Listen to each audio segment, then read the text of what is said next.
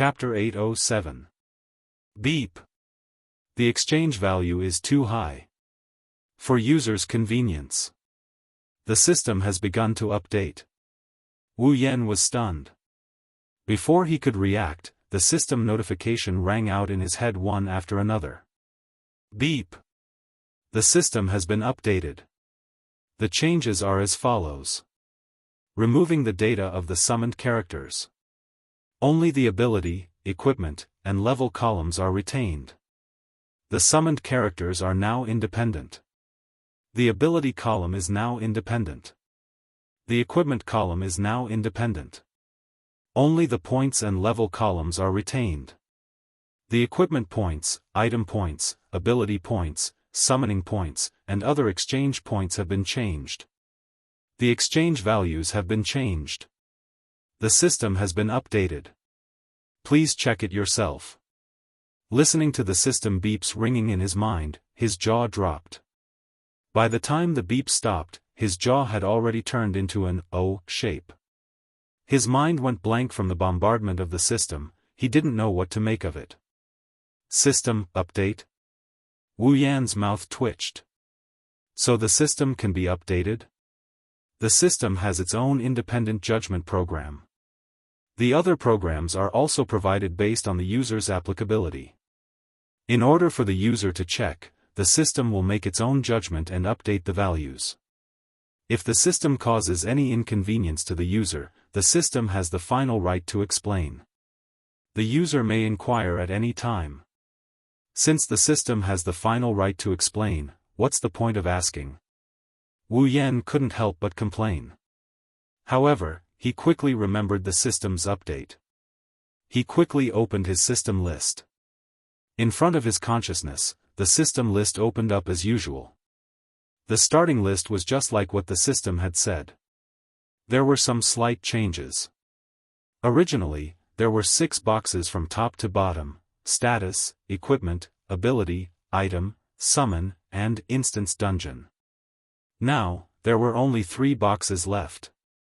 Status, exchange, and instance dungeon. Clicking into the status column, the data that appeared in front of Wu Yan was no longer the same as before. Instead, the names of Wu Yan and a row of girls were displayed. Seeing this, Wu Yan clicked into the option for his name. Character, Wu Yan. Equipment points, 170. Item points, 127,000. Ability points, 17,000. Summoning points, 2,300. Level, 79, F***CK. Wu Yan exclaimed and cursed. Why are my points so low? Let's not talk about the points he had obtained from the things he had just handed over to the system. The points that he already had. But it's still more than that. Could it have been swallowed by the system? Just as this thought popped up in his head, the system's voice rang out. The values held by the user have been changed, and the values on the exchange list have also been changed. Please confirm. Hearing this, Wu Yan breathed a sigh of relief. As long as it's not gone, it's fine. He looked at his personal status in front of him. Only his name, 4 types of points, and level were displayed. His previous abilities, equipment, and summoned character statuses were all gone. No, she couldn't say that she didn't see him. Instead, he had become independent. In the upper right corner of his character status, there were 3 additional options: ability, equipment, and summoned character. Clicking on the ability option, a list immediately appeared: abilities, true ancestor bloodline, endless martial training, knight has never died by bare hands, electromancer, LV5. Clicking on the equipment option, the stats of his equipment appeared as well: equipment, gate of wealth, B rank. The summoned character option was the same as well. Summons, Misaka Mikoto, Katsura Hinajaku, Ikaros, Astria, Flandra. Scarlet, Shokuho Misaki, Itsuka Kodori, Yatsuka Toka, Toshizaki Kurumi, Shibano, Kinohada Sayai, Frenda, Takitsuba Riku, Yakumo, Misaka Sister, 20,000. The 3 options were now independent. If he wanted to check them out, he would have to select them himself. It wasn't like before where they were all stacked together in a small list. There wasn't much to it, but the summoned characters gave him a headache. As for the personal statuses of the girls, the 4 stats of strength, endurance, agility, and spirit were removed, leaving only ability, equipment, and level. It was a lot simplified, but it didn't affect them too much. After exiting the status tab, Wu Yan clicked on the exchange option. The equipment, ability, item, and summoned options appeared in front of him. It was the same as before, but they were grouped into one category so it didn't affect him too much. Of course, that's not what he's concerned about. What he's really concerned about is how much the values on the exchange list have changed. Thus, he couldn't wait to check out the items on the exchange list. As time passed, Wu Yan slowly understood the changes in the system. Simply put, the exchange values had changed. There weren't as many zeros as before. For example, the lowest grade common armament, rank D, only required 1 equipment point. Some of the better common armament were more expensive by 1 or 2 equipment points. The cheapest rare armament, rank C, was now 100 equipment points. The value had decreased by a lot. It was the same for items, abilities, and summons. Their values had decreased by quite a bit. His exchange points had shrunk, and the exchange points for these items had also shrunk. As a result, the prices of some items had become more expensive or cheaper. For example, Resplendent Breath used to cost 100,000 item points. Now that it had been reduced by 10 times, it only cost 10,000 item points. However, the price had increased by quite a bit. On the other hand, the Town Return Scroll, which used to cost 10,000 item points, had become 1 item point. Although the price seemed cheaper, it was still the same as before. It was the same for abilities and summoning. Some things had become more precious, while some things had also become cheaper. Compared to the past, where the value system focused on power, the current exchange system also took into account practicality and comprehensiveness. The value system had changed considerably. In short, some items had become cheaper, while others had become more expensive. For example, the Resplendent Breath that had helped Wu Yan a lot. In other words, this system update had both advantages and disadvantages for Wu Yan. However, based on the current situation, the disadvantages outweighed the advantages. Looking at the drastic changes in the exchange list, Wu Yan's eyebrows twitched. His face was flushed red. Thousands of words exploded into a single sentence. System. You tricked me. Unexpectedly, the system replied calmly. User. You're slandering me. You. Wu Yan's lips trembled. In the end, his shoulders drooped dispiritedly. Even if he protested, what could he do? He also knew that the system's update this time was for his convenience and to make up for some mistakes. For example, a heaven-defying item like Resplendent Breath, that could make him invincible for 3 hours would definitely cost more than the previous 100,000 item points. However, it was still disadvantageous to him, wasn't it? He could only say that the system had become more reasonable, but the victim was himself. It's not all bad. At least the return scroll only costs 1 item point. It's too cheap. Wu Yan forced a smile to comfort himself. However, when he looked at the gold coins and the remaining precious items on the ground, Wu Yan's mood improved a lot. No matter what, he had gained a lot from this trip. Looks like I should exchange for some new abilities and equipment. Wu Yan muttered to himself. He didn't know what the catastrophe that the shadow spoke of was. He also didn't know what the item in the Ring of Power that could stop everything was. But, at least Wu Yan understood one thing, and that is, power comes first. No matter what happened in the future, if he didn't have strength, he wouldn't be able to guarantee the safety of the girls. Unless he brought all the girls to another dungeon world to avoid everything, but if he could, who would want to escape? Therefore, he had to increase his strength. To be continued. Chapter 808. Back in the palace outside the treasury. It has been an hour since Garen left and Wu Yan entered the treasury. Carter and Sylph have been waiting at the entrance for Wu Yan to come out. As time passed, their brows furrowed. Strange. Carter muttered. Logically speaking, it shouldn't take that long. Sylph raised her head and asked coldly. Imperial Father, what is the ancestor's relic? You don't know? Carter paused for a moment before nodding his head in understanding. You're a magus. The ancestor's relic is of no use to you. It's normal that no one told you about it. Carter retracted his gaze and placed his hands behind his back. Actually, the ancestor's relic is a battle technique he used when he was alive.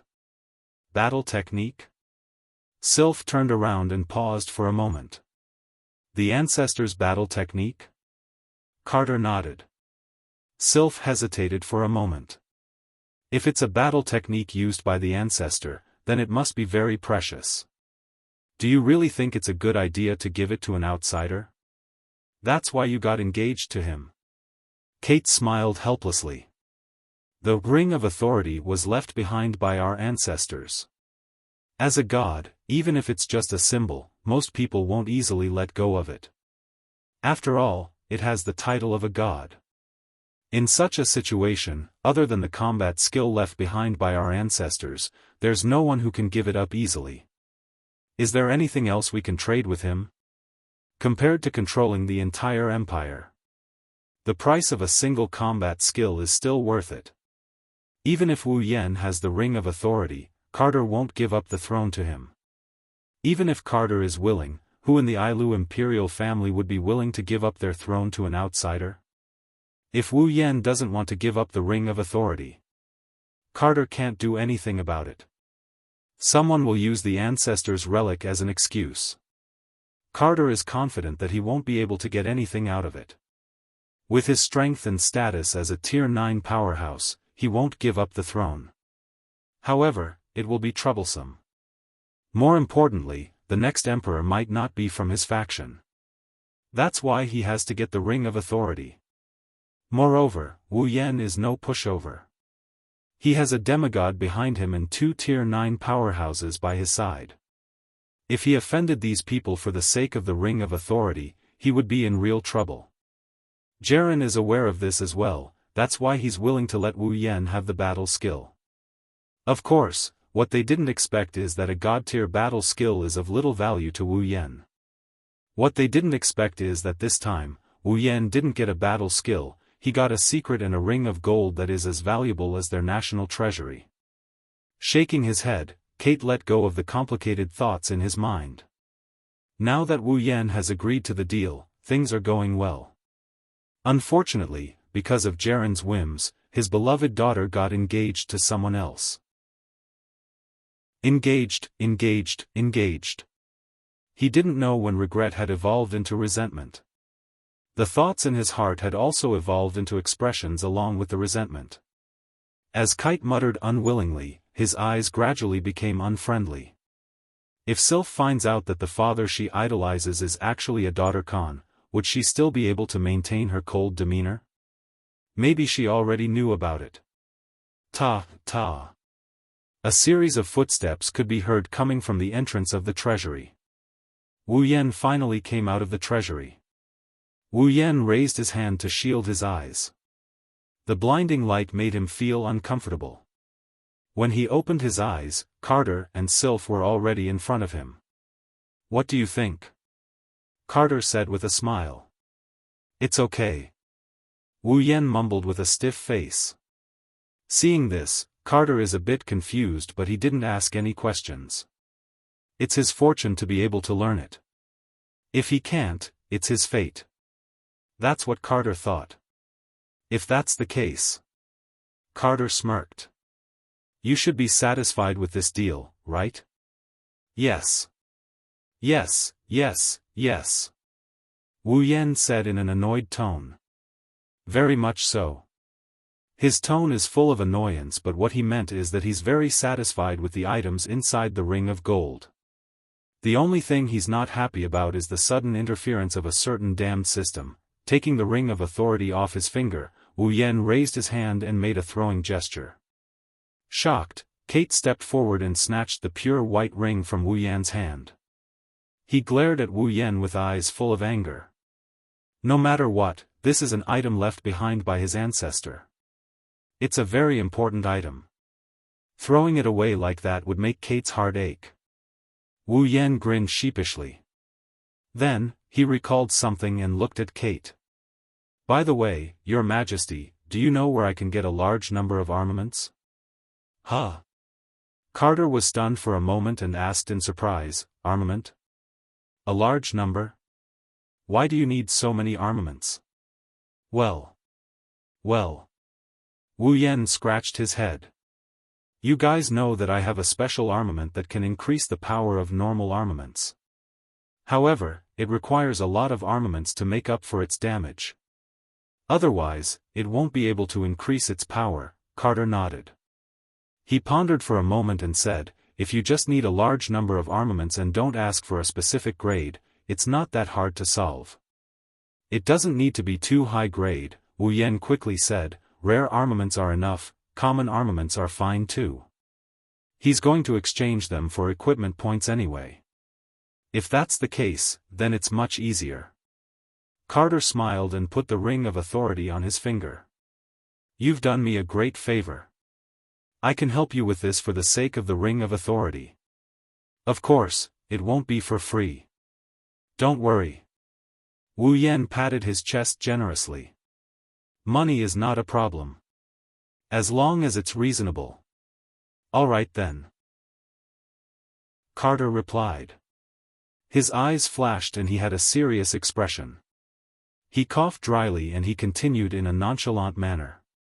Since we're done here, it's about time to cancel your engagement with Sylph. Wu Yan and Sylph froze for a moment, they didn't know whether to laugh or cry. You're right. Carter smiled happily. However, Sylph said with an expressionless face, there's no need to cancel the engagement for now. Huh? Wu Yan was shocked. No. Carter roared. Since the matter is settled, why not cancel the engagement? Looking at her father's furious expression, Sylph couldn't maintain her cold expression and smiled bitterly. She turned to Wu Yan and spoke as if she was talking about the food she ate today. I said I wanted to spend some time with you. But. Wu Yan gulped and said weakly, but isn't that just a temporary measure? Sylph lifted her head and she glared at Wu Yan with her icy blue eyes. I'm serious. Wu Yan almost choked on his own saliva. As for Carter, he was stunned. Serious? Wu Yan forced a smile and pointed at his own nose. Do you really want to marry me? Sylph glanced at Wu Yan. If it's suitable, I don't mind waiting on you with others. Wu Yan didn't know what to say. Carter reacted and looked at Sylph with a tearful expression, daughter, why don't you reconsider? Sylph didn't say anything, she just shook her head. Kate laughed, but soon began to cry again. Chapter 809. Spalier World Academy, Villa District. Well, that's how it is. Wu Yan told Hinajaku, Kodari, and Kurumi what he saw in the treasury. The three girls fell silent, they are still digesting what Wu Yan told them. Although it's best to keep what he encountered in the national treasury to himself, otherwise it would only cause more trouble. However, he has absolute trust in the girls around him. If he tells them, they can help him come up with a plan. Besides, Hinajaku and the other two are girls who can see the big picture, they wouldn't just blabber about such an important matter. Of course, Astria and the other girls might not be the same. It's not that Wu Yan doesn't trust Astria and the girls. It's just that with their personalities, even if it's something important, it's very likely that they'll use it as a joke after dinner. If that happens, it'll cause a huge commotion and it'll be very troublesome. Wu Yan glanced at Astria and Toka who are eating not far away. Flandrachan and Yoshino who are enjoying the show. He sighed and felt a little pressured. If what Ailu said was true, would the girls still be as happy as they are now when the great calamity arrives? Will he be able to protect the girls' daily lives and smiles? Even Wu Yan is confused. At this time, he couldn't help but feel a little lost. However, he could only cower in his heart for a moment.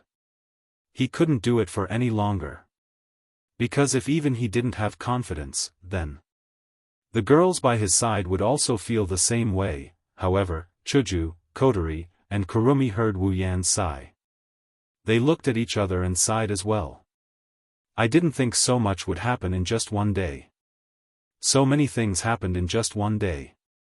Chuju pursed her lips and looked at Wu Yan. The last time you came back from a dungeon world, the Beast King was born. This time, you came back with such a huge scandal. You have a constitution that attracts a lot of attention. It's really not flattering. Ahaha. Wu Yan laughed awkwardly. His lips twitched. Don't talk like I'm an elementary school student. Although, I'm starting to wonder if I have such a constitution. Era. Kwang San smiled. I don't think it's a bad idea, I won't be bored anymore. Wu Yan couldn't stay calm anymore and Hinajuku started complaining. Do you think I'm just passing time? This is a major matter that even a god-level expert would treat so seriously. Ma. Kurumi covered her mouth. What's wrong with that? You. Alright. Kotori waved her hand. There's no point thinking too much about it. The great calamity might not happen, right? Otherwise, Ai Lu wouldn't have sealed the so-called solution. Instead, he would have left it to his descendants. It's too early to talk about this, we'll talk about it later. Hinajuku and Kurumi nodded nonchalantly. Wu Yan couldn't help but feel helpless. If anyone in Silveria were to find out about this, they wouldn't be as relaxed as the girls here. It was more important for them to come up with countermeasures beforehand.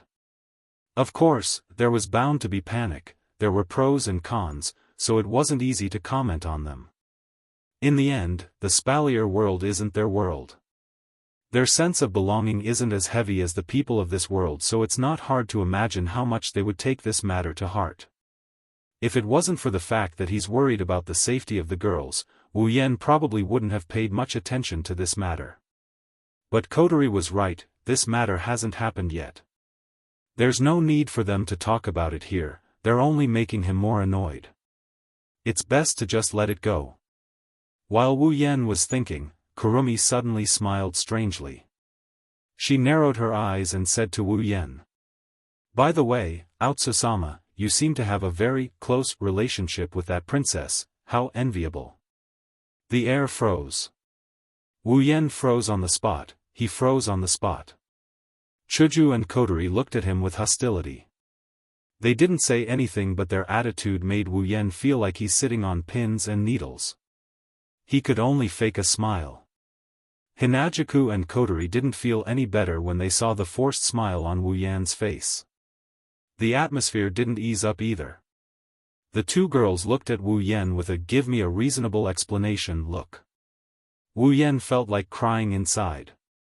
Hinajuku is one thing, she's a jealous person, he didn't think Kotori would act like this as well. Where did the cute little sister who helped her brother chase after the elven girl go? Master. At this time, Ikaros' eyes flashed with a glint of data. You could faintly see a sci-fi-like frame moving back and forth in her eyes. Someone is approaching. Just as Ikaros finished her sentence, someone knocked on the door of the villa.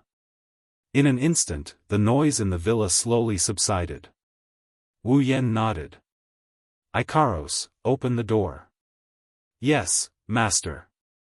Leaving Wu Yan's side, Ikaros walked to the door and opened it. Everyone's gazes turned towards her. Excuse me, is Wu Yan-sama in? There were 3 men in armor standing at the entrance. 2 of them looked like guards standing behind them. The one in the lead looked more like a knight than a guard. He was also the one who had spoken.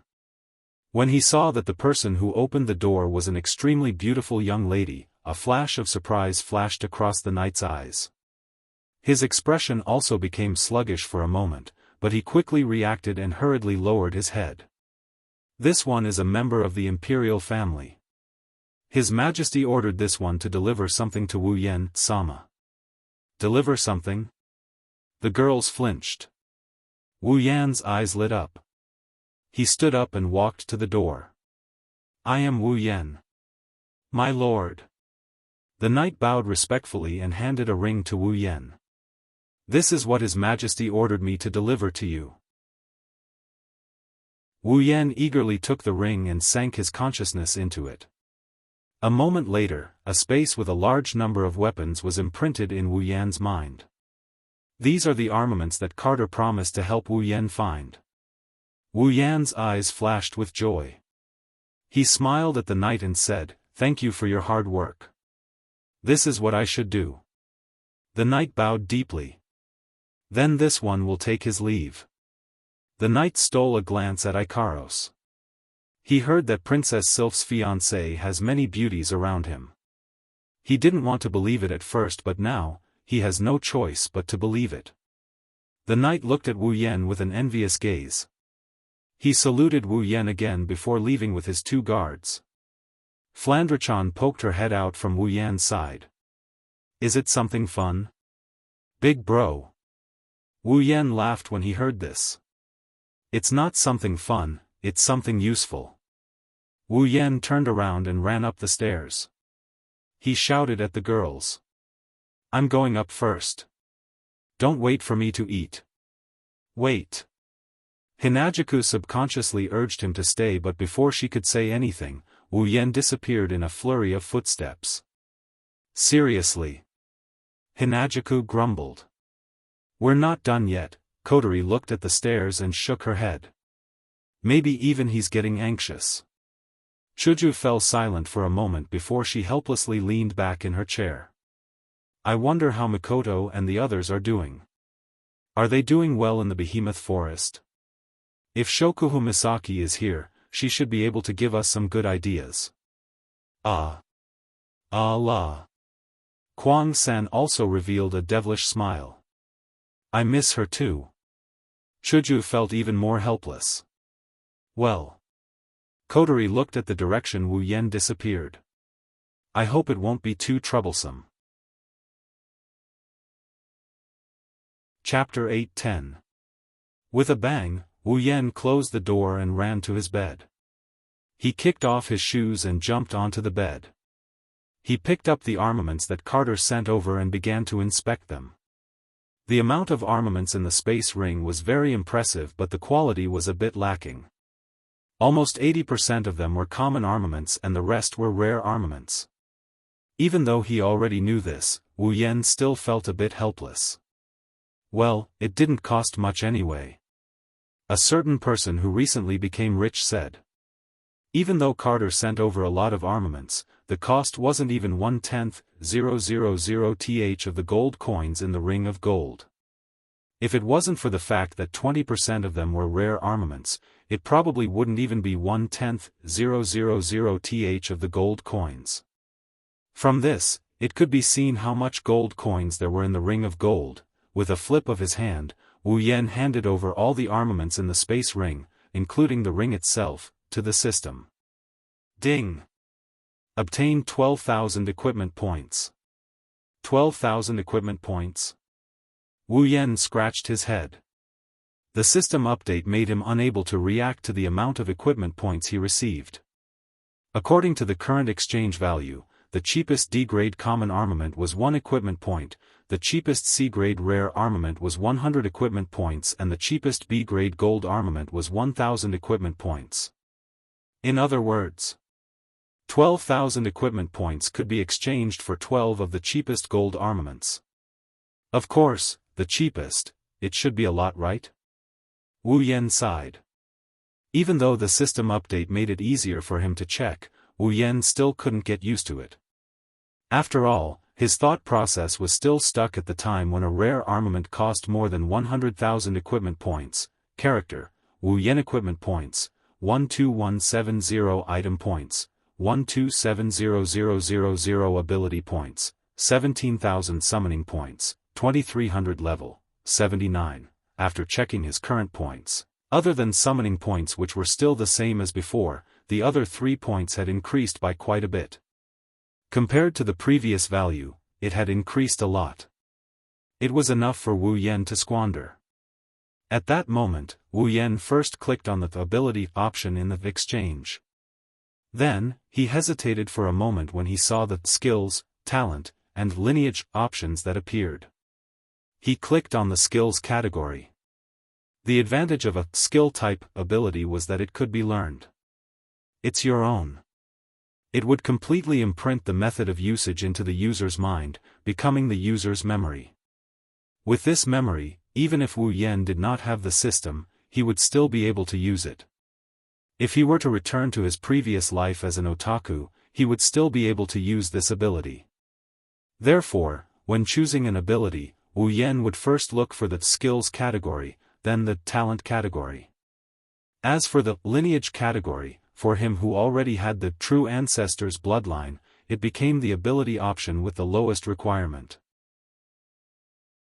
After the system update, the values of the skill type abilities had changed a lot.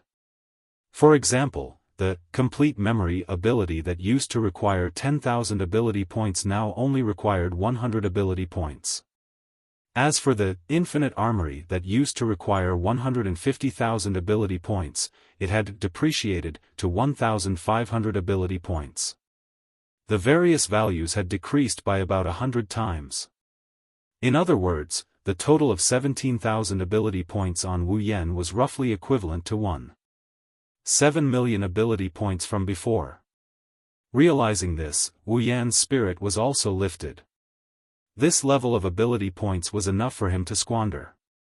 One must know that his true ancestor's bloodline, without the discount of lineage immunity, would require a full 500,000 ability points, which was the current 5,000 ability points.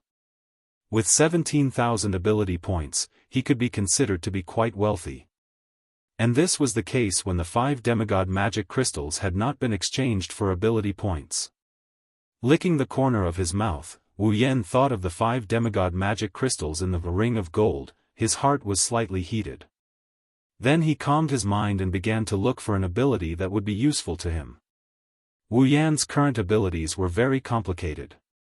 There was the Electromancer, LV5, Superpower, Infinite Armory, True Ancestor's Bloodline, and the Knight Never Died by Bare Hands as backup. Superpowers relied on computing power, Infinite Armory was a skill, and True Ancestor's Bloodline and Knight Never Died by Bare Hands had endless uses. Speaking of which, he still lacked a system ability, such as combat chi and magic power. Wu Yan also felt that it was time for him to exchange for an ability of the energy system. There were many benefits to having an energy system. For example, the chakra in Naruto could be used to climb trees and walk on water. The chi in the Dragon Ball could be used to strengthen the body and increase attack power. The internal force of the ancient martial arts system could also be used to directly damage the internal organs of the human body. The combat chi and magic power in the Spalier world could also be used to increase various abilities. Moreover, many abilities required the support of energy to be used. For example, combat skills could not be used without combat chi. The same was true for magic, which required magic power to be used. In addition, it could increase one's strength. It was time to exchange for an energy system. Wu Yan's first choice was magic power. Because magic power directly corresponded to magic and magic. There were many kinds of magic and magic in the system. There were elemental magic, such as fire, water, wind, thunder, earth, and so on. There were also healing magic, destruction magic, and even high mysterious magic such as inherent enchantments, as well as magic related to space and time. It could be said that magic and magic almost involved all aspects of the field. As long as one understood the knowledge in this field, then in the face of battles and events, it could play a great role. In addition, in Wu Yan's memory, almost every instance where a creature like the true ancestor of vampires existed, as long as it had an energy system, then it was all magic power, and it was very powerful. He believed that magic power should be the most suitable energy system for the true ancestor of vampires. Of course, Wu Yan also asked the system for its opinion, and the system also gave a clear answer. The compatibility between the true ancestor and magic power was the most suitable. Every true ancestor who cultivated magic power could be regarded as a large magic power furnace. A true ancestor not only cultivated magic power with half the effort, but the effect was also surprisingly good, much more powerful than other life units. So, Wu Yan looked at the list of abilities in the skills category, and then directly pulled to the option related to magic power. Magic Power Cultivation Method. Basic. A set of basic magic power cultivation method. After cultivation can obtain magic power, the growth of magic power is relatively slow, 1 ability point. Magic Power Cultivation Method. Intermediate. A set of intermediate magic power cultivation method. After cultivation can obtain magic power, the growth of magic power is relatively slow, 10 ability points. Magic Power Cultivation Method. Advanced. A set of advanced magic power cultivation method. After cultivation can obtain magic power, the growth of magic power is relatively fast, 100 ability points. Magic Power Cultivation Method. Ultimate. A set of magic power cultivation method of the highest level. After cultivation can obtain magic power, the growth of magic power is extremely fast, 1000 ability points. Seeing these 4 options, Wu Yan directly clicked on Magic Power Cultivation Method, Ultimate, without thinking. Ding! Obtained, Magic Power Cultivation Method, Ultimate. When the system notification sounded, Wu Yan's consciousness began to pull away. While in a daze, Wu Yan felt a memory fragment that he had never had before forcibly stuffed into his mind, and was memorized by him. Having already experienced it several times, Wu Yan naturally understood that this memory fragment was the method to use the Magic Power Cultivation Method, and immediately began to memorize it. Not long after, a set of very complicated and very mysterious cultivation method was branded into the depths of Wu Yan's mind, and was obtained by Wu Yan. His consciousness swept over this set of magic power cultivation method. Wu Yan held his breath, and gently closed his eyes, according to the cultivation method in his memory, began to extract magic power. Similarly, not long after, a faint and somewhat mysterious fluctuation appeared on Wu Yan's body, visible to the naked eye. A surge of air reverberated on the surface of his body, and with a rapid trend, it gradually grew, and did not stop for a long time. Chapter 8:11. It has to be said that a primogenitor's mana cultivation has a huge advantage.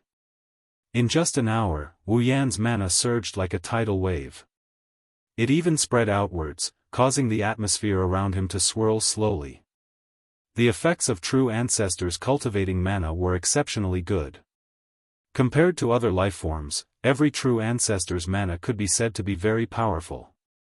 It was no exaggeration to say that the effects of vampires cultivating mana were definitely at the forefront of all lifeforms.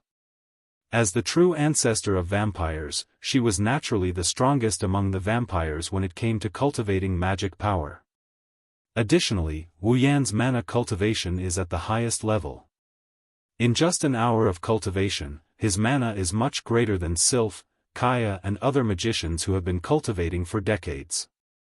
It's even comparable to a Tier 9 magician who has been cultivating for decades. If Wu Yan continues to cultivate, it's only a matter of time before he becomes the person with the most mana in the Spalier world. It's not just the amount of mana, the quality of mana is also great. For energy systems like impetus and mana, the amount and quality of the energy is directly linked to the cultivation method.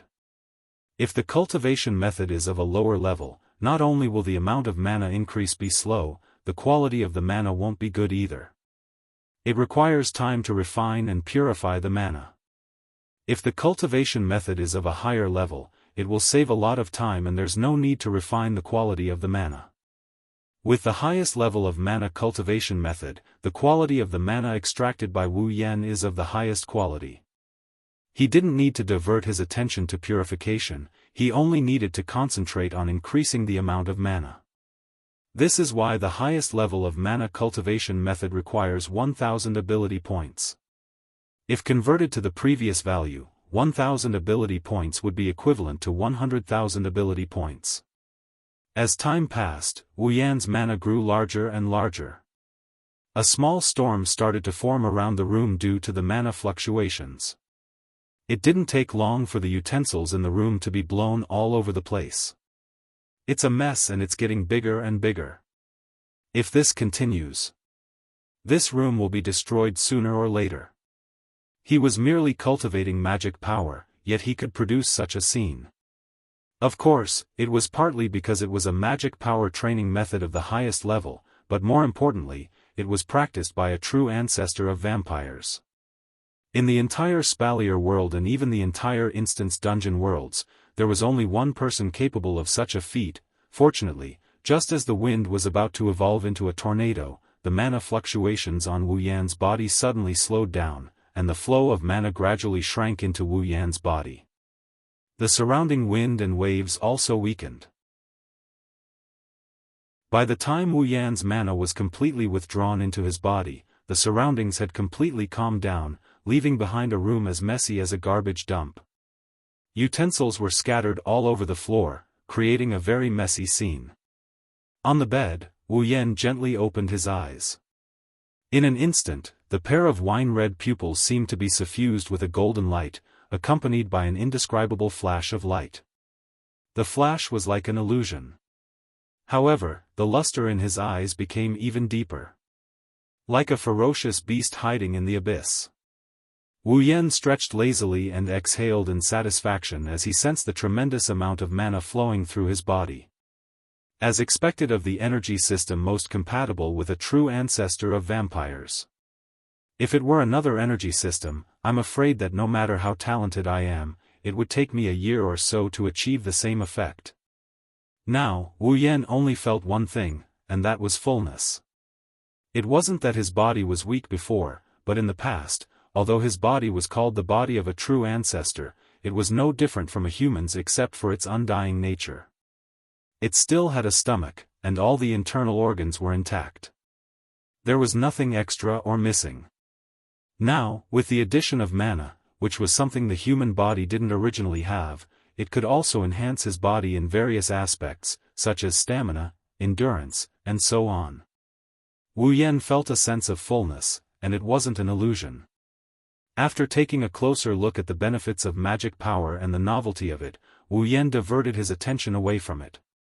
He looked at the system tab that was still open and he started checking it again. With mana, how could he not use it? Mana had endless uses in various aspects, but it could only be used to enhance and strengthen the body. To truly show the value of mana, one needed to know how to use it. For example, magic and magic.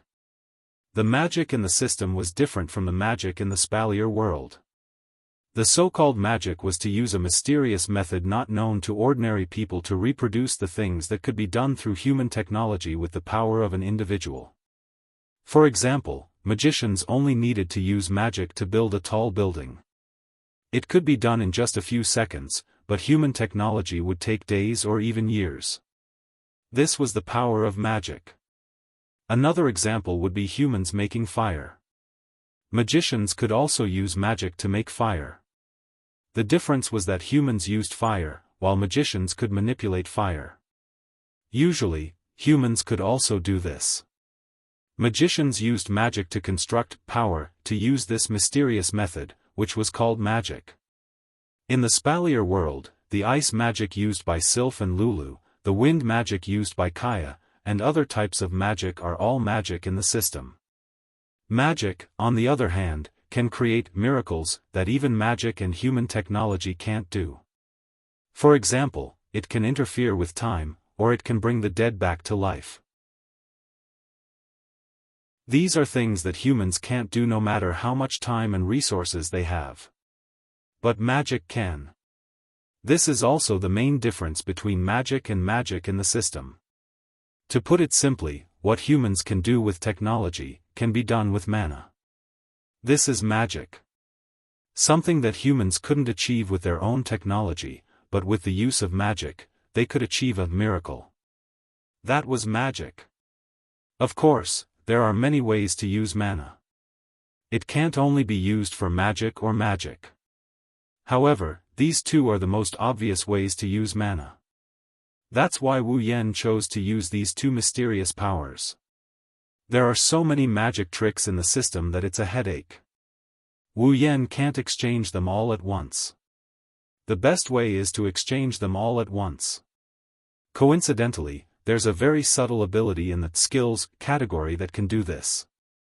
103,000 grimoires, originally from the Magic Manual. It is a medium of knowledge that contains all sorts of magic tricks, spells, and mystical techniques from all over the world. It can be used as a pure form of knowledge. The user can directly access all the relevant knowledge. However, the source of the knowledge has the side effect of corrupting the user's mind. If used as an ability, the user will be immune to this side effect and gain access to all the information recorded in the 103,000 grimoires. Cost: 15,000 ability points. When Wu Yan saw this ability, he had two feelings. One is that it's strange, and the other is that it's expensive. Strange, of course. 103,000 grimoires. Since it's a grimoire, it should be a physical object. It should be more suitable to be categorized as a tool or equipment.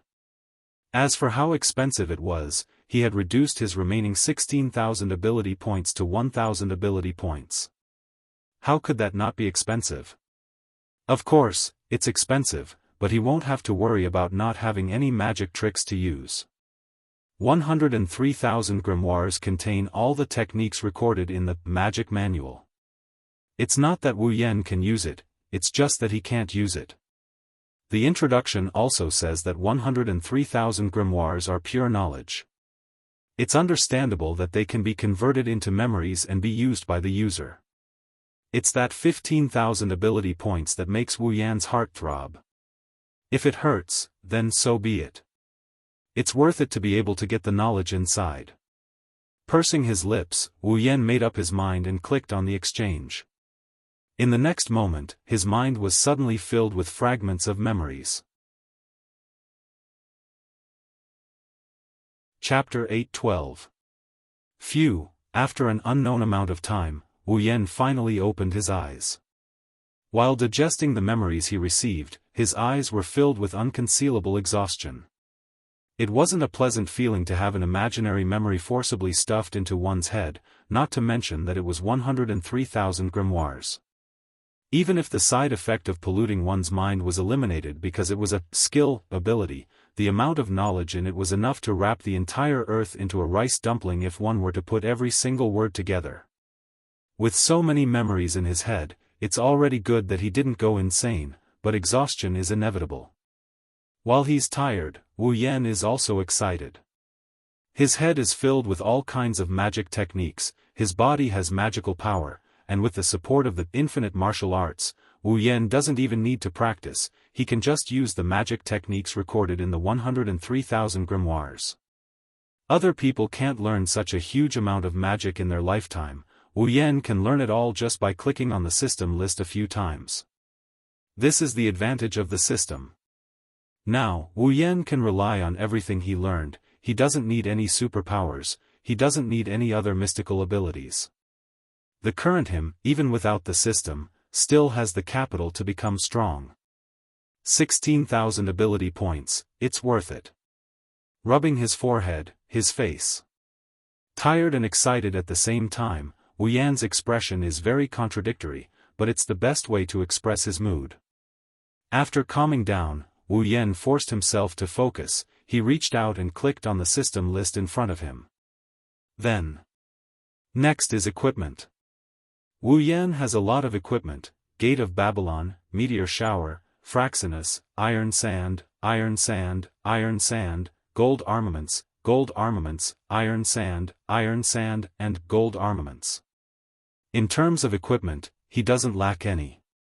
He wanted to be able to directly increase his strength like an ability. There was no point in simply increasing the number of equipment he had, unless he exchanged them for A-grade equipment, which was a legendary armament. However, Wu Yan had already checked. The cheapest legendary armament cost 100,000 equipment points. With just his 12,000 equipment points, it was not enough.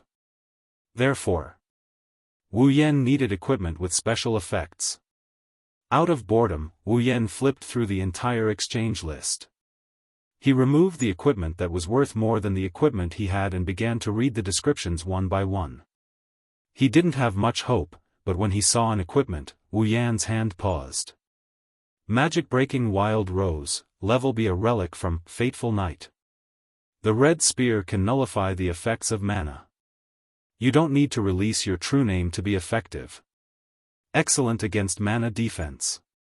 All mana enhancement, defense, and additional abilities will be nullified when they come into contact with the spear. Cost, 3,000 equipment points. Magic nullification. Looking at the magic-breaking wild rose's effect in the exchange list, Wu Yan frowned and pondered. The magic-breaking wild rose's ability to nullify mana nullification was indeed attractive to Wu Yan. If he had it, then when he encountered an opponent who used mana as an energy system, his opponent would definitely be very tragic. But it was limited to this. Wu Yan didn't live in a world that only used mana nullification as an energy system. He had traveled to many worlds. Among them, there were all kinds of unique mysteries unique to each world, such as combat energy, mana nullification, and super abilities. If it only nullified mana nullification, it would be a little too limited. If, in his heart, an idea kept growing like bamboo shoots after a rain, and it was getting more and more uncontrollable. After repeatedly verifying this sudden idea, Wu Yan raised his head and spoke. System, is there a way to make the magic-breaking wild rose's target transition from mana nullification to all super abilities? His voice echoed in the messy room and even reached Wu Yan's ears. Hearing this sentence, even Wu Yan was a little surprised. Did he really come up with such an idea? It seemed that even the system didn't expect Wu Yan to suddenly ask such a question. For a moment, it didn't answer Wu Yan's question. Only when the echo-like voice faded away, the system's voice sounded in Wu Yan's mind. According to the system's judgment, the user's proposal is feasible. Wu Yan was stunned, but when he came back to his senses, he couldn't help but be ecstatic. Really? Tell me what to do. The system slowly said, in a cold voice, if you want to change the special effect of the equipment, you will also need to modify the equipment itself. The system can help the user modify the equipment, and according to the requirements, a certain amount of points will be charged. Modify. Wu Yan lowered his head, hesitated for a moment, and then directly said, then modify it. Change the anti-magic effect of magic-breaking wild rose to an ability that can break all abilities. Beep. Modify magic-breaking wild rose. According to the user's requirements. User will need to pay an additional 7,000 equipment points and 10,000 item points. Do you want to modify it? 7,000 equipment points. 10,000 item points. Wu Yan nodded. Modify it. Beep. Modifying in progress. After the notification, a flashing red spear suddenly appeared in front of Wu Yan, floating in the air. A strange light enveloped the entire spear, as if a large hand was squeezing something, constantly wriggling. As the strange light gradually wriggled, strands of golden lines crawled up from the end of the red spear, like a vine wrapping around the entire spear, until finally the tip of the spear was contained within, then suddenly trembled and disappeared into the spear under Wu Yan's gaze. Ding! Modification complete. Wu Yan's lips curled into an excited grin as he stared at the dark red spear floating in front of him. He extended his hand and grabbed it with one hand.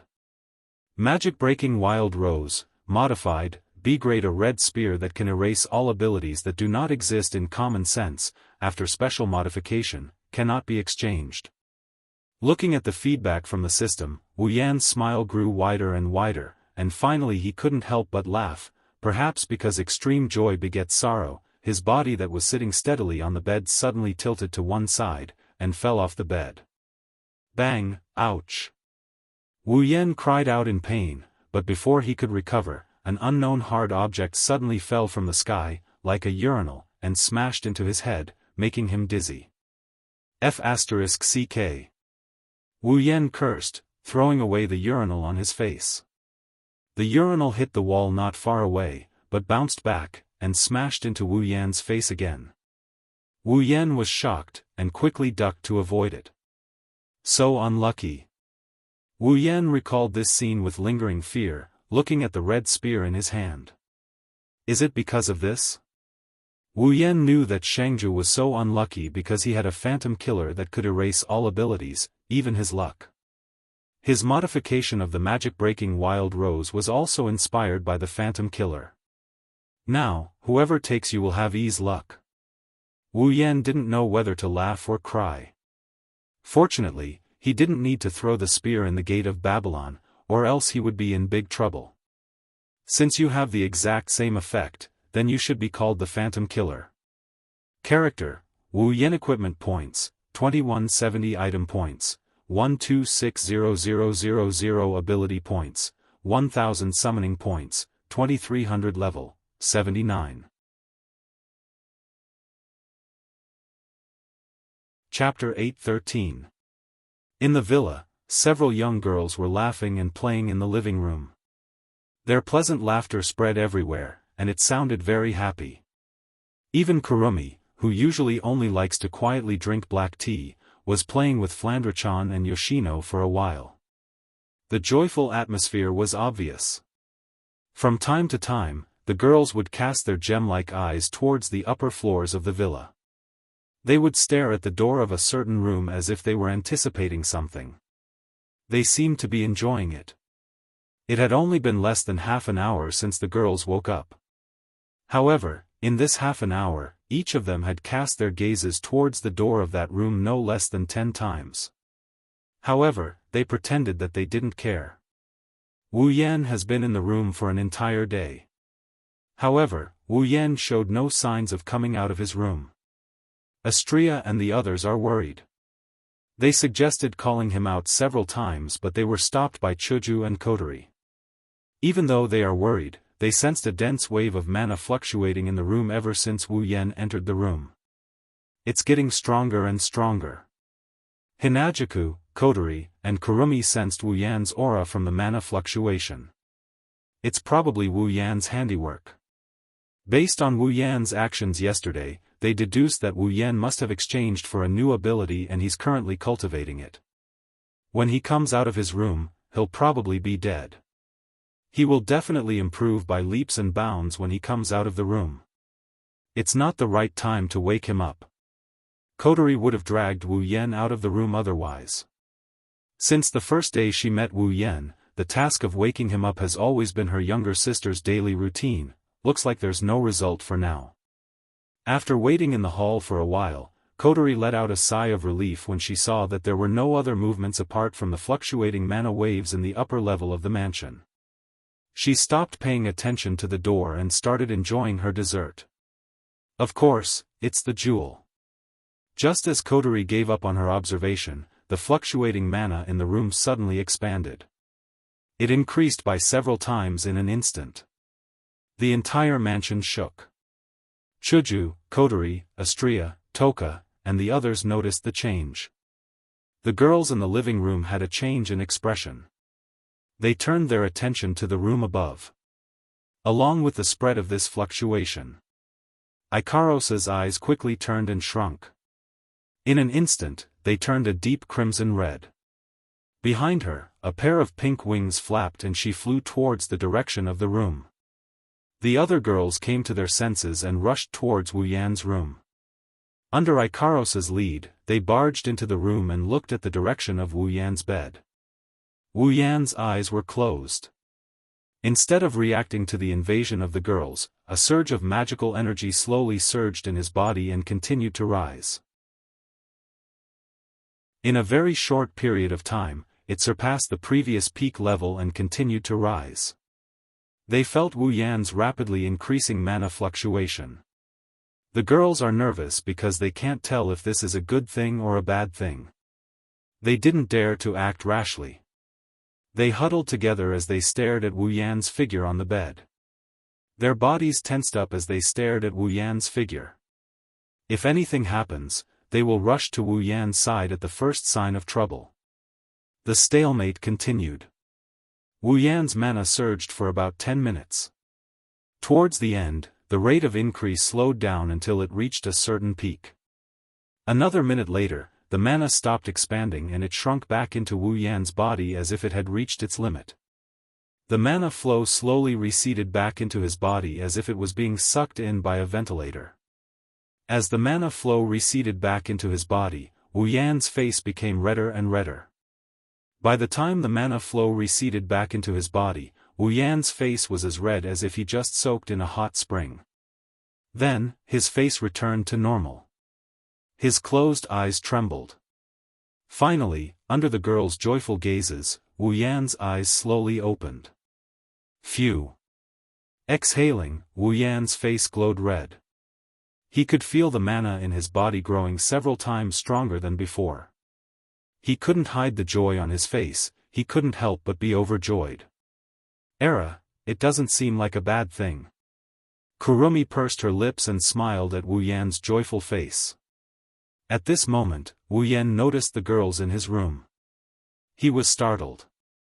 Blinking his eyes, Wu Yan was surprised. "Why are you all here?" Hearing this, the girls were all annoyed. "You made such a big ruckus and you still have the nerve to ask." Hinajuku rolled her eyes playfully. "You really can't stand being lonely." Commotion. Wu Yan scratched his cheek. When he noticed the messy room around him, he roughly understood what happened. He smiled bitterly, making the girls even more annoyed. Kotori looked at Wu Yan and bit the pearl in her mouth. Quite the harvest. Wu Yan curled his lips and nodded. Anyone could tell what he's feeling right now from that look. For an entire day, Wu Yan immersed himself in mana cultivation. He didn't rest for even a second. Naturally, his harvest was great. If at the beginning, Wu Yan's mana was a stream, then now, the mana that filled his entire body could be described as an ocean. Under the effects of the highest level of mana cultivation and the body of a true ancestor, Wu Yan's talent was fully displayed. At this time, he could clearly feel that every corner of his body, every cell, every drop of blood, was transmitting excitement and joy. It was like a glutton who had been starving for a long time suddenly ate a few days' worth of food to fill his stomach. He was satisfied. Now, Wu Yan finally understood how much he wasted this body in the past. That's why when he started cultivating his mana, his body seems to have accumulated a lot of power, squeezing out all the time he wasted in the past. In just one day, Wu Yan's gains are unimaginable. But this is a good thing, he can only do it once he unlocked the potential of the true ancestor body. From now on, he will have to take it one step at a time. He won't be able to reach the heavens in a single bound. But even so, Wu Yan is very satisfied. Just the amount of mana in his body alone is unimaginably powerful. In terms of quantity, even some demigod mages can't compare to him. As expected of a true ancestor called a mobile mana furnace by the system. Rolling off the bed, Wu Yan contentedly wriggled his body that had been sitting for an entire day. A burst of crackling sounds like beans being crushed rang out. The girls almost thought that Wu Yan's body was made of iron and rusted. Mzr. Seeing Wu Yan get off the bed, Ikaros immediately stepped forward and handed him a loaf of bread. "Thank you." Wu Yan seemed to be hungry as well. He took the bread with a smile and took a bite. He then patted Ikaros on the head. Ikaros revealed a look of enjoyment and rubbed her head against Wu Yan's palm. A happy blush appeared on her face. Swallowing all the bread in his hand into his stomach, he licked his fingers as if he still hasn't had enough. He glanced at the girls who are watching him and after pondering for a bit, he lifted his head. "Since everyone is here, it just so happens that I also have something to discuss with all of you." Hearing this, the girls quickly became serious. Wu Yan couldn't help but nod. "I think it's time for us to leave this place." Chapter 8:14. Leave this place? Because it was too sudden, the girls couldn't react in time and were all stunned. Wu Yan nodded and he walked to the window. He sighed as he looked at the scenery of the Villa District and the arena tower in the distance. Spalier World Academy might be the strongest academy in the Spalier world, but I don't think there's any reason for us to stay here anymore. Wu Yan turned around and he looked at the girls one by one. When we first came here, our strength couldn't be compared to now. At that time, Kotori, Kurumi, Toka, and Yoshino hadn't come to our side. This was the most famous gathering place of the continent's geniuses. Lulu and the others were also here. We came here with the intention of seeing them and improving our strength. But now, Spalier World Academy can't keep up with our progress, they can't meet our requirements. Wu Yan said helplessly. There's no point in staying here any longer, and leveling up is a big problem. So, I think it's time for us to leave. Leave, huh? The girls looked at each other in silence. It's unknown if they were reluctant to leave this place or if they were lost. Well, not all of them are like that. Ikaros quietly walked to Wu Yan's side and tugged at his sleeve. Ikaros will go wherever R goes. Ikaros's simple and gentle words woke up the girls around her. They looked at each other and smiled. Ikaro-senpai is right. Astria jumped to Wu Yan's side. Opposing Ikaros, she also tugged at Wu Yan's other sleeve. Wherever R goes, Astria goes too. Flan too. Flan too. Flandra-chan jumped into Wu Yan's embrace, not wanting to be left out. Oni-chan, you can't leave Flan behind. Why, you still have me. Yoshino came over timidly. You guys. Wu Yan shook his head. But he couldn't help but smile. Ora. Stop surrounding Shido. Ikaros and the others leaned on Wu Yan intimately. Toka got jealous. She stomped her feet and yelled. I won't leave Shido either. Don't leave me behind. She yelled. Toka pounced on Wu Yan, she overloaded Wu Yan's body. Bam! Both of them fell to the ground. Hinajuku, Kotori, and Kurumi couldn't help but bitterly chuckle. He said he's leaving. Hinajuku stepped forward and helped Flandra-chan and the four sisters up. She turned to Wu Yan. Where are we going? Do you have a destination? Wu Yan grinned and waved his hand. Let's go to the Behemoth Forest first. Mikoto and the others are still there. What about that Feifei, senpai? Kotori tapped her finger. Aren't you close with them? It's not good to leave just like that, right? Well. Wu Yan shrugged. Of course we have to tell them before we leave so they can't find us. Feifei, senpai is fine, but Lulu is a different story. It won't be a joke if things get out of hand. Thinking about Lulu's personality, Hinajuku felt a headache coming. Do you need us to go with you? No need. Wu Yan shook his head. See if there's anything you guys need to pack. Go prepare some food as well. Get everything ready. The girls nodded in agreement. Wu Yan looked at the girls and nodded with a smile. Mana surged out of his body and enveloped Wu Yan. Under the girls' shocked gazes, a purple magic formation rippled beneath Wu Yan's feet. Then, Wu Yan disappeared from the spot. It disappeared. Astria and the others gasped. A new ability? Chuju turned to Kotori. Kotori stared at the spot where Wu Yan disappeared. When Wu Yan disappeared, she felt a ripple similar to a spatial quake. However, it was much milder and less violent. A spatial ability? Kurumi licked her lips and smiled wickedly. Interesting. Spalier World Academy, Fatal Forest Headquarters. In a room on the top floor, Fei Fei is sitting on a chair. She's wiping Night Elf with a clean white cloth. She's taking care of her beloved sword. Lulu is lying on the sofa beside her. She's kicking her legs lazily. At a certain moment, Fei Fei, who was wiping her sword, suddenly stopped. Her pupils shrunk and she stood up abruptly, giving Lulu a big fright. She pointed the Night Elf in her hand forward and said coldly, "What are you doing?" "Who is it?"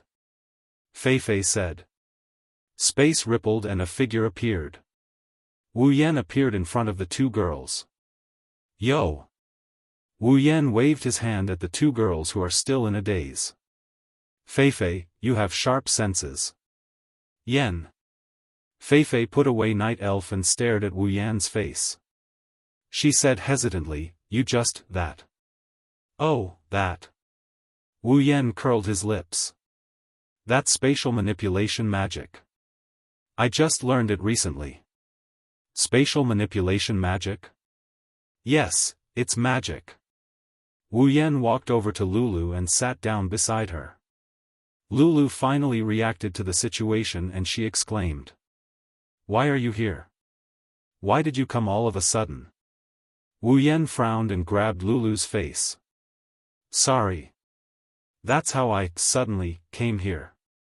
"Space control, magic." Fei Fei frowned. She shook her head as if she couldn't get over it. She looked at Wu Yan. "Do you need something from me?" Wu Yan stopped his hand from Lulu and nodded. "I'm leaving." "Leaving?" Fei Fei and Lulu exclaimed at the same time. "Why are you leaving?" Fei Fei's expression turned serious. She stared at Wu Yan.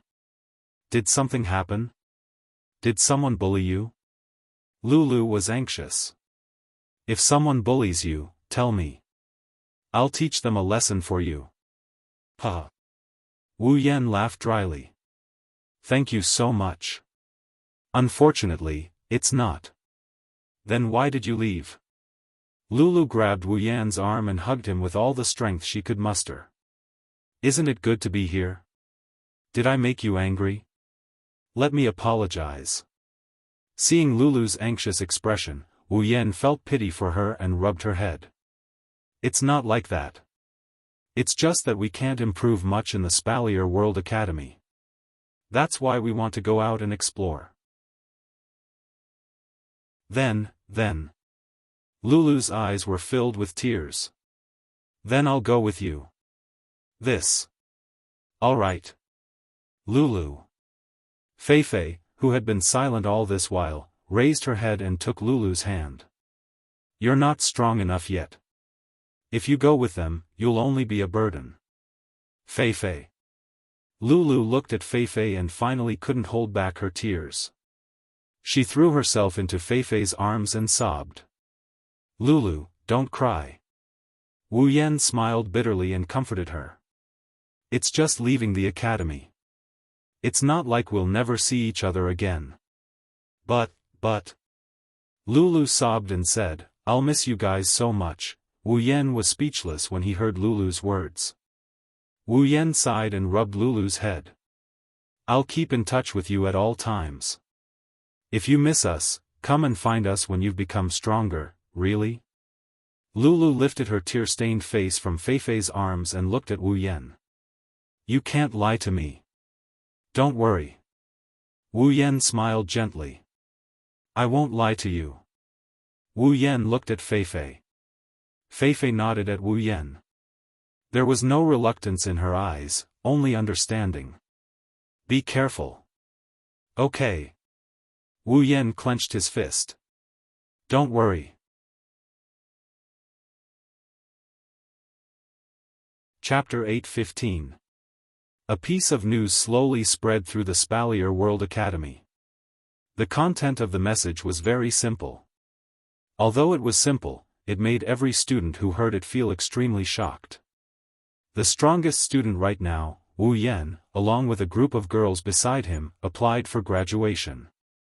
Graduation, this word wasn't unfamiliar. In the Spalier World Academy, there were students who graduated every year. There was a rule in the academy: students above the age of 25 were not allowed to stay in the academy. Students above the age of 25 were required to take the graduation test.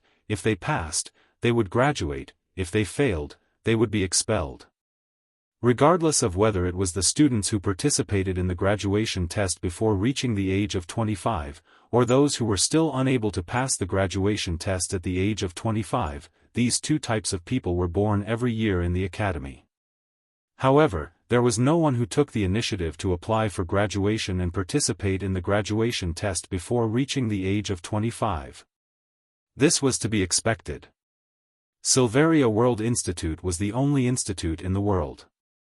It was a joint venture between the 3 empires and the 9 great houses.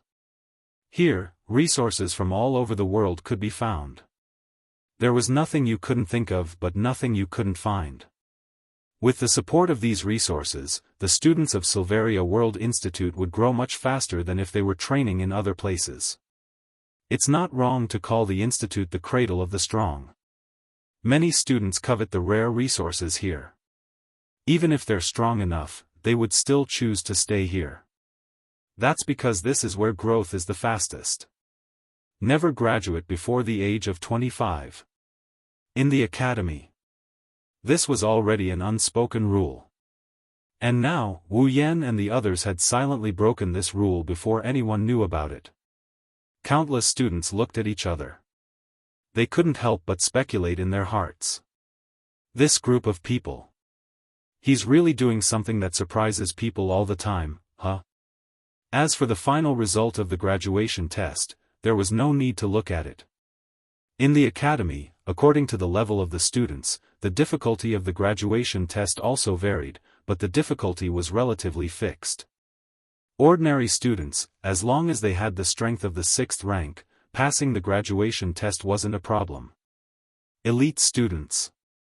As long as they had the strength of the 7th rank, passing the graduation test wasn't a problem either. The graduation test for special students was of the highest difficulty. However, one only needed to have the strength of the upper 7th step. In that case, passing the graduation test was just a matter of time.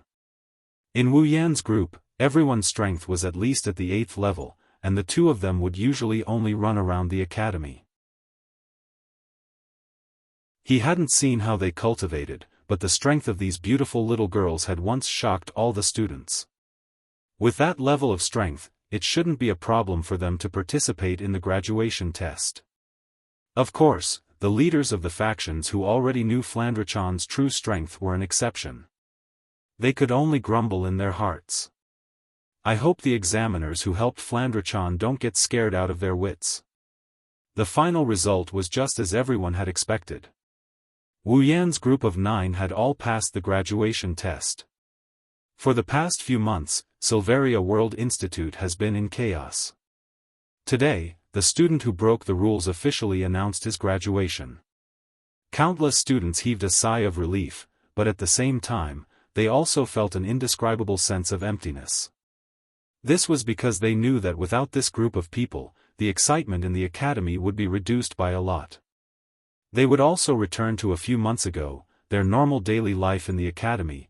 Everyone has passed the graduation test. Jaffer, who hadn't seen in a while, looked at the report placed in front of him. He clenched his bear-like paws and stared straight at it. A trace of unwillingness flashed through his eyes. His battle with Wu Yan during the tournament ended in a draw, but anyone with a discerning eye could tell that he was the one who lost. After losing to Wu Yan, Jaffer had been cultivating like crazy, all for the sake of one day defeating Wu Yan with his own hands and taking back everything he'd lost. But now, the man he'd set as his goal was about to leave this place. The gap between him and Wu Yan didn't decrease in the slightest. In fact, it was getting bigger and bigger. Even the head of the Lori family, Lar, admitted that he wasn't confident he could beat Wu Yan if he went up against him. Jaffer couldn't accept this, he couldn't accept it. Although he'd improved recently, it was nothing compared to Wu Yan. Plus, he had a feeling, he and Wu Yan were no longer in the same dimension. Bam! Jaffer smashed the table in front of him into pieces. His eyes were bloodshot and he was panting heavily. He screamed in his heart. No. I haven't seen his true strength with my own eyes. I won't admit it. Jaffer lifted his head, turned around and walked out the door. Is that so? She's leaving? Ka, who had his back facing Jaffer, was still standing straight when he heard the news from his confidant. However, a bitter smile slowly bloomed on his face. Miss Ikaros is leaving as well? Thinking of this, Kaya felt an unbearable pain in his heart. Along with the pain, there was also a strange sense of jealousy. Yes. Jealousy. He knew that no matter what that man said, this angel who made his heart throb for the first time would do it without hesitation. This wasn't the first time Kaya had seen this with his own eyes. As smart as he was, he naturally knew that in Ikaros' heart, there was only one man. But even though he knew this, he couldn't stop himself from loving that angelic girl. He'd been lying to himself until now, trying to avoid this reality. Even now, Ka still couldn't forget the beautiful scene of Ikaros spreading her wings and soaring into the sky, bathing in her feathers and radiance. Now, she's leaving with that man. Will I ever have the chance to see her again? Thinking of this, Kaya clenched his fists tightly and gnashed his teeth so hard that cracking sounds could be heard. At a certain point, Ka lifted his head. Let's go. To the villa area. Inside a luxurious room, an icy blue figure sat on an office chair. There were all sorts of documents in front of her, but she didn't even glance at them. Instead, her eyes were closed. Mana flowed around her body. It's obvious she's cultivating. After an unknown amount of time, the fluctuating magical energy flow began to shrink back into her body. The icy blue magical energy rendered her originally cold face even closer to the freezing point. However, that incomparably exquisite and beautiful face caused others to involuntarily cast their gazes on her body, their faces filled with amazement and enchantment. Even though Snow Song, one of the 3 royal organizations under Sylph's command, only accepts female members, the members here are all female. However, all of them are deeply in love with their leader, just like the female members of Starlight Queen. In their eyes, other than their idol, they don't care about anyone else. Only the members of Snow Song and Starlight Queen have this kind of obsession. In the entire Spalier world, only the members of Snow Song and Starlight Queen have this kind of obsession. From this, one can see how skillful Sylph and Shokuhu Misaki are. Under the admiring gazes of her subordinates, Sylph opened her eyes and sensed the magical energy in her body. She nodded in satisfaction. Then, she seemed to have thought of something and her icy blue eyes dimmed a little. She opened her mouth and asked, "What's the matter?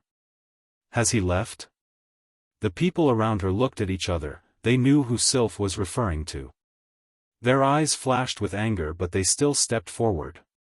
If it's Lord Wu Yan, he's probably preparing to leave. Sylph's eyes flashed and she fell silent. Nobody knows what she's thinking about. After a while, she stood up and walked outside. The other members of Snow Song quickly followed after her. At the same time, the various major powers within the academy also moved towards the villa district due to their own thoughts.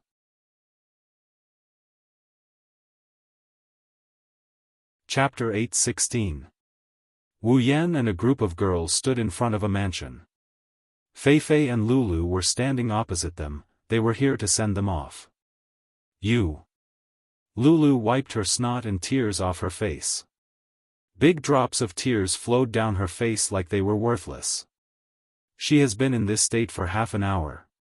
Lulu cried for half an hour, but she was still energetically wiping her tears away. The others around her felt powerless. It was as if they were the ones who used up all the energy in Lulu's crying. Everyone's face was as pale as a tomato. Just how sad must this girl be to cry like this? Kotori didn't even have the strength to bite the pearl. Her lips twitched as she looked at Lulu. Although she had heard about Lulu's deeds before, she didn't expect it to be like this when she actually faced it with her own eyes. She finally understood why when people mentioned Lulu, their faces would be filled with a mixture of love and hate.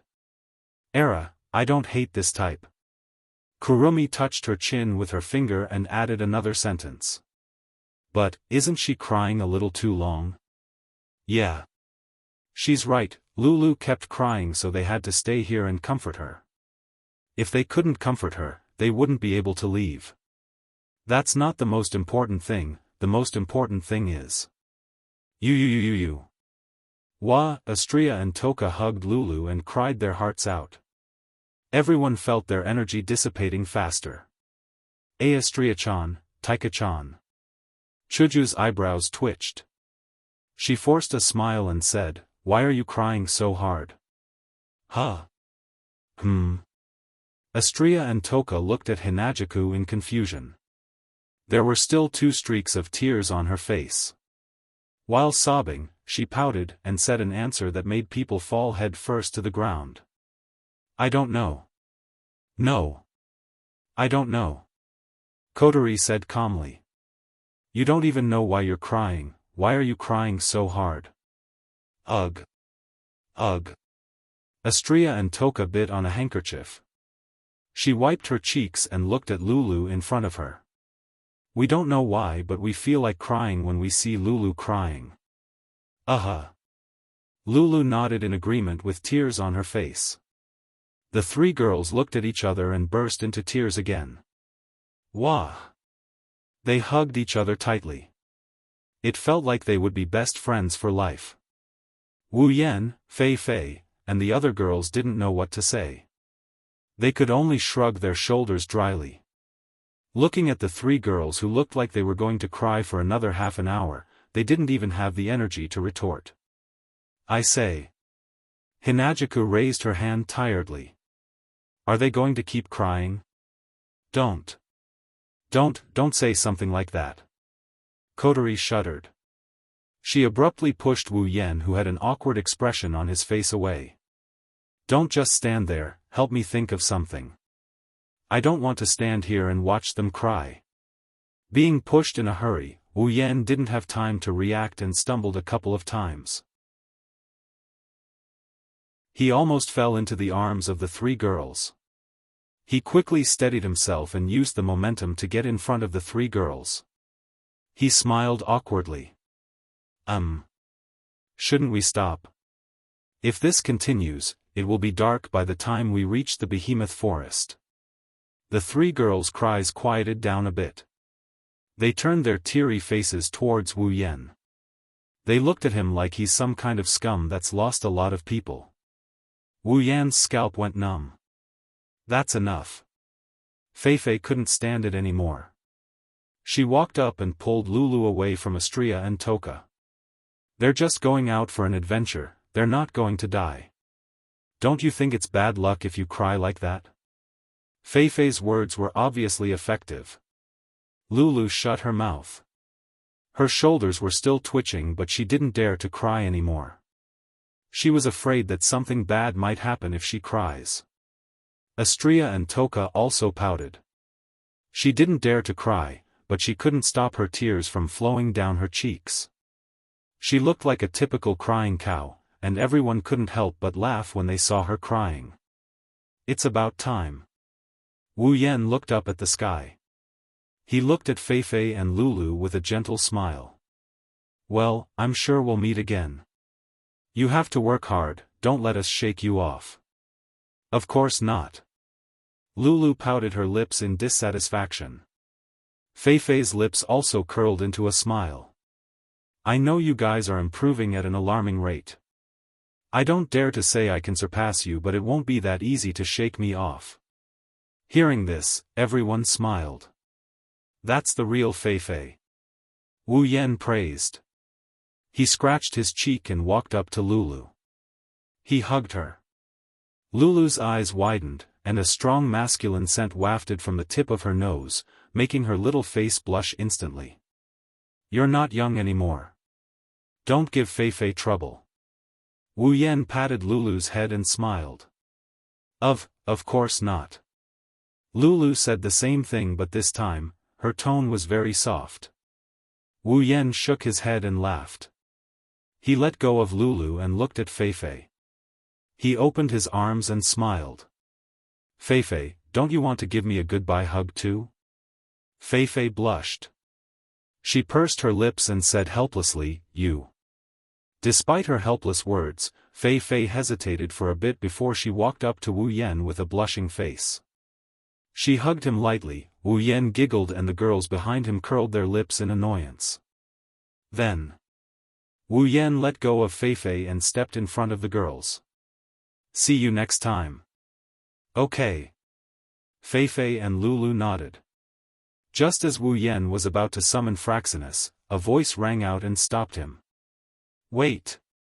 Outside the villa area, a group of students in various uniforms surrounded a group of leaders with an extraordinary aura. In an instant, the entire villa was surrounded. What's going on? Feifei and Lulu were shocked. Wu Yan and the rest frowned. Behind him, some students are still rushing over, filling up the encirclement with people. The students surrounding the villa parted ways and a few leaders came out to stand in front of Wu Yan. They are the leaders of the 12 factions. Sylph, Kaya, and Jaffer stood at the front. What are you guys doing? Feifei could not help but pull a long face. Wu Yan narrowed his eyes and shrugged. Such a big fuss, could it be that they're here to send us off? Wu Yan. Jaffer was the first to step out. He stared at Wu Yan with a pair of bare eyes and spoke with a thunderous voice. I know you're planning to graduate and leave. I'm afraid it'll be difficult for us to meet again. That's why I want to challenge you. Jaffer yelled with a terrifying aura, I won't let you leave until you defeat me for real. What? Feifei and Lulu cried out in shock. The students around them also started a commotion. They didn't expect something like this to happen. Count me in as well. Ka walked up to Jaffer and he bitterly smiled at Wu Yan. He glanced at Ikaros who was standing behind him. Based on the outcome of today's battle, I will have to make some decisions. Kaya said as he stared at Wu Yan. Can you make me give up? Wu Yan got the gist of what these two are thinking. He looked at the two princes standing side by side and he closed his eyes. The surroundings were silent. What a bunch of stubborn fellows. Wu Yan sighed and looked up. Fine. I accept.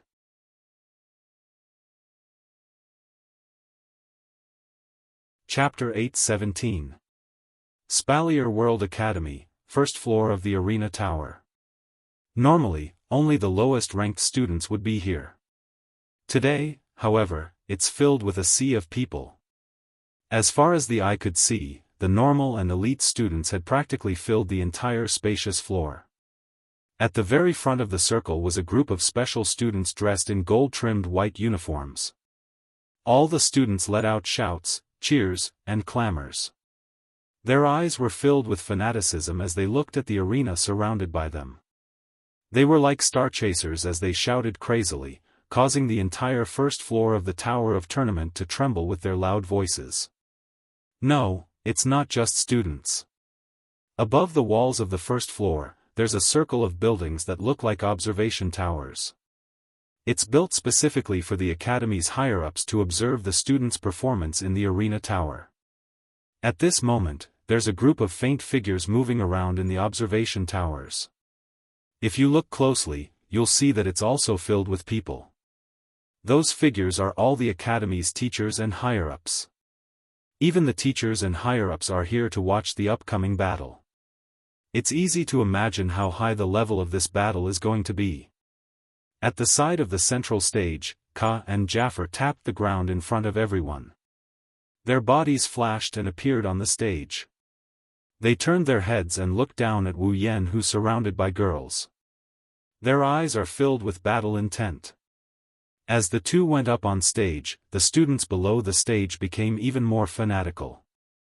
Cheers rose from all directions and the deafening screams almost instantly became one.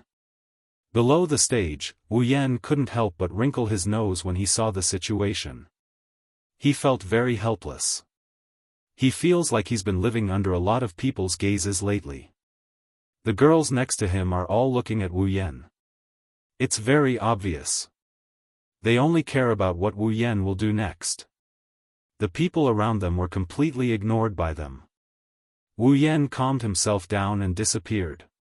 He suddenly vanished on the spot, and when he reappeared, he was already in front of Kaya and Jafar. Ka and Jafar's pupils shrank. The fighting spirit in his eyes did not decrease but instead increased, but the expression on his face became more and more serious. When the audience below the stage saw Wu Yan coming to the stage, they immediately shouted excitedly. They craned their necks forward and opened their eyes wide, afraid that they would miss a second of the scene. The battle between the top students of the Spalier World Academy. There was no one who did not want to watch such a battle. Kaya was the leader of the 3 royal families in the academy and the prince of the Faya Empire. If nothing went wrong, the next emperor of the Faya Empire would be him. Jafar was also the leader of the 3 royal families and the prince of the Baruba Empire. He was also the next emperor of the Baruba Empire.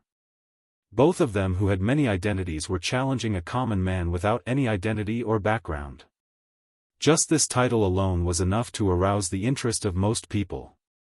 Of course, most people came here to witness Wu Yan's true strength, including the academy's higher-ups. In just a few short months, Wu Yan's name became a legend in the Spalier World Academy. The strongest student in the academy less than half a year ago. Who could do it? Many of them saw Wu Yan and Jafar's fight during the tournament, so they knew Wu Yan had the strength to rank among the top few students. However, it didn't take long for Wu Yan to become number 1 on the ranking board. He became one of the strongest students. At that time, the strongest student was Astria. When Wu Yan and Astria fought, only the higher-ups of the academy were there as witnesses. Outsiders didn't even know that the fight took place. Thus, they didn't know how Wu Yan got the title of strongest student. Plus, Astria is Wu Yan's confidant. If it wasn't for the fact that the changes in the rankings are approved by the referees of the academy, they would have suspected Wu Yan of using some sort of method to cheat. Now that Wu Yan is fighting against Kaya and Jafar, it's a chance for everyone to see Wu Yan's true strength. Looking at the crowd below the stage, Wu Yan couldn't help but shake his head. Isn't this commotion a bit too big? On the other hand, Kaya and Jafar didn't share the same sentiment as Wu Yan. They came here to cause a ruckus. I've always wanted to spar with you, but I never had the chance. Kaya narrowed his eyes. His lips curled into an eager smile. Today, I can finally make up for that regret. Is that so? Wu Yan raised an eyebrow. I hope you won't regret it later.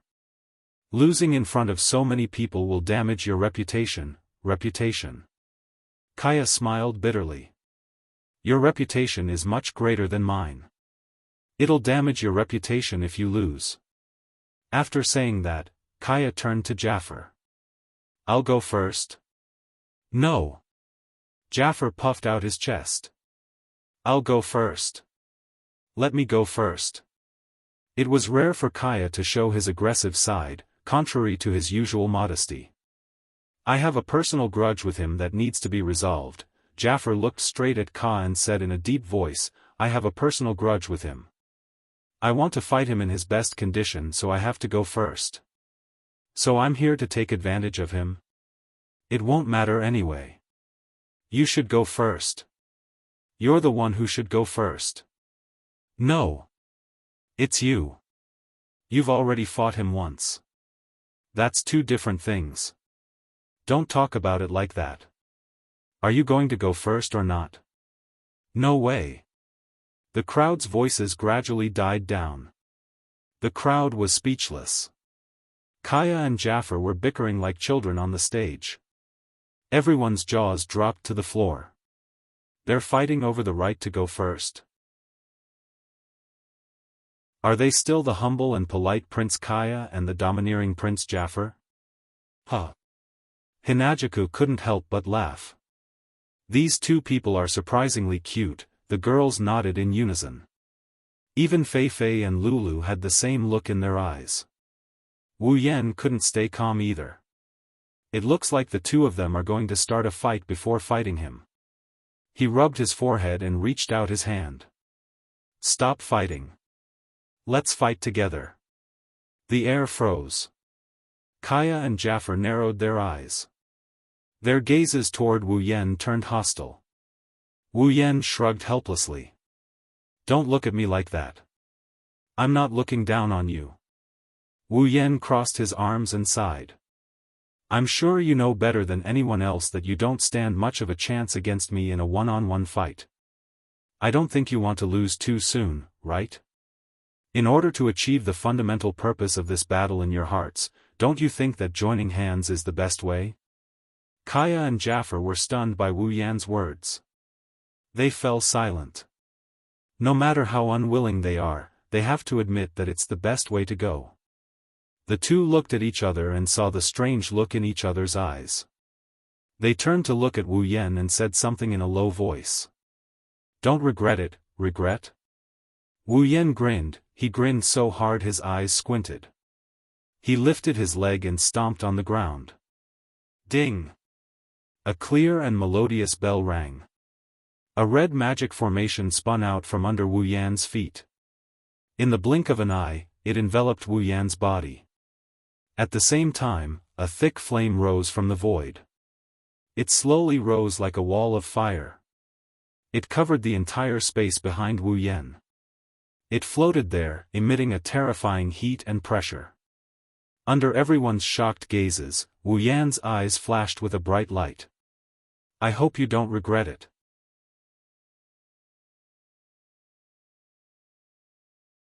Chapter 8:18.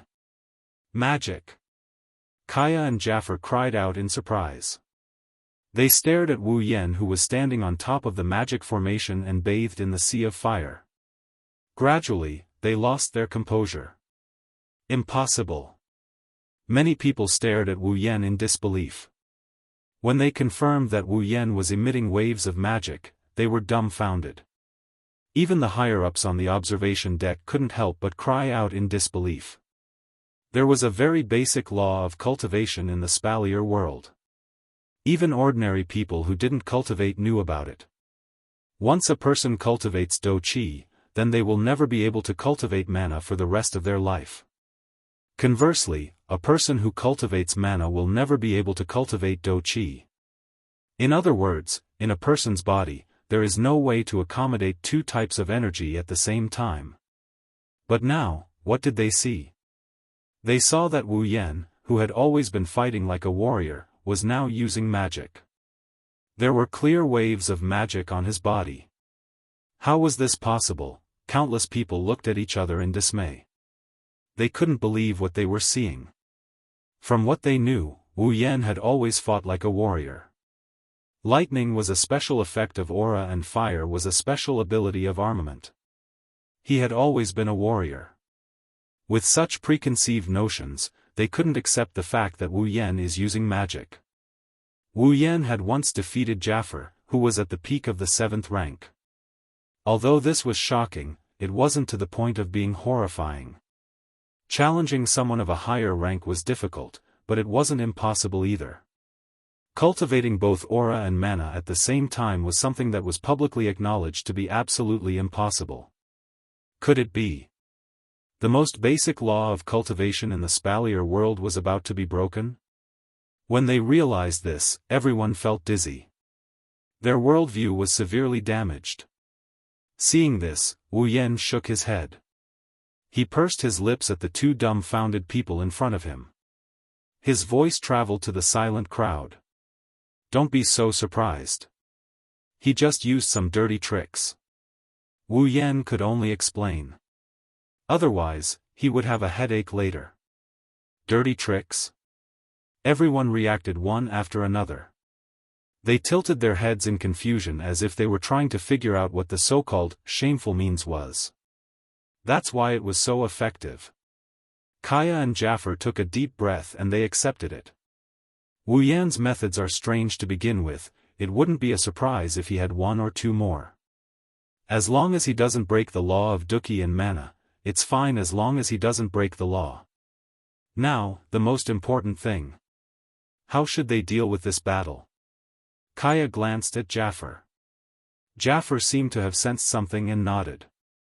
Kaya tapped his feet and leaped back to stand not far behind Jafar. As if their minds were connected, the two ignited their aura and mana at the same time. Ferocious mana and aura surged from Kaya and Jafar as they sensed the energy flowing out of their bodies. The two of them were caught off guard by Wu Yan's use of magic. They slowly calmed down. The next moment, the howling of the wind and the roar of a beast came from the two of them. A green magic formation appeared beneath Kaya's feet. Then, a whirlwind descended from the sky. The whirlwind enveloped his body, causing his robes to flutter.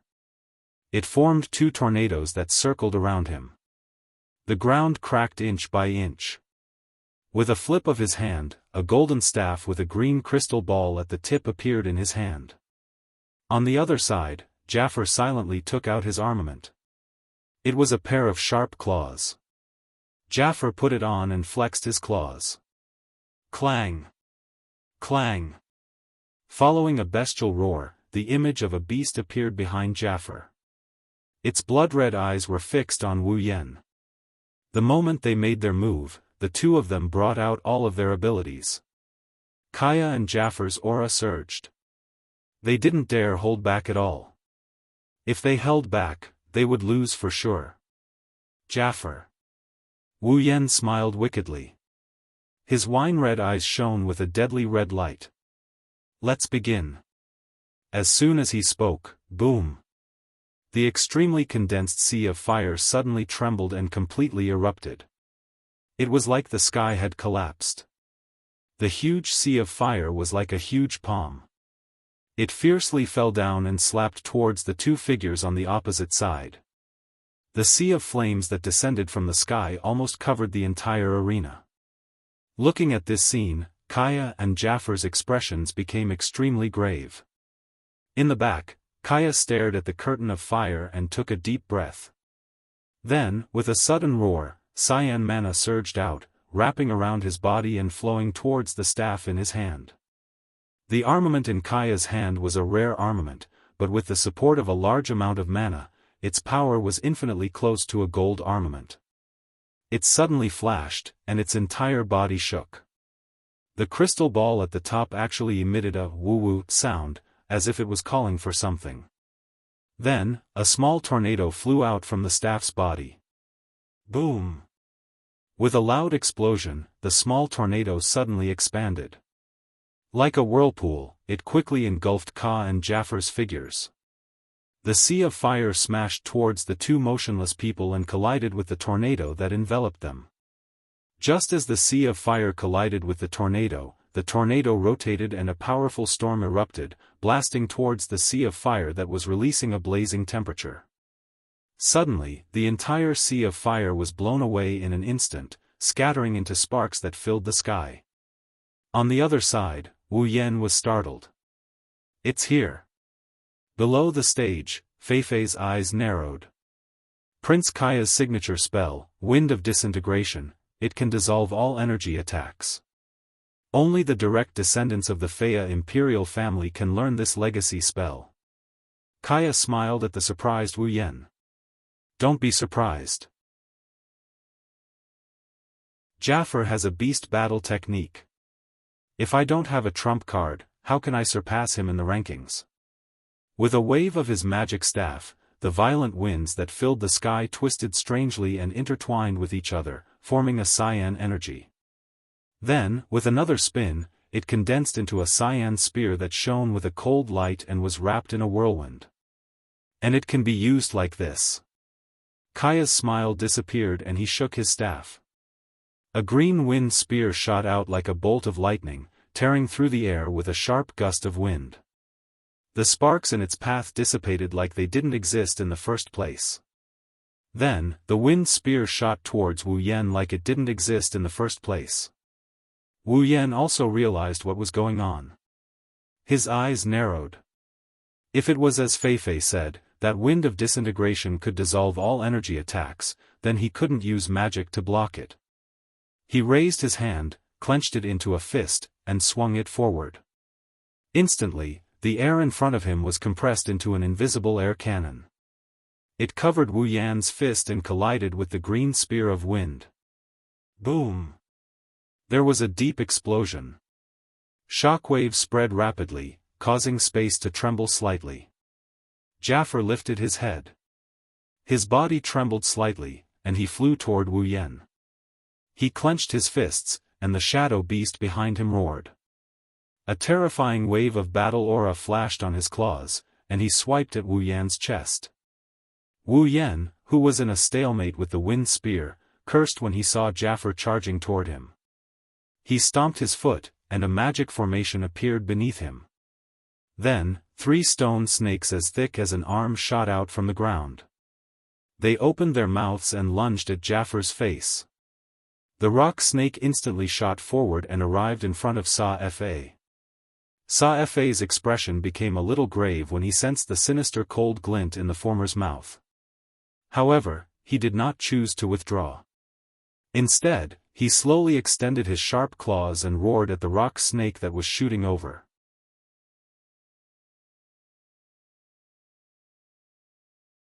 Chapter 8:19. Bang! Jafar clenched his claws and an invisible fluctuation of chi spread out. The beast shadow behind Jafar roared and extended its claws, clenching down with a loud bang. In the space where the beast shadow clenched its claw shadow, an exceedingly terrifying force acted on the atmosphere, causing the surrounding airflow to be compressed into a ball. Several rock snakes that just happened to pass by were crushed by the compression of the atmosphere, dispersing into powder all over the ground. After crushing the stone snakes with one strike, Jafar quickly glanced at another stone snake that was about to dash past him and attack Kaya. With a flick of his claws, the stone snake was instantly shattered by a gust of wind formed by chi. Jafar tapped the ground and his thick body nimbly appeared in front of Wu Yan like a ghost. His sharp claws drew a crescent arc in the air and viciously clawed at Wu Yan's chest. Chi wrapped around Jafar's sharp claws. The beast shadow behind Jafar also extended its claws and overlapped with Jafar's claws. Bloodhunt Beast King Claw. The huge beast claw clearly enlarged in Wu Yan's eyes. Seeing this sharp claw, Wu Yan's thought seemed to have returned to the day of the Academy tournament, when he faced Jafar's claw. At that time, he was only at the peak of the 7th step while Jafar was at the 8th step. When Jafar used a battle technique, he went all out and clashed head-on. In the end, he relied on the sharpness of the lightning fist to receive Jafar's attack. But now, Wu Yan closed his eyes and suddenly opened them. A surge of mana burst out of his body, carrying a magic array. Wu Yan's body flashed. In front of him, a circular energy shield that was as viscous as blood rose up in an instant. Bang!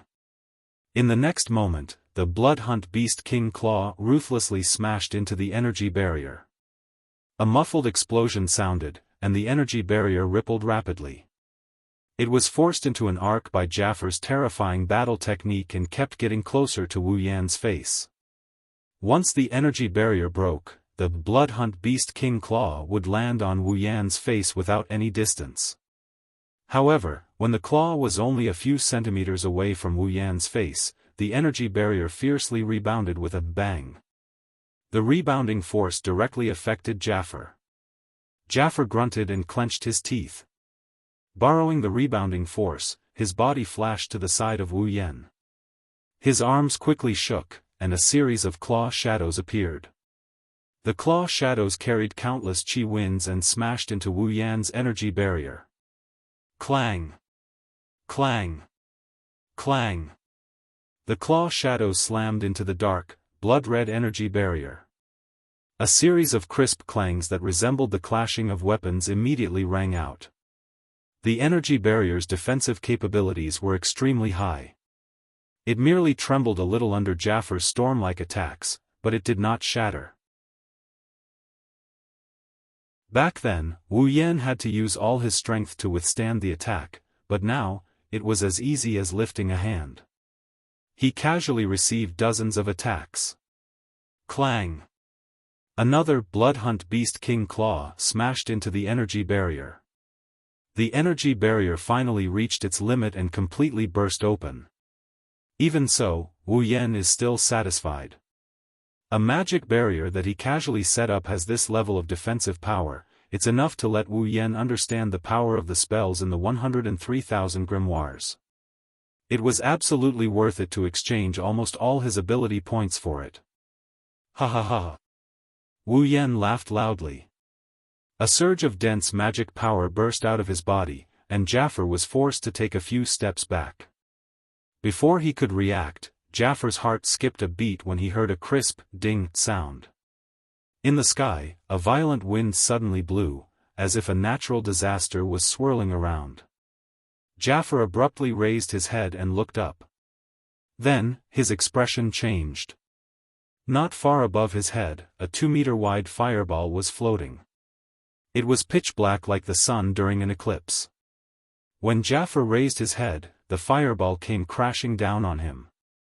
Don't even think about it. Just as the black fireball came crashing down, a loud shout rang out. Then, a sharp sound of wind breaking rang out. A pale golden storm shot into the sky and collided heavily with the fireball. Boom! A thunderous explosion resounded across the sky, causing the entire arena tower to tremble rapidly. Many people lost their footing and fell to the ground. Some sparks even scattered into the crowd, causing the unlucky students to cry out in pain. Even their clothes caught fire, causing them to be in a mess. Wu Yan was taken aback. He turned to look at Ka, who was panting heavily behind him. There was a hint of helplessness in his eyes. He almost forgot that Ka had a move called Wind of Dissolution that could neutralize energy attacks, Bloodhunt Beast King Claw. Suddenly, another loud shout rang out. A faint figure flashed above Wu Yan's head. The claw in his hand trembled as blood-red do qi rapidly condensed. In the blink of an eye, the entire claw was enveloped in do qi. Jafar roared and poured all of his fighting aura into the claw. The beast shadow behind him seemed to have solidified. It reached out with both claws and covered Jafar's armaments. Jafar's claw slashed out and merged with the two beast claws. They turned into a black claw that shot down like a bolt of lightning. Even if Wu Yan sensed this lightning-fast attack in time, the terrifying claw was already upon him. He took a deep breath and his body trembled. Magic energy once again flashed on Wu Yan's body. Wu Yan muttered a few unknown words that sounded like an incantation. A black miasma emerged from under his feet. It split into two black fog and wrapped around Wu Yan's body. The blood-colored claw shadow appeared to have torn something apart as it instantly penetrated the black fog. The frightening do qi ripple contained within it caused the black fog to fluctuate intensely. However, the claw shadow that penetrated the black fog appeared to have fallen into a quagmire when it entered the black fog. It suddenly became sluggish. Jafar's expression changed. Whoosh! As Jafar's expression changed, the sound of wind breaking came from the black fog. Before Jafar could react, a corner of the black fog wriggled and turned into a black stream of light. It suddenly shot out and slammed into Jafar. Poochie!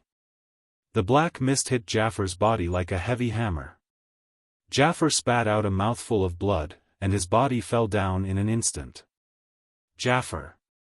Kaya's expression changed. Cyan mana surged as he raised his staff.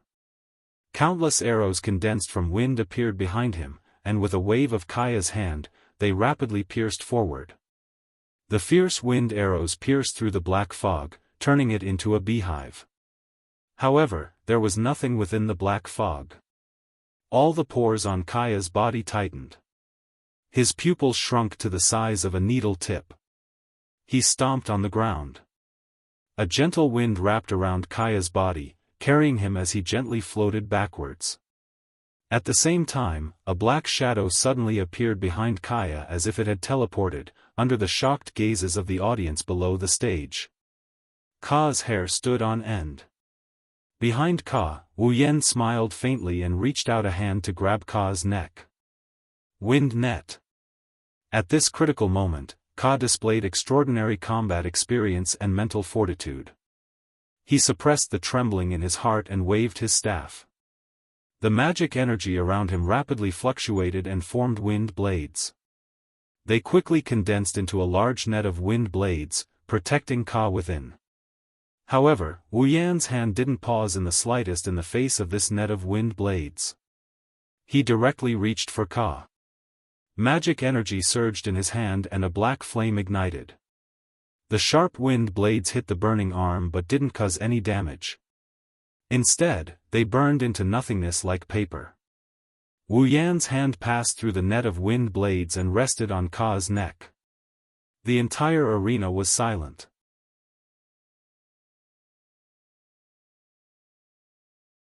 Chapter 820. Under the speechless gazes of the audience, the black flames on Wu Yan's arms slowly dissipated, leaving only a small hand on Kaya's neck. But, no one dared to underestimate this hand. Everyone here knows that other than magic, Wu Yan is also good at close combat. Feeling the warmth and coldness of the hand on his neck, Kaya's expression rapidly changed. He tightened his grip on the magic staff in his hand. In the end, he lowered his hand. Kaya smiled. His smile was rather bleak and dispirited. Jafar, who was struggling to get up, stared blankly at this scene. A bitter smile appeared on his face. Then, as if he had completely given up, he let his body fall heavily to the ground and didn't get up again. We lost. Ka and Jafar didn't know how to describe their current feelings. Were they unwilling? However, he had clearly used all his strength to fight, and the other party had also defeated him fair and square. What was there to be unsatisfied about? Were they sincerely convinced? But where did this unbearable pain in his heart come from? Where did it come from? Should they fight again? When they thought of this, the two of them laughed bitterly. They already gave it their all, but Wu Yan didn't even use his best fighting technique. He didn't even use his armament. It's obvious that he didn't even use his full strength. In a situation where they did not use their full strength, the two of them together could not even cause a trace of injury to him. What was the use of continuing to fight? Finally, please tell me, Ka raised his head. His dim eyes stared at the figure in front of him. How did you suddenly appear behind me? Wu Yan paused. He smiled. Why do you ask? Can't I use pure speed to suppress you? That's impossible. Ka shook his head. I placed a spell around me. I controlled the wind to fall into my senses. If you charged at me, no matter how fast you were, I would have sensed you once you entered the range of my wind. But just now, in my wind, you suddenly appeared out of nowhere. It's like you appeared out of thin air. Ka stared at Wu Yan. Can you tell me how you did it? Using the wind to sense. Wu Yan blinked and sighed. As expected of a magician who specializes in the wind element, Ka didn't say anything. He just stared at Wu Yan, waiting for his answer. He wouldn't admit defeat if he didn't know what happened. Wu Yan helplessly opened his mouth. All I did was use a space restriction magic. Spatial manipulation, magic? Wu Yan nodded. It's a spell that manipulates space. I used such a spell to teleport behind you. I moved behind you. Basically, it's just as you said. I appeared out of thin air. Spatial manipulation magic. Kaya's expression was somewhat dazed. Let alone Kaya, everyone else's expressions weren't any better. A spell that manipulates space. Doesn't that mean Wu Yan has mastered the art of teleportation? Teleportation, everyone looked at each other, and they could see the shock in the eyes of those who looked at them. There are many spells in the Spalier world. If you count them carefully, you won't be able to count them all in a year. There were also spells with special effects and wonderful effects. However, a spell that manipulates space is unheard of in the spalier world. Could it be a spell that Wu Yan created himself? With such a terrifying thought popping up in their minds, no one could remain calm. This Wu Yan, who the hell is he? Staring blankly at the smiling Wu Yan, Kaya gulped. The last bit of unwillingness in his heart dissipated like smoke in a puff of smoke. The only thing left in his heart was a suffocating bitterness. A spell that manipulates space. To lose to such a mystical spell, it's no wonder. Ka smiled sadly. I've lost, Wu Yan grinned. He let go of Ka's neck and he turned towards Jafar. Jafar snorted. He turned his head away but he still opened his mouth to say something. I've lost, Wu Yan laughed and shook his head when he saw Jafar's reluctant look. He didn't seem to be in a good mood. With that, Kaya and Jafar finally admitted defeat. The students around them reacted and shouted in unison. Wu Yan! Wu Yan! Wu Yan! Wu Yan! Era! Below the stage, Kurumi covered her mouth with her hand and smiled seductively. How Sama's popularity has increased again, that guy. Hinajaku smiled, but her eyes were gentle. He's still as low-key as ever, well. Kotori nibbled on the pearl in her hand and grinned. As the end of the curtains, it can be considered a good ending. Yay! Yay! Astria, Toka, Flandrachan, and Lulu cheered along with the crowd. Even the most cowardly Yoshino raised her hands with an excited smile. Fei Fei scanned the first floor of the arena tower. She looked at the excited crowd around her before she turned to Wu Yan. Her eyes rippled with emotions. In the end, you left behind a legend. Ka helped Jafar up and slowly walked down the stage. When he passed by Wu Yan, he glanced at Ikaros who didn't look away from Wu Yan. He clenched his teeth and felt pain in his heart. I hope you can give her happiness. Wu Yan flinched for a second before he smiled. You don't have to worry about that. Me, her, and the rest of them, can't leave one another. Ka looked at Wu Yan with a serious expression. He closed his eyes and walked down the stage. When he was about to leave the arena, Wu Yan's voice rang in his ears. Let's fight again if there's a chance. I will be waiting for you at the front. Ka stopped abruptly. Jafar also raised his head. The two looked at each other and smiled. They walked out of the arena under the protection of the two royals. Both of them raised their hands to signal something to Wu Yan. Wu Yan stretched his back and grinned contentedly. Perfect endings and whatnot really make people feel good. Wu Yan walked down the stage but he quickly stopped in his tracks. When are you coming back? A cold voice rang out. Wu Yan could easily guess the owner's current expression from the voice. He couldn't help but smile and turned around. What's wrong? Could it be that your highness misses me? Sylph was silent for a moment. She nodded to Wu Yan's surprise. You are my fiancé. It's just one sentence but it's surprisingly powerful. Wu Yan bitterly laughed. I don't think there's a chance for me to come back. However, it shouldn't be hard for you to track my whereabouts. If you miss me, come find me. Sylph glanced at Wu Yan and nodded calmly. It's a deal then. After that, Sylph turned around and left without looking back. Wu Yan's mouth twitched, he felt helpless. He really didn't know which part of this ice princess's words was true and which part was false. It felt more like she was joking with him. Are you ready? Outside the Spalier World Academy, Wu Yan looked at the girls. When they nodded, he waved his hand and summoned Fraxinus.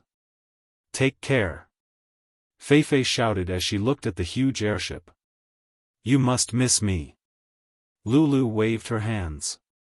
She didn't cry this time. Her expression was firm. She seemed to have matured a lot after this parting. They stood in the command center of Fraxinus and looked at the Spalier World Academy on the screen. They memorized its appearance. The airship slowly flew into the distance.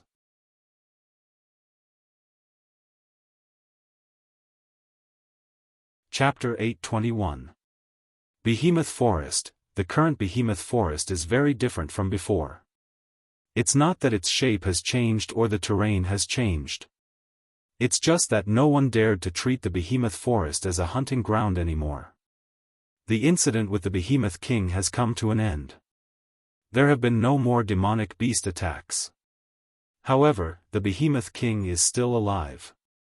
He was injured by Yukari and is currently hiding in a corner, licking his wounds. Once he recovers, another wave of demonic beast attacks will come. No one knows where the Behemoth King is hiding, but one thing is for sure, he is still in the Behemoth Forest. Even though they know the Behemoth King is in the Behemoth Forest, no one knows what to do. Search. The Behemoth Forest is larger than a single empire.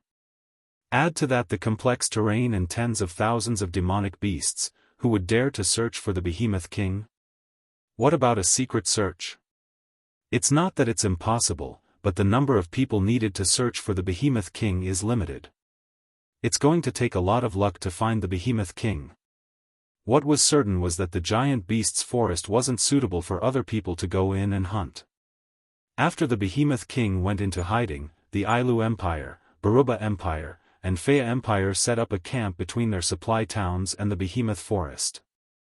With the combined strength of the three great clans, they set up a powerful garrison. The three camps have a mission. Other than preventing demonic beast attacks from happening again, they also have to monitor the Behemoth Forest, search for the Behemoth King's tracks, hunt demonic beasts for the Empire's needs, and so on. They also have to guard the path to the Behemoth Forest and prevent outsiders from entering. Because of this, the Spalier world is facing a serious challenge. The Behemoth Forest is a natural treasure trove. Humans can't live without the resources inside. Now that the resources are under control, it's easy to imagine how big of an impact it will bring. Fortunately, the camp had also been organized, allowing some teams to enter the Behemoth Forest every day to hunt and provide resources. Otherwise, the entire Spalier world would be in chaos. However, it was undeniable that hunting in the Behemoth Forest was no longer as easy as it used to be. The responsibilities of the three camps within the borders of the three empires were extremely heavy. Before the Beast King was taken care of, the three camps had to continue to exist in order to ensure the normal operation of the Spalier world. Therefore, the moment the three camps were established, they instantly became second only to the three great clans in the various empires, or even above them. With status. Naturally, power was indispensable, and with power, disputes were inevitable. The various forces seemed to have realized the great significance of the camp and realized its importance. Although they didn't know how long this camp could exist, they would definitely bring a lot of benefits if they had a stable position here. In addition, the camp was the base that controlled all the resources that flowed out of the Behemoth Forest. The benefits were unimaginable. Every faction started to get restless. For the sake of fighting for benefits, the people who belonged to the various factions and were stationed here gradually began to have conflicts. Right now, Mikoto, Shokuhu Misaki, and the others were also in conflict. They were caught in a conflict. In the center of the camp, Mikoto, Shokuhu Misaki, Kinohita Sayai, Frenda, and Takitsubu Riku were standing in front of a group of Misaka sisters. However, they didn't seem to be in a good mood. In front of them, there was a large team led by three middle-aged men. In terms of numbers, this team was no less than the 20,000 Misaka sisters. In terms of strength, the Misaka sisters were all at the pinnacle of Tier 6. On the other hand, the other party's strength was uneven. There were Tier 5, Tier 6, and of course, Tier 7. The three middle-aged men in the lead were even Tier 8. There were many other people surrounding the two opposing teams. They were all sent by other factions to guard the camp. Mikoto's team should have come out by now. They were from the three great families of Ailu Empire, the Lori family, the Saito family, and the Ladin family. Perhaps Shokuhu Misaki was annoyed by this, so she ran her fingers through her long hair. Her elegant posture made many young men widen their eyes, and they couldn't help but feel a sense of possessiveness. "What do you want?" Shokuhu Misaki glanced at the three middle-aged men. "Blocking people in the middle of the road, is this how the three great families treat outsiders? You know very well what we want, there's no need to show off." Towards Shokuhu Misaki's graceful posture, the three middle-aged men were stunned for a moment, but they weren't as bad as the young men. One of them stepped forward and sneered coldly at Shokuhu Misaki. "There are some things that we should be clear about so that we can get along in the future. Get along?" Shokuhu Misaki couldn't help but laugh mockingly. "Are you all standing in front of us in such a manner because you want to get along with us? Shokuhu-san, you should know that we have no other choice." The one who spoke was another middle-aged man. He looked the most weathered out of the three. He sighed and said helplessly to Shokuhu Misaki, "Your Misaka Legion is one of the strongest in the entire camp, but you guys refuse to listen to our orders. This is making things difficult for us. Why do we have to obey your orders?" Mikoto clenched her fists, her brown eyes were filled with hostility. "We are not from the Empire nor do we belong to any family. We have no obligation to listen to your orders," Mikoto said loudly. "Since you are here, you have to listen to our orders." The man with the gloomy face shouted back. "Our camp is responsible for maintaining the operations of the entire world. Our responsibilities are heavy. Everyone here is working for the Empire's benefit. You are the only ones who act alone. Not only do you not listen to our orders, you don't even hand over the resources you hunt. You are blaspheming this sacred camp. That's right. This is the beginning of the conflict. Due to the importance of this camp, many families have extended their hands into this territory in an attempt to gain some benefits. Among them, the most important ones are the members of the three great families. The resources obtained from the behemoth forest are used to maintain the Empire's operations, but there are still some left over. Who wouldn't want to gain more? With this thought in mind, the hunting teams that entered the giant beast's forest would exceed their quota every day. Moreover, they would swallow the extra resources and transport them back to their families. In addition, there would also be some leftover resources that would be handed over to the giant beast's forest. These leftover resources would become a delicious cake that countless people would want to take a bite out of. The three great clans were the strongest in Ailu Empire. Naturally, they got the most share of the spoils. But now, there is a large hunting party that is comparable to the three great families hunting in the behemoth forest every day. Not only did they get more resources than any other family, but because they aren't affiliated with the Empire, they have no obligation to hand over the loot. They can take it all for themselves. Who wouldn't want such a delicious piece of meat? Thus, the three great families joined forces and came here. They wanted to use the Empire as pawns to force Mikoto and Shokuhu Misaki to submit.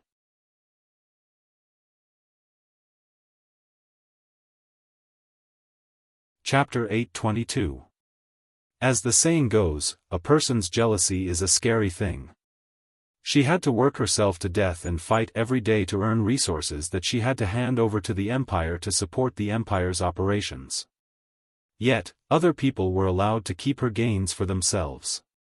This unfair treatment caused the onlookers to look at Mikoto, Shokuhu Misaki, and the others with unkind eyes. Just a second ago, they were mesmerized by Mikoto's beauty, but now, because of their jealousy, they forgot that she was just a weak and delicate woman, and started to hate her. One has to admit that the dark side of human nature is extremely ugly. Shokuhu Misaki's ability is psychological control. Her ability is able to control both the mind and the mind. In the Spalier world, due to the difference in level, she can only affect people of the same level.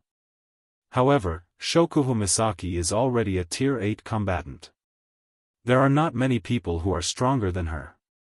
Shokuho Misaki could clearly feel the negative emotions from the crowd. Her beautiful lips curled upwards. She looked beautiful, but upon closer inspection, one could see the disdain in her eyes. "You bastard!" Mikoto's bangs slowly floated upwards, as traces of blue and white electricity flowed through them. Amidst the crackling sounds, a formless aura burst forth from Mikoto's petite frame. That was the expression of Mikoto's wrath. "What? You want to use your strength to speak?" The gloomy man laughed coldly. Do-chi surged out from his body and clashed with Mikoto's aura in an instant. The two auras clashed and they were actually evenly matched.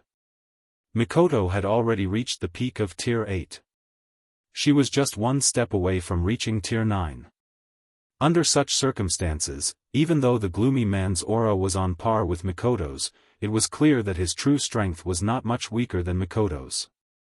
In order to play the role of the leader in this important camp, the three leaders of the Spalier world had to be careful. The leaders of the three major clans were only second to the leaders of their respective clans. In terms of strength, they were on par with the leaders of the three major clans. Forget about the gloomy man, even the weathered man who had been silent the whole time. The blonde man with the same color hair as Shokuho Misaki was also a peak Tier 8 fighter. On Mikoto's side, she was the only one who was at the peak of Type 8. Shokuho Misaki, Kinohita Sayai, Frenda, and Takitsubu Riku were still quite a distance away from that. Even with the support of 20,000 Misaka sisters, they were still slightly weaker. Of course, this was only in terms of strength. Shokuho Misaki had never needed to resort to violence. Misaka-san, don't get angry. Shokuho Misaki. I've been waiting for you to get angry. Marcus, retract your do-chi as well. The blonde man, who had been silent all this time, raised his head and coldly glanced at the gloomy man he called Marcus. I didn't come here to watch you fight. Marcus snorted coldly and glanced at the blonde man with a mocking look. Pelosi, I know your Lori family has a good relationship with them, but let me warn you first. You don't want to be the bad guy. Stand aside obediently. No one will blame you for not interfering, but if you want to protect them, you'll have to ask the brothers around you if they're willing. Pelosi said. Pelosi's eyes flashed with anger. This Marcus is using a chicken feather as a token of authority and he's getting addicted to it? Oh. You're saying our Lori family wants to protect them because we have a good relationship with them? Aren't you trying to make things difficult for them because your Saito family has a bad relationship with them? Pelosi laughed. I know that your Saito family's patriarch, who is your elder brother, ordered us to suppress this group of bastards who humiliated his two sons and your nephews. Oh? Oh no, I almost forgot. Pelosi seemed to have recalled something as he said with a mocking expression in a sudden realization. That second young master Bing Mian, it seems like he almost died under his own ice do-chi. Pelosi, Marcus roared in anger. The Saito family's ice combat chi erupted from his body. It was even stronger than when he confronted Mikoto. Pelosi didn't say anything about it. He just looked at him coldly as if he was looking at a clown. Stop. The weathered man hurriedly stepped forward, only to be glared at by Marcus, who was burning with rage. What? Andrew, is your Ladine family going to side with him? Hearing Marcus's angry shout, Andrew frowned. He seemed to be dissatisfied with Marcus's actions. Internal strife? Aren't you afraid of being laughed at? Don't forget what we're here for. Pelosi and Marcus were both startled. They then looked at each other, narrowed their eyes, and turned their heads away. However, Marcus still restrained his chi. It seemed that he had taken Andrew's words to heart. Pelosi looked at Mikoto and the others. He hesitated for a moment but decided to stand up. Ms. Shokuho, as you know, with the current situation of the camp, a lot of people are dissatisfied with you. There are also a lot of people who want to use this as a pretext to make a fuss. Pelosi intentionally or unintentionally glanced at the angry crowd and smiled bitterly. Everyone is unhappy with the fact that you don't hand over your resources. So, don't you think it's a good idea to fulfill your obligations once in a while? Shokuho Misaki tilted her head and shook her head. Mr. Pelosi, may I ask what the obligations of the camp are? Pelosi paused. Shokuho Misaki looked around and continued. This camp was built to prevent the demonic beasts from coming out of the behemoth forest and to search for the demonic beast king. This is the real obligation. Hunting demonic beasts and obtaining resources is just a side benefit.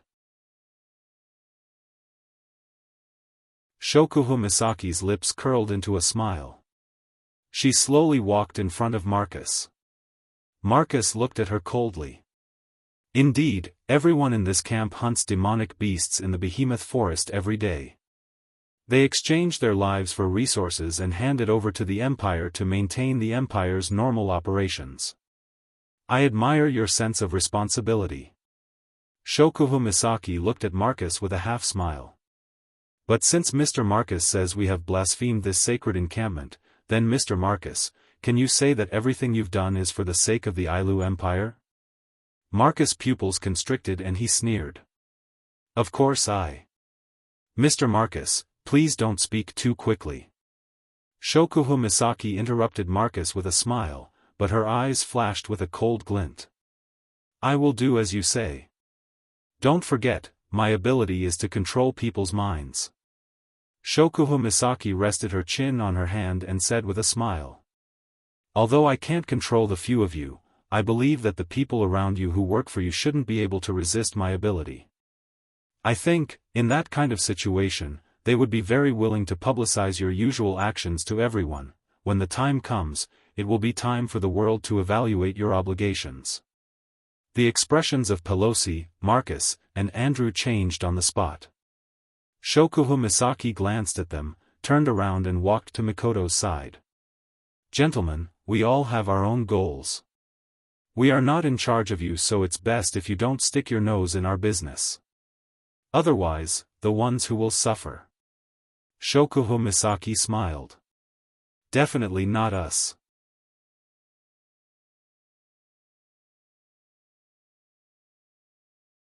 Chapter 823. Damn it.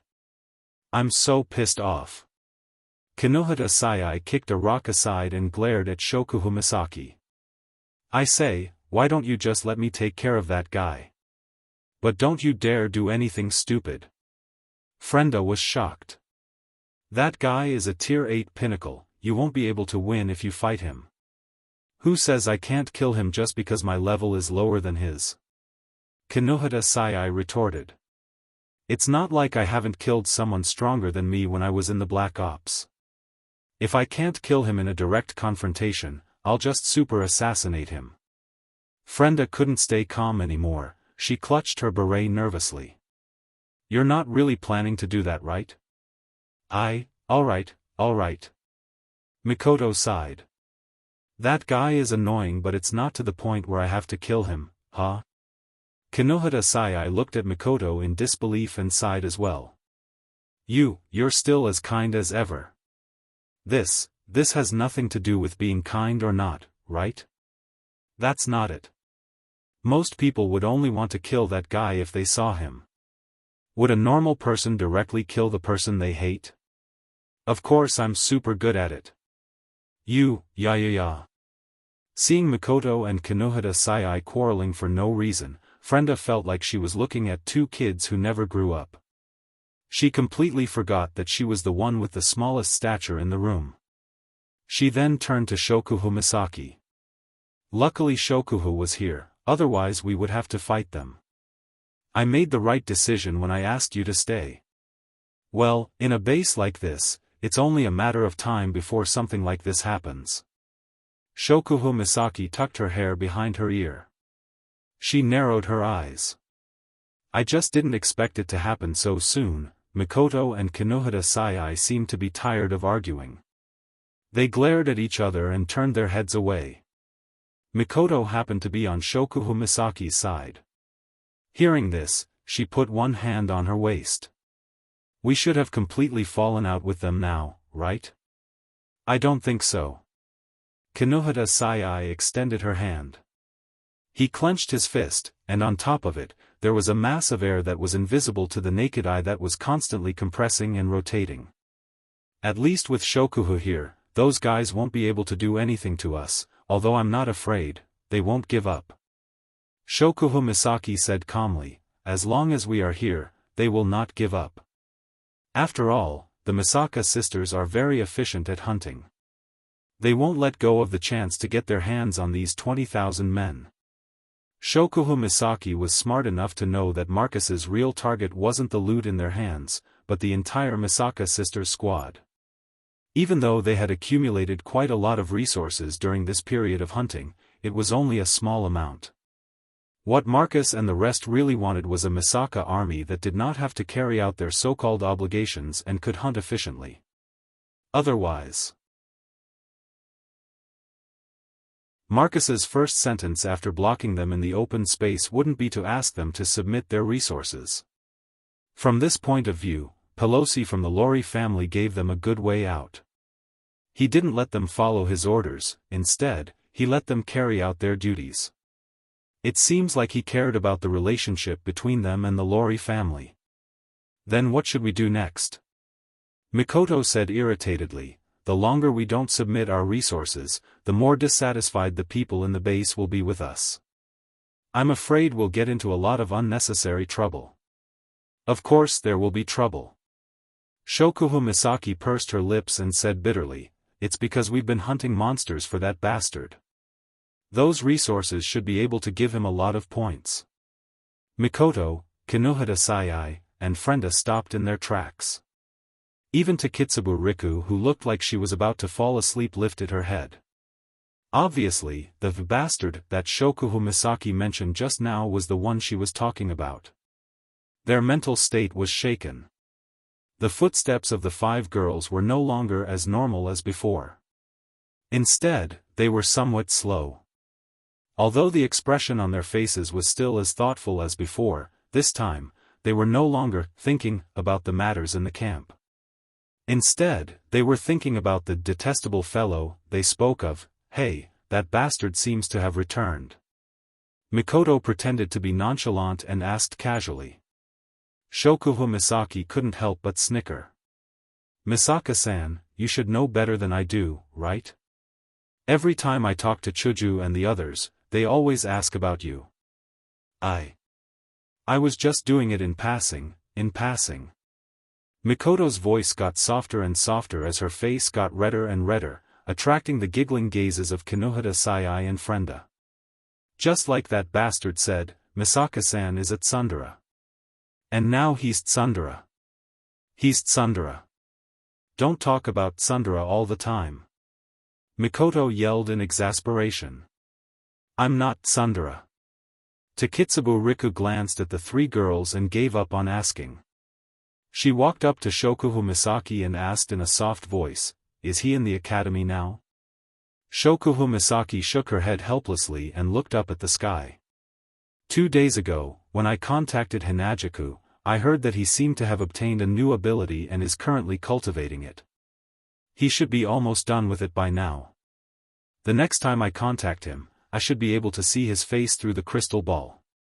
Mikoto and the other girls' eyes lit up and they couldn't help but smile. Shokuhu Misaki calmly ran her fingers through her hair.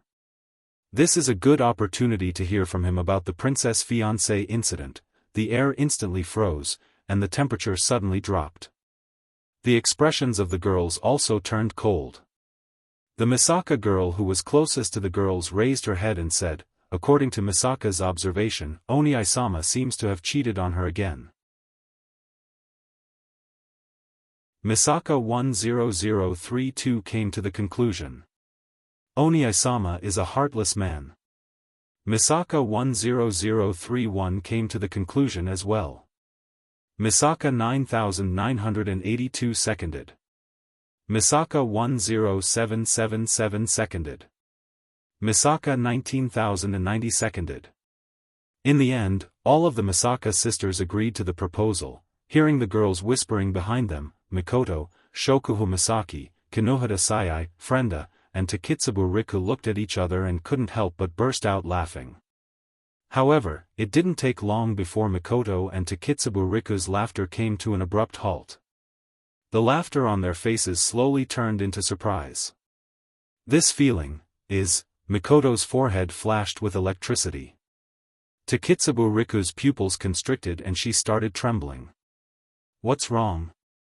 Shokuhu Misaki, Kinohita Sai, and Frenda surrounded the two girls. Did something happen? Well, I don't know if it's a good thing or a bad thing. Mikoto couldn't stop smiling. Before Shokuhu Misaki and the others could ask, she raised her head and looked at the sky. It's here. Almost at the same time as Mikoto's words, a gigantic airship slowly appeared in the sky, accompanied by a whistling whirlwind. It stopped right above the girls. That's Fraxinus. Shokuhu Misaki's expression changed drastically, then a helpless smile appeared on her face. I didn't expect it to come without a word, that guy is here. Kinohita Sai and Frenda exclaimed and they started laughing excitedly.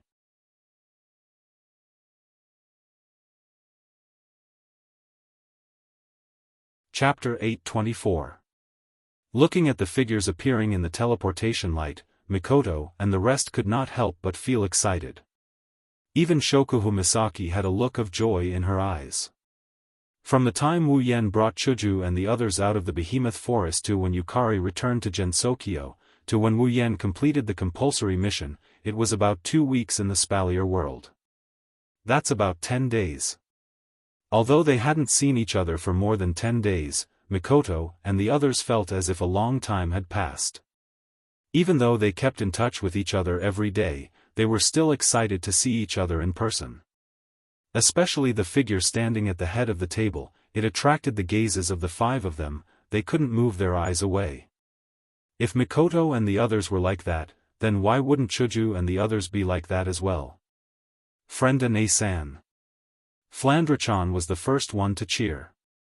She threw herself at the petite figure whose name is only one character away from hers, she almost pushed Frenda to the ground. Wah! Don't jump into my arms. Frenda said that but she still reached out and hugged Flandre-chan.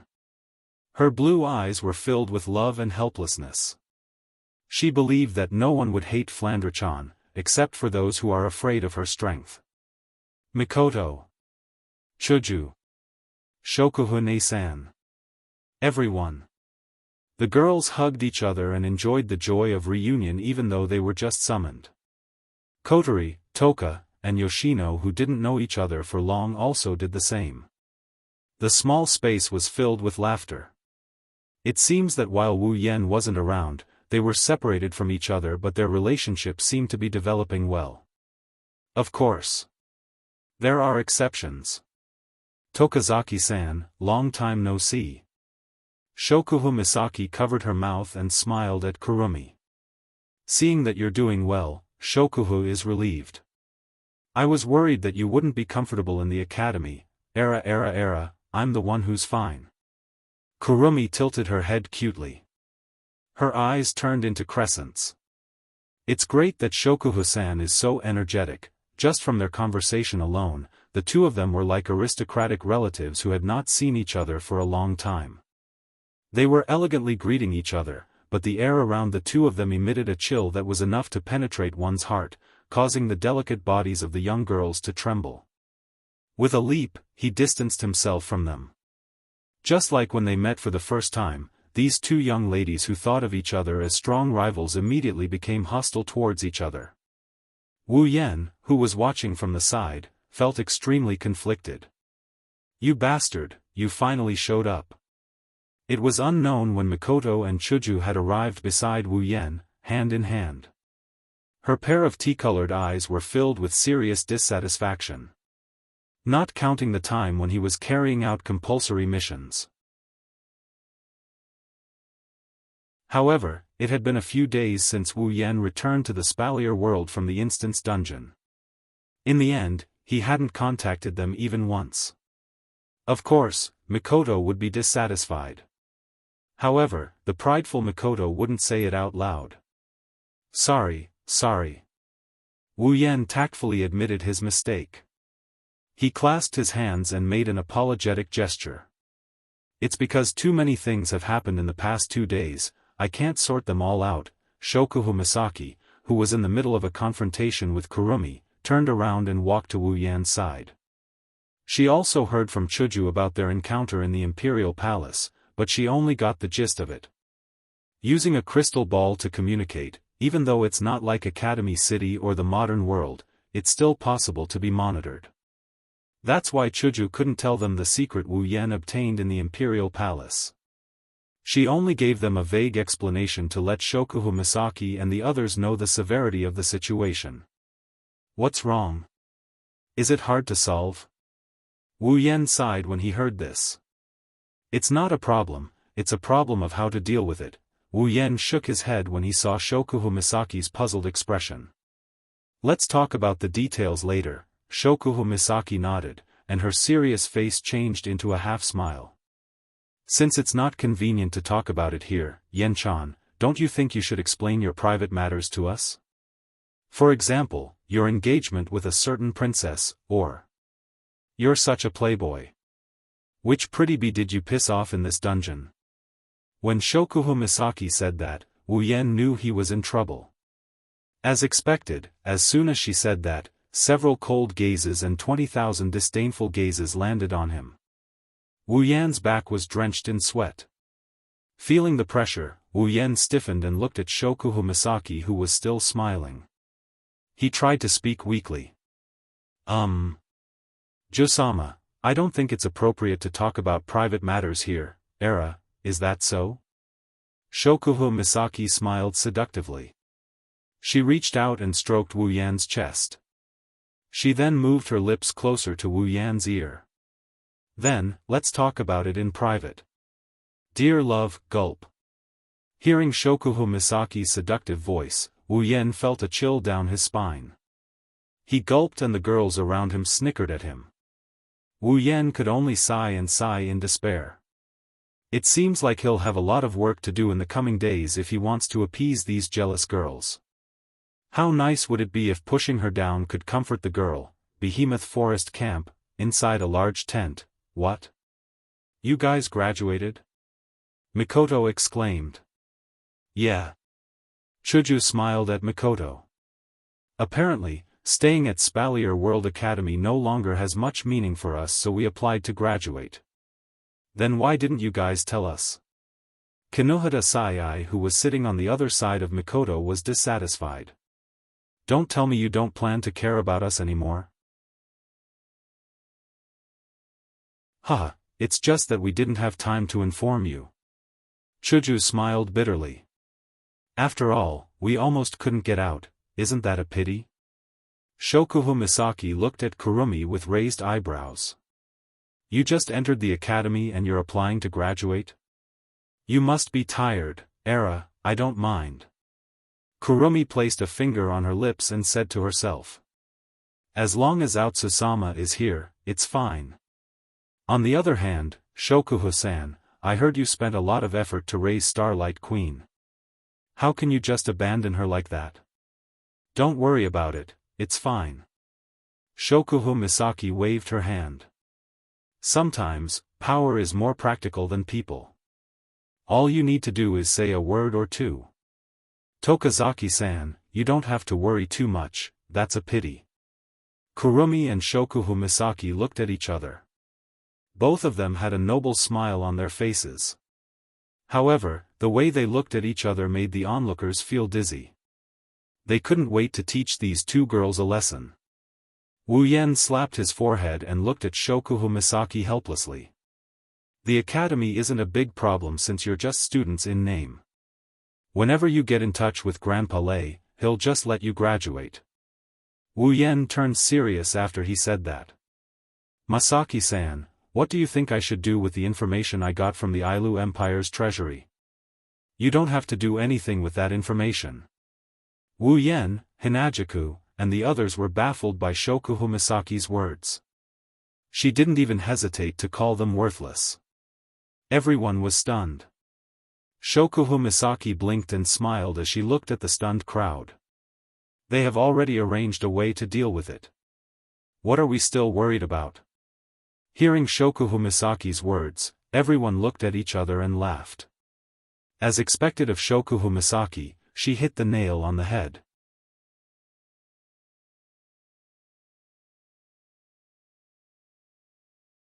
Chapter 825. The giant beast forest camp was a camp filled with tents. The people stationed here would be assigned different sizes of tents according to their status. Among them, there were 3 tents that were the largest in the entire camp. When Wu Yan and Co. arrived at the campsite, they saw Marcus and Andrew in the largest tent at the center of the campsite. The only one missing is Pelosi.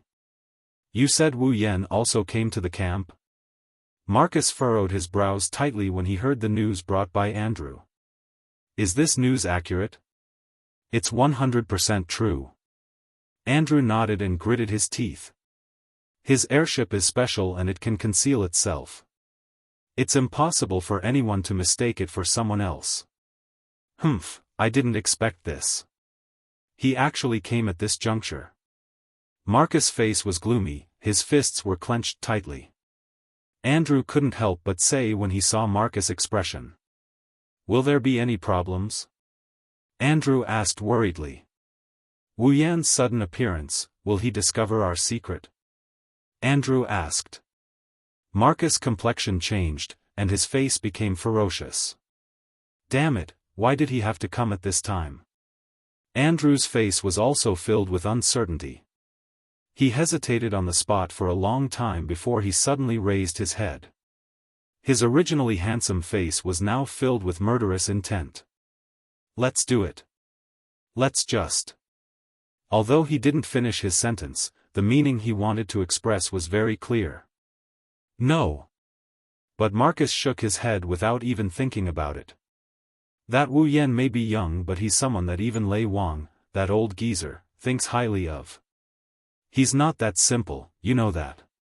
He's now Princess Sylph's fiancé. If we do that and drag the royal family into this, we'll be dead. But with him here, we can't carry out the plan at all. Andrew's face was filled with fear as he said this. You know, if we can't complete the mission. The consequences. Upon hearing Andrew's words, Marcus' ferocious face became fearful as if he had seen something terrifying. He shook his head in panic. No. We have to carry out the plan. Otherwise, we'll suffer a fate worse than death. Then what should we do? Andrew was starting to get irritated. We can't kill him and we can't leave either. Are we going to waste our time like this? Didn't I tell you? Stick to the plan. Marcus growled.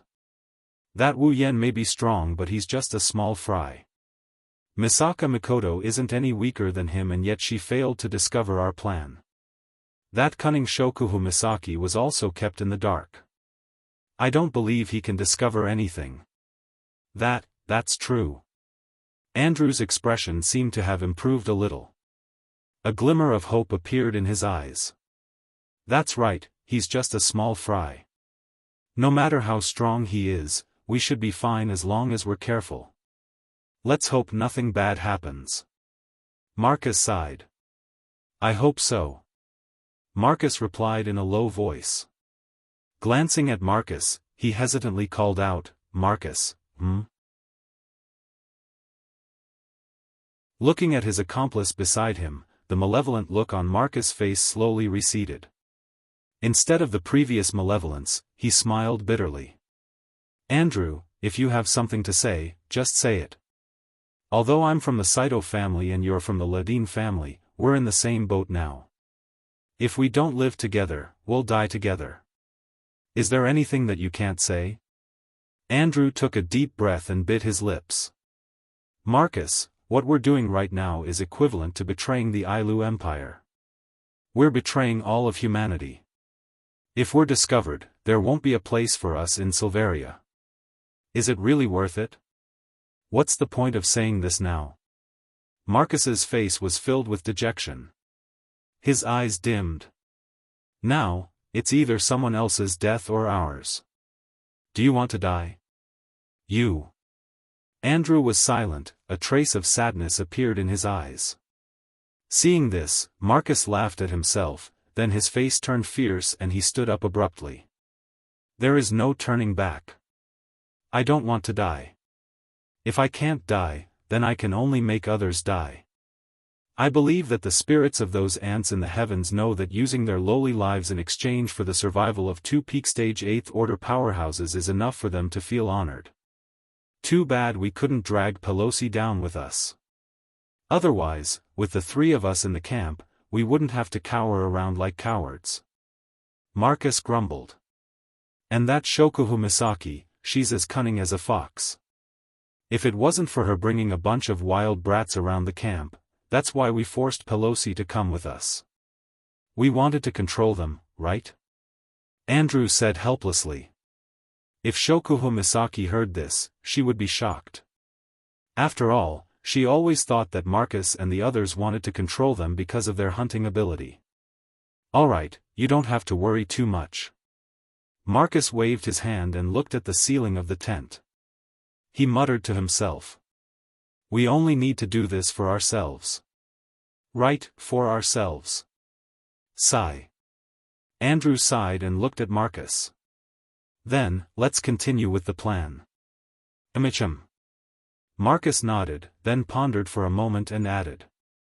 Just in case, let's keep a low profile. Keep an eye on Wu Yen and Shokuhu Misaki. We can't let them notice anything. I know that even if you don't tell me. Andrew smiled bitterly.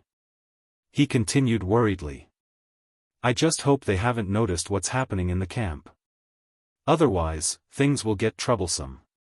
Don't worry about it. Marcus smiled coldly. It hasn't been long since this incident happened. At present, only some low-level garrison personnel are panicking. Even if they report this matter, we will be the ones to deal with it in the end. At most, we will report it to Pelosi. But he himself doesn't know the inside story, so he can't pose any threat. This is the only advantage they have over Mikoto's group. They have exclusive access to information. That way, the chances of them being exposed are much lower. Andrew nodded with a heavy expression. But with the addition of Wu Yen and his women, their group is much stronger than ours. If only we could place some spies around them. You think I haven't thought about it? Marcus glanced at Andrew. But those women who look exactly the same are on high alert. They seem to have some way of communicating with each other. The spies I planted around their tents were all removed in one night. On top of that, Shokuhu Misaki, the Academy Queen, isn't a simple character either. She might be young, but she's smart and meticulous. She doesn't have a single flaw in her plans, and she has that kind of ability that's hard to deal with. Marcus, why don't we find a chance to kill that Shokuhu Misaki? Andrew narrowed his eyes without any hesitation. I have a feeling that Shokuhu Misaki will be a disaster if we let her live. Marcus seemed to be tempted. But, Shokuhu Misaki is Wu Yan's mistress, they are very close. If we kill Shokuhu Misaki, we might anger Wu Yan, but what if that demigod called Yakumo Yukari gets involved, demigod expert? Andrew felt a chill run down his spine as he spoke unwillingly. Why would a demigod expert be related to a bunch of Type 8 powerhouses? Who knows? Marcus took a deep breath and a haze flashed across his brows. Even if they don't have a demigod, they still have 2 other Tier 8 characters. We can't fight them. I just hope they don't get in our way. If we have no other choice, we'll have to resort to underhanded methods to make sure no one finds out we're the ones who did it. Andrew nodded heavily.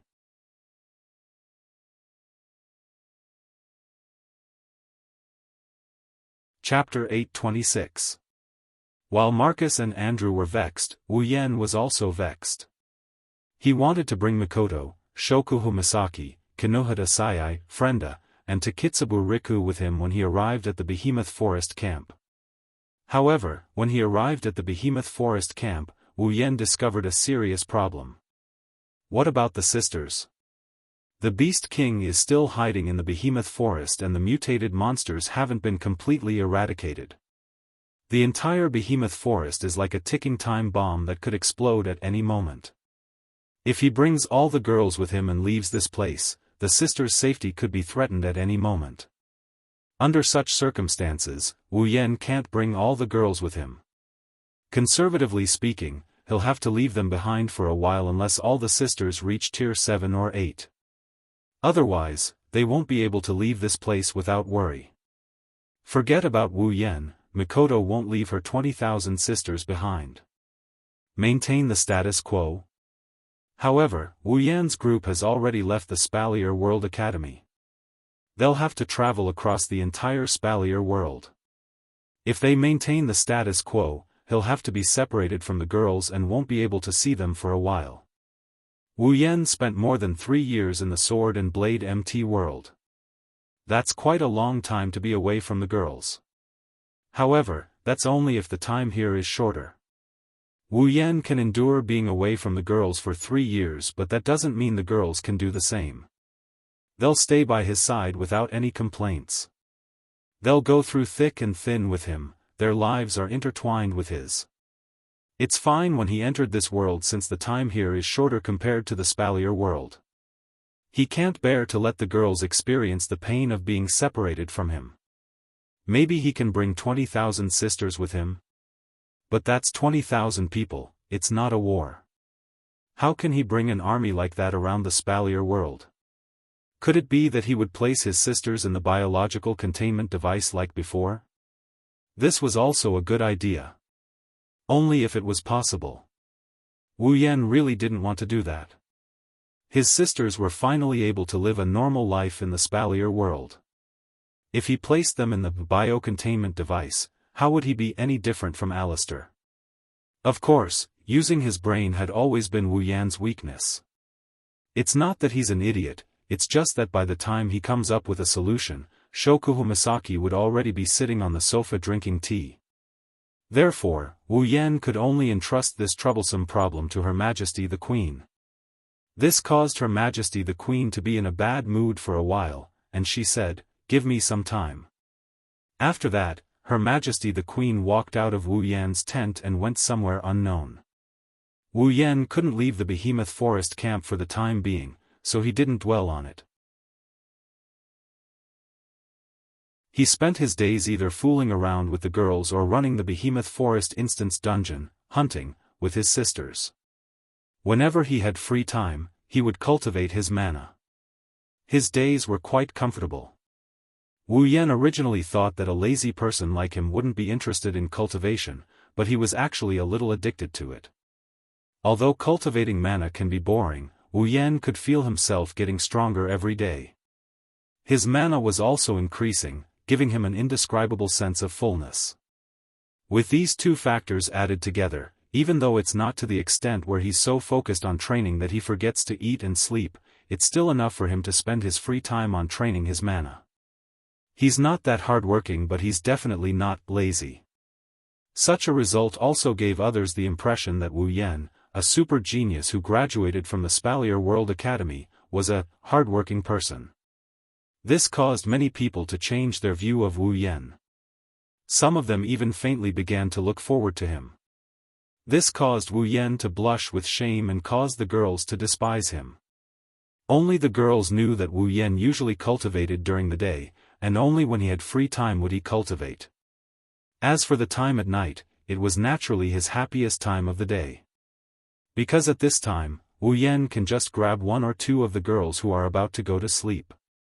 Then, amidst their screams, he can drag them into his tent and toss them onto his bed like a hoodlum boss. Then, he can live a shameless life under the night sky. Say that Wu Yan is hardworking? He's probably the happiest person in the entire Behemoth Forest camp. Just like that, a month passed in the blink of an eye.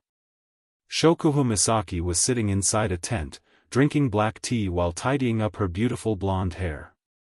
Beside her, Kinohita Sayai, Frenda, and Takitsubu Riku were counting the spoils of war that their sisters hunted in the Behemoth Forest.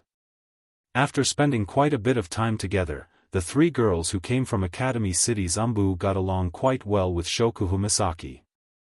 Normally, if one could see Shokuhu Misaki, one would be able to see the three girls behind her, and their relationship seemed to be quite good. He didn't know how Shokuhu Misaki did it, but Kinohara Sayai and the other girls seemed to be treating her like a second Mujino Shizuri.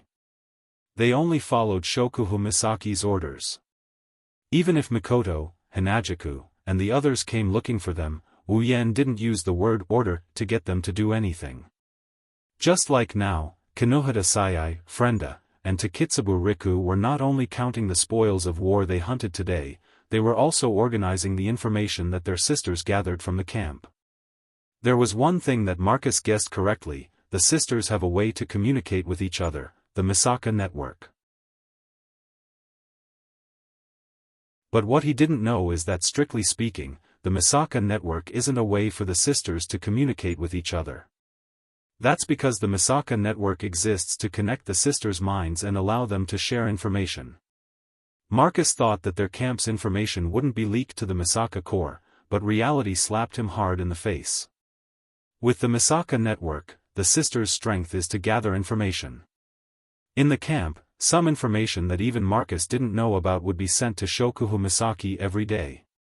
Even though Mikoto wasn't happy that her sisters were helping Shokuhu Misaki was very responsible and took care of her sisters well. She even used them for her own benefit, and the one who benefited was Wu Yan. Mikoto couldn't say anything about it and turned a blind eye to it. She had to admit that Shokuhu Misaki was a qualified leader. Because of this, Shokuhu Misaki got herself into a lot of trouble. Takitsubu Riku, who was reading a piece of information, suddenly exclaimed. She turned around and handed a piece of paper to Shokuhu Misaki.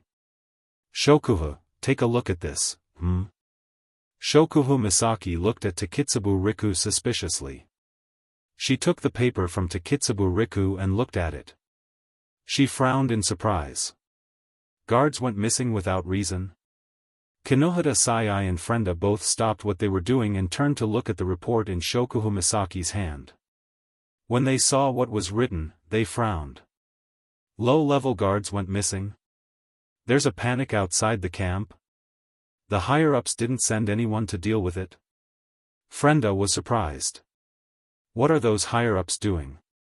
Kinohara Sayai muttered. There's already a panic, but they didn't send anyone to deal with it. Shokuhu Misaki narrowed her eyes and placed the paper on the table. This isn't as simple as it seems.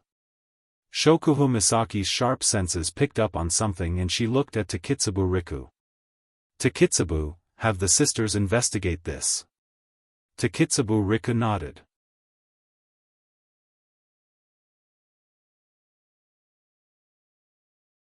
Chapter 827.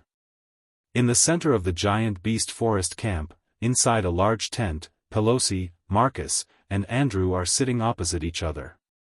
It's as if they're having a meeting, discussing something, looking at Marcus and Andrew, who were unperturbed and completely indifferent. Pelosi's brows furrowed. Are you listening or not? Pelosi's tone was slightly angry. If you don't want to get involved, then I'll go.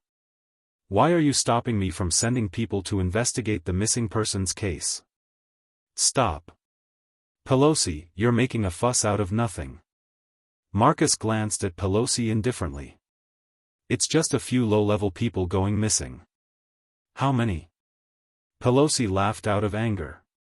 He slammed a piece of paper on the table.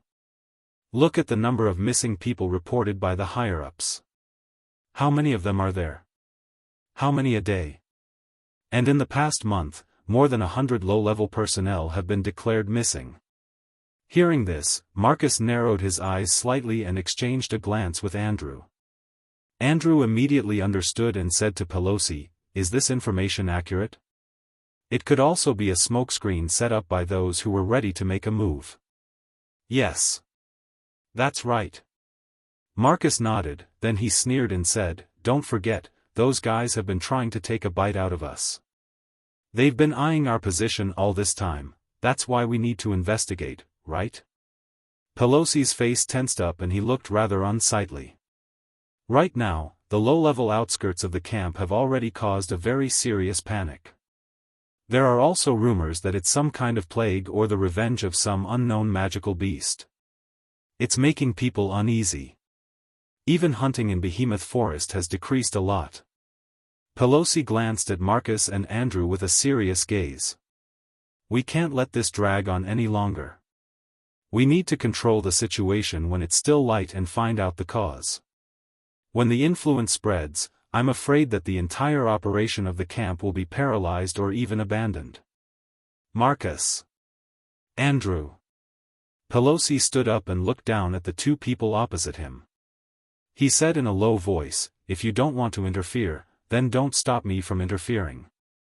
Otherwise, if something really happens, the responsibility is not something we can bear." After that, Pelosi turned around and walked towards the exit of the tent. Before he left, he even took the piece of paper with him. It was obvious that he was going to investigate this matter. When Pelosi turned around, Andrew abruptly raised his head, killing intent flashing in his eyes. A faint mana fluctuation started surging from his body as if it had awakened. Marcus put his hand on Andrew's shoulder. With a slight push, he pushed Andrew back into the chair. He stared at Pelosi's back in silence until he walked out of the tent. Watching Pelosi walk out of the tent, Andrew looked at Marcus with some dissatisfaction. "Why didn't you let me do it?" "Do it?" Marcus turned his head. "You're confident you can take him down without anyone noticing?" Andrew choked, then retorted, "That's better than letting him find out the truth." "Finding out the truth?" Marcus chuckled. "Did you leave any traces behind when you attacked him?" Of course not." "Then there you have it." Marcus rested his chin on his hands. His eyes curved into a sinister smile. "With our strength, it won't take us much effort to take down a few low-level personnel. Pelosi won't be able to find out the truth if we didn't leave any clues behind. If you attack him now, you'll only cause more trouble. It's the same as admitting your guilt." Marcus' words were like an alarm bell that rang in Andrew's heart. He was shocked. Cold sweat dripped down his back. I almost ruined everything." Seeing Andrew's expression, Marcus knew that he had calmed down and patted him on the shoulder. "Now, we can't even take a single wrong step. Once we do, we'll be doomed eternally. You're under too much pressure and made a mistake in your judgment. This isn't your fault, but don't make the same mistake again." Andrew looked at Marcus gratefully. He wiped the sweat off his forehead. "Thank you, Marcus. I've been too impulsive recently." Marcus smiled, but his heart was bitter. Just like Andrew, he was under a lot of pressure. However, he was different from Andrew. Andrew was a little crazy under the pressure. On the other hand, he was calmer and calmer. This was because he knew that he had to deal with things calmly. It's too early to celebrate. Marcus sighed. "Although we're confident Pelosi won't be able to find out anything, it'll be bad if something unexpected happens. We can't afford to make any mistakes. It's best if we restrain ourselves." "Are we still going to restrain ourselves?" Andrew frowned. "Last time, because of Wu Yan's arrival, we already restrained ourselves a lot. We didn't get enough. Master wasn't happy about it. If we restrain ourselves this time, there's nothing wrong with being careful." Marcus knocked on the table. "Master might be unhappy, but he has a use for us. He won't do anything to us." Marcus' voice was full of uncertainty. Andrew could hear this and opened his mouth. Just as he was about to say something, a flame suddenly flew in from the entrance of the tent and shot into Andrew's forehead. In the next moment, Andrew's face changed, his expression became unsightly. "What's wrong?" Marcus' face sank subconsciously. Andrew took a deep breath and said with a gloomy face, "Just now, the detection spell I set up around the campsite sent back an image. The Misaka women seem to be investigating the disappearance of the girls." "Wah." Marcus's face gradually turned unsightly. With a bang, he slammed the table. Shokuho Misaki must have found something. No way. Andrew turned pale with fright. Didn't you say that we wouldn't be able to find the truth if we didn't leave any clues behind? If Shokuho Misaki had found out the truth, she wouldn't have sent people to investigate this matter, and we wouldn't be sitting here. Marcus sneered. She must have gotten wind of the disappearance and sent people to investigate. That meddlesome woman. Andrew heaved a sigh of relief. Thank goodness she didn't find anything. That might not be the case. Marcus' eyes flashed with a sharp light. Don't forget that woman's ability is to control people's minds. She's all-pervasive.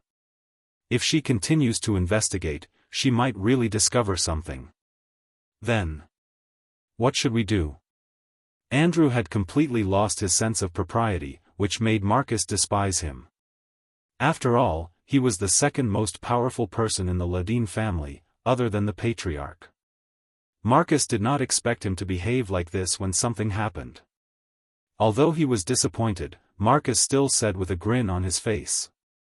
Now that things have come to this, let's be careful and kill Shokuho Misaki. Is there no problem? Andrew couldn't help but ask. Marcus only sneered at him. Although that woman's ability is very special, her strength is very weak. It won't be a problem for us to assassinate her. At this point, Marcus turned around and added. As long as we don't get discovered. Andrew's expression changed rapidly, and there was a slight struggle on his face. But in the end, he leaned toward Marcus' choice and nodded firmly. All right. Let me do it. Andrew took the initiative to accept this assassination mission. Your Saito family's ice dochi is too eye-catching. If we make a mistake, we'll be found out. I'll kill Shokuho Misaki myself. Marcus pondered for a moment, then nodded and exhorted, don't let anyone discover it, and don't leave any clues behind. It must be clean.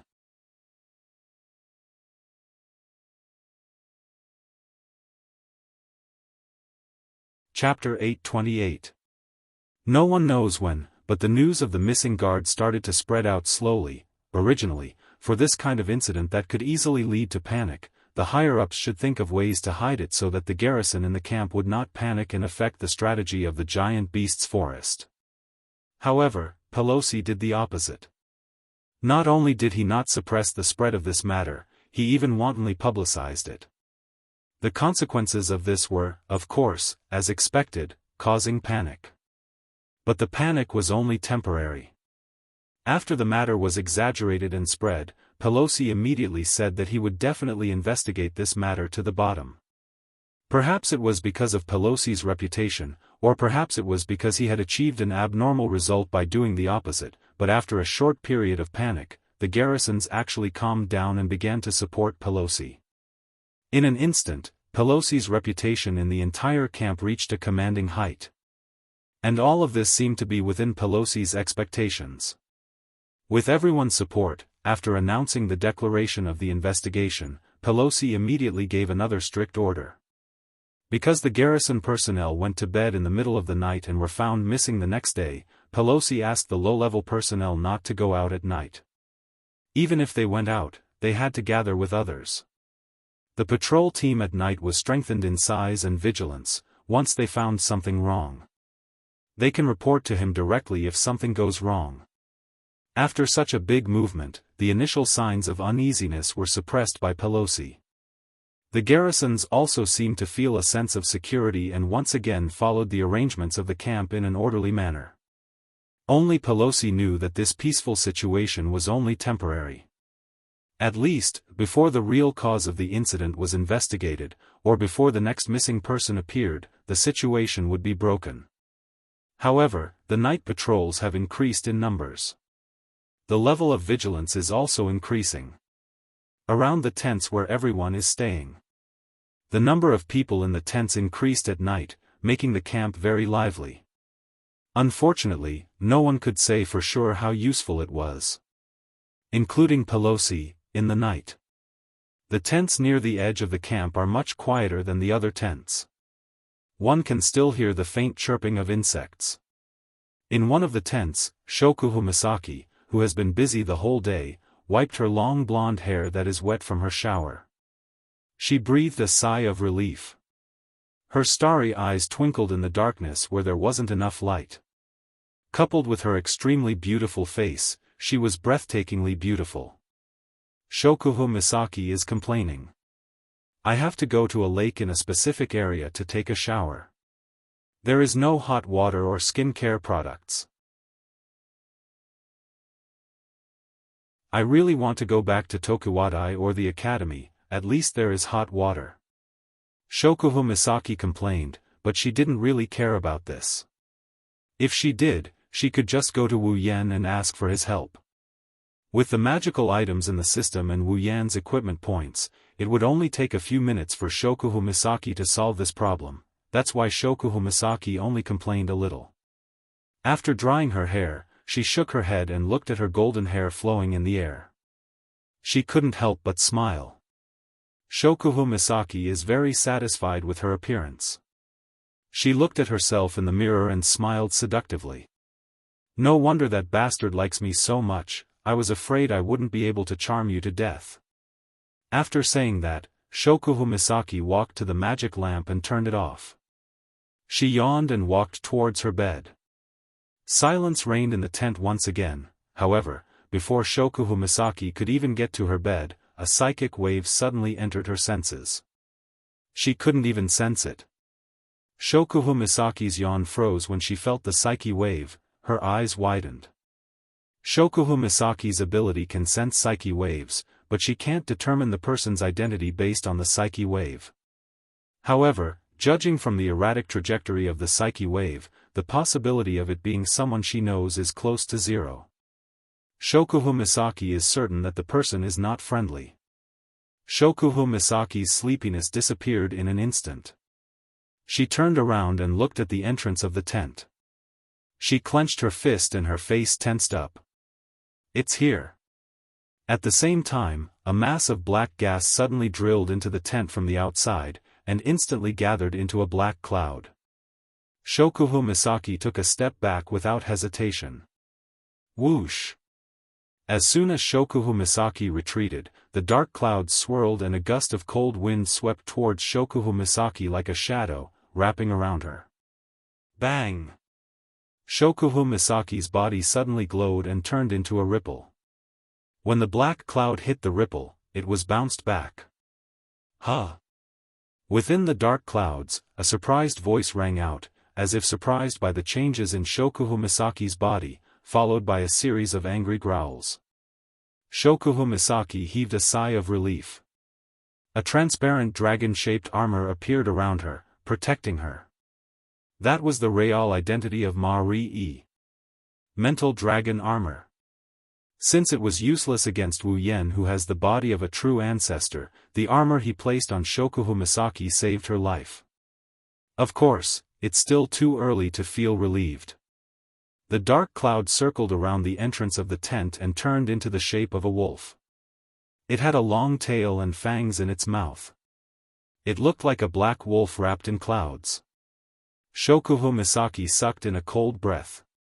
Woo! With a low growl, the black wolf opened its mouth, and a black beam shot out from within. It let out a shrill whistle and pierced towards the dragon armor protecting Shokuhu Misaki. Clang! The dragon armor shuddered and its color faded. It almost collapsed. Shokuhu Misaki was shocked. She didn't care that the controller was not with her. She used all her strength to launch a mental attack and pierced into the dark clouds. Chi, woo! A tearing sound was heard. The dark cloud around the black wolf shrunk and it howled in pain. The eyes of the wolf started glowing red. Shokuhu Misaki cursed in her heart. Her ability seemed to be effective against the black wolf, but it didn't have much of an effect. It's obvious that the black cloud, or rather the one controlling it, is much stronger than her. Much stronger than her. Is this the culprit behind the disappearance? Am I her next target? Shokuhu Misaki bit her lips and looked at the entrance that was blocked by the black wolf. She couldn't help but feel anxious. Escape? But the black wolf is blocking the exit. Scream? He was afraid that before he could even cry out, the black wolf's attack would have arrived. And from the way the Psyche dragon armor trembled after blocking that attack, this C-grade rare armament dragon-shaped armor definitely wouldn't be able to block the next attack. Her weak body would also not be able to withstand a single blow, and she would perish as well. Thinking of this, Shokuhu Misaki became even more anxious. Woo! While Shokuhu Misaki was panicking, the black wolf opened its mouth again, and a faint black light flashed in its mouth. Shokuhu Misaki instinctively closed her eyes. "You're courting death." Just as the black light was about to shoot out again, a furious roar exploded like a clap of thunder. It soared into the sky and reverberated over the entire camp, waking everyone who was still in their sweet dreams. It also startled the patrolling personnel and Pelosi and Marcus who were in their respective tents. "What's going on?" Pelosi ran out of the tent in bewilderment. Marcus, who was still in the tent, had an ominous premonition in his heart. He hurriedly ran out of the tent, looked at Pelos, and ran in the direction of the sound, accompanied by a group of patrol personnel. To be continued.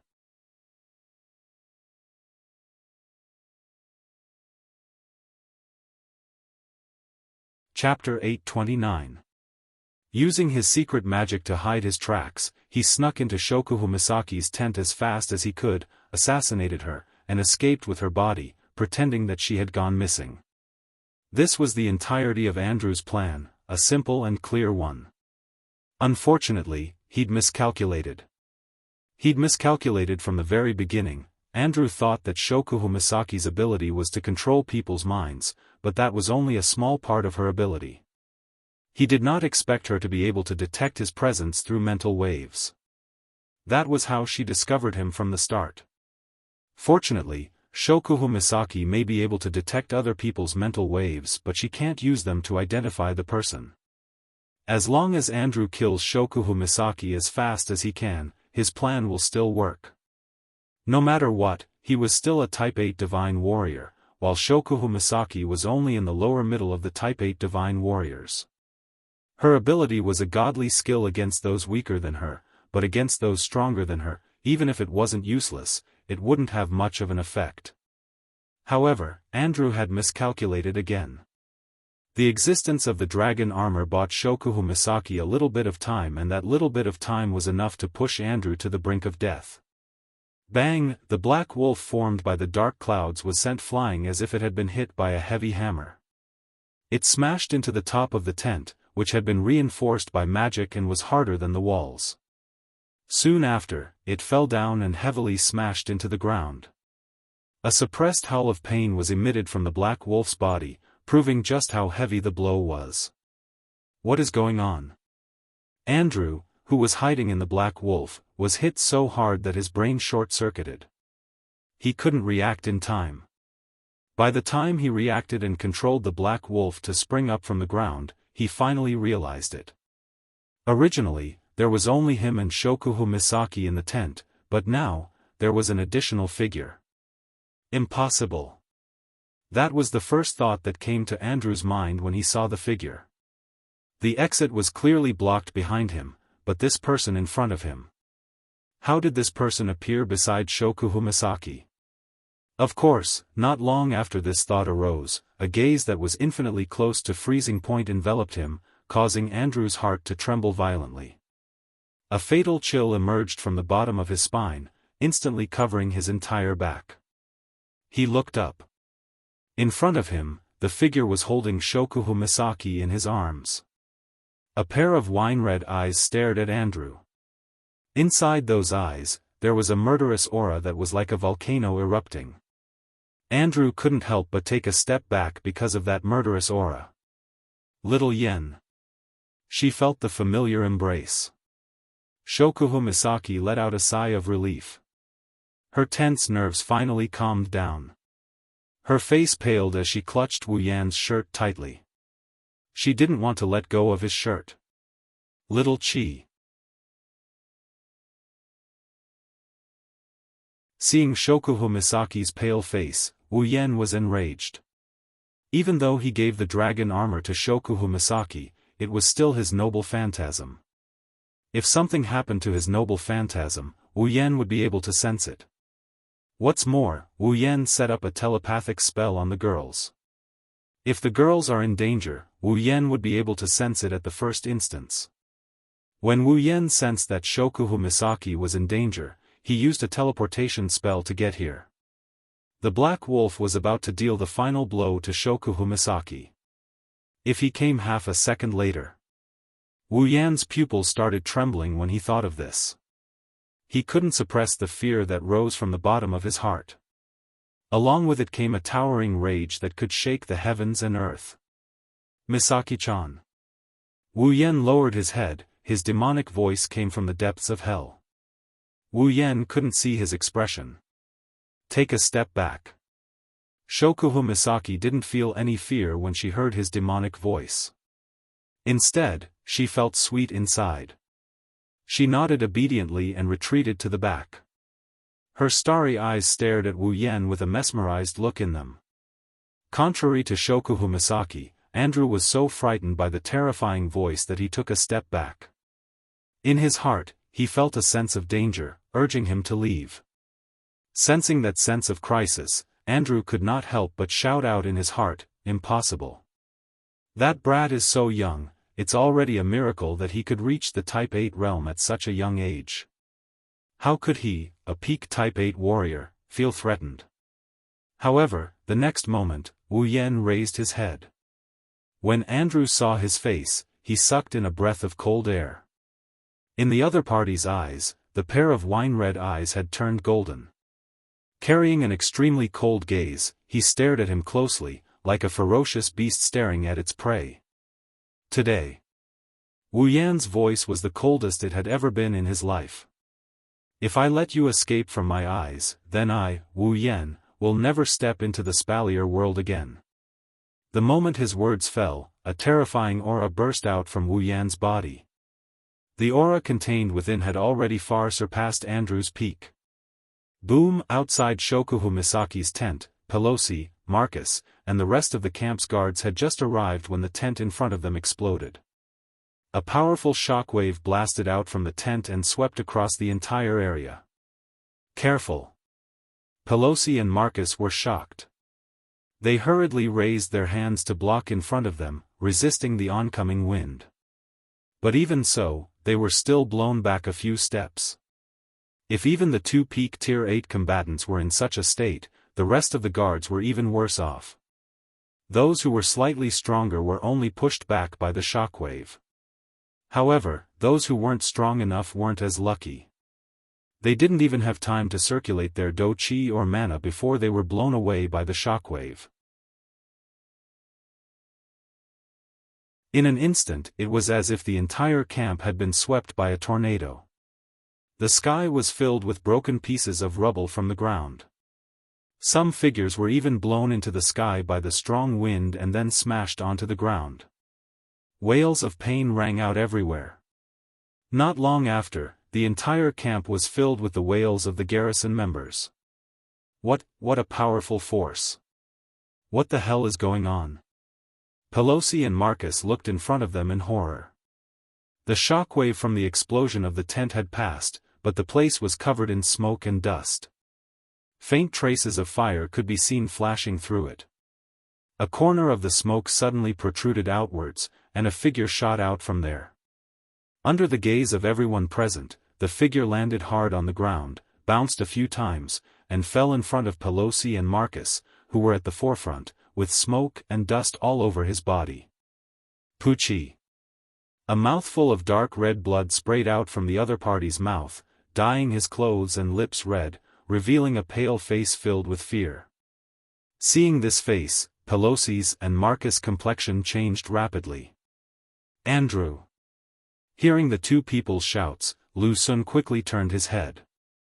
When he saw Pelosi and Marcus, his eyes suddenly lit up and he shouted. Pelosi. Marcus. Save me. As soon as he said that, another voice came from within the cloud of dust. It was like a gust of wind had swept through the area. Save you?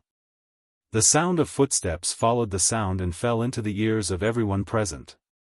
Andrew looked in the direction of the smoke and dust with a horrified expression. He sat on the ground and couldn't help but shuffle backward. The others also looked in front of them in horror. Who? Just who was it that could scare the peak stage 8 Andrew to this extent? Wu Yan slowly walked out of the smoke with Shokuhu Misaki behind him. Wu Yan looked at Andrew with an expressionless face. His voice echoed in the air. You are right. No one can save you.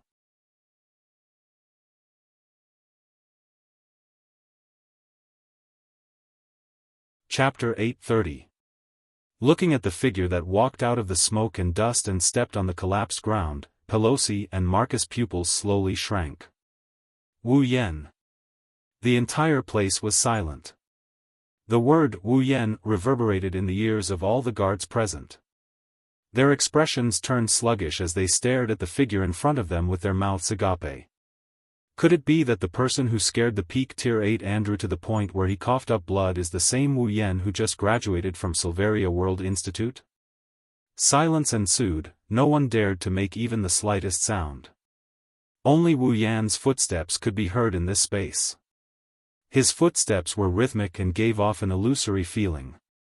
If it wasn't for the painful wails coming from their bodies due to the shockwaves, they would have thought that they were dreaming. In the back, Shokuhu Misaki watched all of this quietly. She didn't react until she heard a few shouts behind her. Shokuhu, Hinajaku, Mikoto, and the other girls all rushed to Shokuhu Misaki's side. What's wrong? Mikoto asked. What happened? Yeah. Chuju looked at Wu Yan with a strange glint in her eyes. What the hell is going on? I've never seen Yen like that before. Shokuhu Misaki smiled lightly. There was sweetness and bitterness in her smile, but most of it was helplessness. She slowly shook her head and explained the entire matter to the many young ladies in a simple manner. When the girls heard this, their expressions changed as well. They looked at Andrew in front of them with cold light and anger in their eyes. Don't come any closer. As Wu Yan got closer and closer, Andrew's expression became more and more fearful. His collapsed body kept shuffling backwards. It was as if something terrifying was approaching. That unbearable appearance made it hard for many to believe that he was actually a powerhouse at the peak of the 8th step. This also proved how much of an impact Wu Yan had on him. Wu Yan narrowed his eyes and he continued walking towards Andrew like he didn't hear anything. Andrew finally broke down, he turned around and shouted. Pelosi! Marcus! What are you guys doing? Hurry up and save me! Pelosi and Marcus finally reacted and hurriedly stepped forward. Stop! Wu Yan glanced at them indifferently and ignored them. He looked at Andrew again and a surge of mana surged out of his body. He raised one hand and from the looks of it, he wanted to kill Andrew. I told you to stop, didn't you hear me? Marcus was enraged. Ice blue Do Chi also surged out from his body, but almost at the same time, a flame and a gunshot impatiently resounded. Then, behind Marcus, a huge flaming battle-axe and an ancient long rifle were pressed against his head. I can't allow you to move around like that. Kotori, who was in her fairy form, she was wearing a kimono and holding her scorched destroyer demon. She had a sinister smile on her face. I didn't allow you to get close to my brother. It's rare for Lord Husband to want to make a big fuss. Kurumi, who was wearing a black and red gothic princess dress and a pair of ponytails of different sizes, revealing two pupils of different colors, one red and one gold, was also holding her own angel. She pressed the rifle against Marcus's head and licked the corner of her mouth devilishly. Hey! Can you please not disturb him? Marcus' figure stiffened. The ice-attributed chi on his body also stagnated as if it was being choked, and a drop of sweat slid down his forehead. When did these two women? Marcus. Pelos exclaimed and reflexively intended to step forward to rescue, but he soon froze like Marcus, not daring to move again. The reason was naturally because of a blue light sword and a slender hand that had been placed on his neck at some point in time. It was Ikaros and Astrea. Stand here and don't move. Astrea's usual liveliness was gone, her beautiful face was taut with tension. If you move, I will cut you down. Ikaros didn't say anything. She just stared straight at Pelosi's face with her crimson pupils. Looking at this beautiful face in front of him, Pelosi didn't doubt that if he moved, his neck would definitely be broken by her. Two peak Tier 8 combatants fell into the hands of Kodari, Kurumi, Ikaros, and Astrea in the blink of an eye. The surrounding guards all took a step back. Seeing that the three strongest people in charge of their own camp had fallen into the hands of others, they were at a loss. They didn't know what to do at all, and for a moment, it almost caused chaos. Pelosi, Sama. Marcus, Sama. Andrew, Sama. Quick. Save the three lords. Let go of the lords. Calm down, all of you. Pelosi raised his hand and shouted. Everyone, do not act rashly. Hearing Pelosi's words, the crowd slowly calmed down.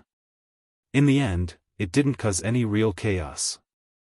However, Pelosi and Marcus's expressions were quite unsightly. Perhaps they didn't expect that they would be taken down by a few little girls in a single move. Pelosi.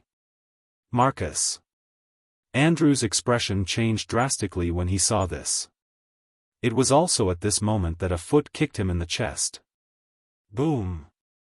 Ah. Andrew howled miserably. His body flew out in a beautiful arc and crashed into the ground not far away. Then, the foot that kicked him came down from the sky and stomped on his chest. The ferocious force caused the air in Andrew's chest to leak out of his mouth and nose. He almost suffocated. Andrew. Pelosi's face trembled, and Marcus shouted angrily. Wu Yen. Do you know what you are doing? You shut the F***ck up. Wu Yen roared at Marcus in a fit of rage. Marcus was stunned by Wu Yan's roar. His face turned from green to white, it's an ugly sight to behold. He, Marcus, has never been scolded by anyone before. Not even his elder brother, the patriarch of the Saito family. You. Marcus's face was ashen. He wanted to flare up, but the cold muzzle of the gun and the scorching hot battle axe behind him forced him to endure. Thus, his ashen face turned red again, and his heart was filled with hatred. Humph. Wu Yen coldly snorted. He looked at Andrew, who is still struggling under his feet. He exerted some force on his foot and Andrew groaned in pain. His struggle weakened as well. Speak. Why did you kill Xiaoqi? Suppressing his violent emotions, he continued in a cold tone. Based on your answer, I can give you a quick death. No. No. Andrew was terrified by Wu Yan's ferocious look. He shook his head and screamed. I don't want to die. I don't want to die. Wu Yan. Calm down. Pelosi was shocked by Wu Yan's words. He shouted at him. There must be some kind of misunderstanding. Please don't do anything rash. Marcus gritted his teeth. He suppressed his anger and growled. This is the Ailu Empire's camp. Andrew is one of the people in charge here. Are you trying to commit a crime by killing him? Wu Yan laughed out loud. His voice was unusually cold. Crime? Then wait until I kill him. Then you can punish me. What? Pelosi shouted. Wu Yan, there must be some kind of misunderstanding. Don't kill the wrong person and cause unnecessary trouble.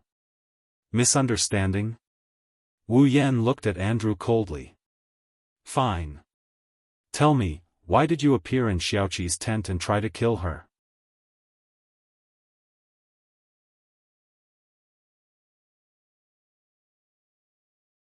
Chapter 831. From the roar in the sky to the arrival of everyone in the camp, the explosion of the tent, the subduing of 3 peak rank 8 powerhouses, and the chaos that ensued, the entire process took only about 10 minutes. Everything happened too suddenly and too quickly. Even now, some people were still in a daze, unable to comprehend the situation. Similarly, Pelosi was no exception. Only Marcus, who was subdued by Kodari and Kurumi, knew what was going on. Only then did he know why things had developed to this point. Either Andrew didn't do his job well, or he was discovered in the middle of the attack. In the end, not only did Shokuhu Misaki not die, but she also ended up like this. Things couldn't be worse than this situation right now. Marcus acted like he didn't know what happened, but inside, he was worried sick. He wasn't afraid that the situation in the camp would become chaotic. What he was truly afraid of was that if something really happened to Andrew, then it was very likely that everything behind this would be exposed. He might even be dragged into this mess. At that time, the situation would truly become serious. Therefore, no matter what, either Andrew died before he could say anything, or he absolutely could not let him die. Of course, the former wasn't so easy to achieve. Even with Marcus' insidious nature, he couldn't find a way in this situation. So, Marcus simply chose the latter. Wu Yan. Marcus glanced at Andrew, who was being stepped on by Wu Yan, and he took the initiative to speak up. You said Andrew wanted to kill Shokuhu Misaki, do you have any proof? Yes. Yeah, Wu Yan. Compared to Marcus, Pelosi, who was kept in the dark, is much more cautious. Andrew is one of the people in charge of the camp. He doesn't have any grudges with Shokuhu-san. They rarely interact with each other. Why would he want to kill her? There must be some misunderstanding. Ha! Wu Yan mocked. He didn't try to hide the anger in his heart that hasn't been extinguished. Are you saying there's something wrong with my eyes? How could I be wrong about what I saw with my own eyes? Sensing the fury in Wu Yan's tone, both Pelosi and Marcus sighed inwardly at how troublesome this is. A person in a fit of rage is usually unable to think rationally. It would be much harder for him to talk and negotiate a verdict. Wu Yan's rage is boundless and his rationality is on the verge of collapse. I'm afraid he won't listen to them. They didn't know how important Shokuhu Misaki and the girls were to Wu Yan. Wu Yan wasn't just angry at Andrew, he was also angry at himself. He was angry at himself for not being able to make it in time. Even if he used his teleportation ability. Fortunately, Shokuhu Misaki didn't die. Otherwise, even Pelosi and Marcus, who stood up for him, would be implicated, let alone Andrew. They had to endure Wu Yan's anger. You saw it with your own eyes. It won't be convincing to others. Marcus looked at Wu Yan's face. Unless there's someone who can testify. Wu Yan's expression turned cold. Shokuhu Misaki sighed. She stood up. Then, if the victim testifies, it should be more convincing, right? Shokuhu Misaki continued. Indeed, it was this person who snuck into my tent and tried to kill me. Kill you? Then how come nothing happened to you? Before Shokuhu Misaki could finish, Marcus interrupted her. Andrew is a peak type 8. Miss Shokuhu, I recall that you are not even a peak type 8 yet. Let alone a peak type 8. A peak of the 8th step sneaked into the residence of someone who isn't even a high 8th step, and even used assassination methods, yet he didn't even cause the slightest bit of harm to that person. The corners of Marcus' mouth curled up. Miss Shokuhu, this doesn't make sense. The crowd began to whisper among themselves. Some of them even nodded in agreement, thinking that Marcus was right. But who would have thought that Shokuhu Misaki just looked at him with a faint smile and said, that's right. A peak type 8 being trampled on by a 25-year-old who just graduated from an academy. That doesn't make sense. Marcus choked. Even Pelosi choked. They knew that Shokuhu Misaki was mocking their so-called strength theory. Let's put aside whether it makes sense or not. Marcus muttered to himself before he spoke to Wu Yan.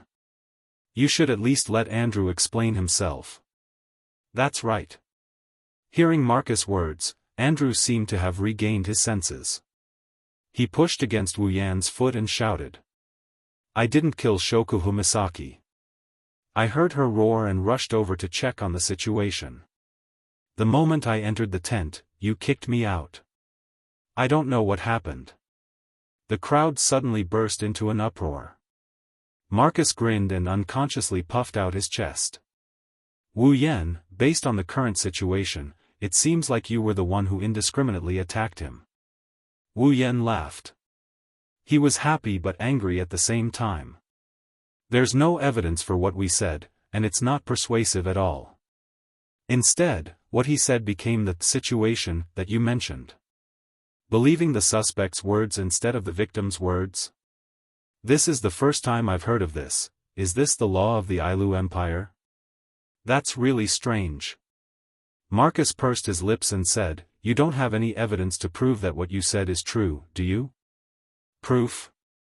Wu Yan clenched his fists and laughed. Are you kidding me, uncle?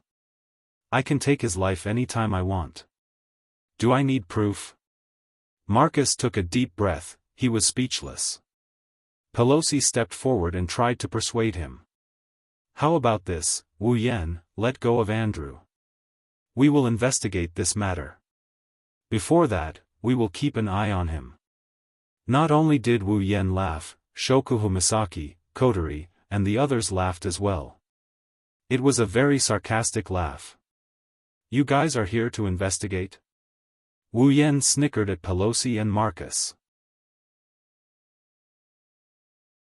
Do you think I don't know the way your higher-ups turn big problems into small ones and small ones into nothing? Wu Yan looked at Andrew as if he was annoyed. His eyes were filled with killing intent and anger. Looks like you're not going to answer my question. Seeing the murderous intent in Wu Yan's eyes, Marcus cursed under his breath. He roared at Wu Yan. Wu Yan. He's from the Ladin family, he's the person in charge of this camp. If you kill him, you'll be making an enemy out of the entire Ailu Empire. Enemy. Enemy. Enemy. Marcus' roar echoed through the silent camp. The atmosphere turned heavy. Even Wu Yan lowered his head in silence. Looking at Wu Yan's silence, Marcus thought his words worked. Little did he know, he said the stupidest thing he could have ever said. Wu Yan's lips curled into a dangerous smile. He slowly raised his head, his eyes turned golden once more. In the next moment, a dense blue and white electric light burst out from his body. The fatal electric current passed through the foot that was stepping on Andrew's chest and into his body without leaving a trace behind. Ah! Andrew let out a blood-curdling scream.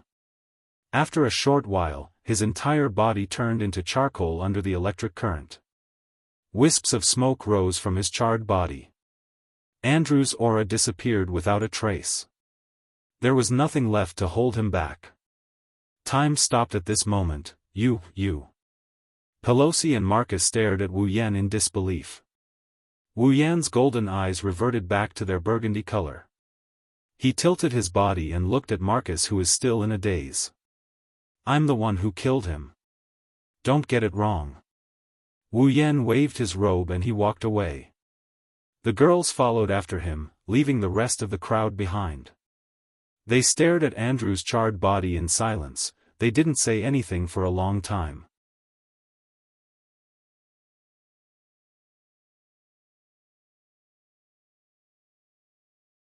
Chapter 832.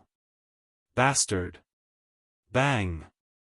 Marcus slammed the table in front of him into smithereens. His eyes were bloodshot as he panted heavily.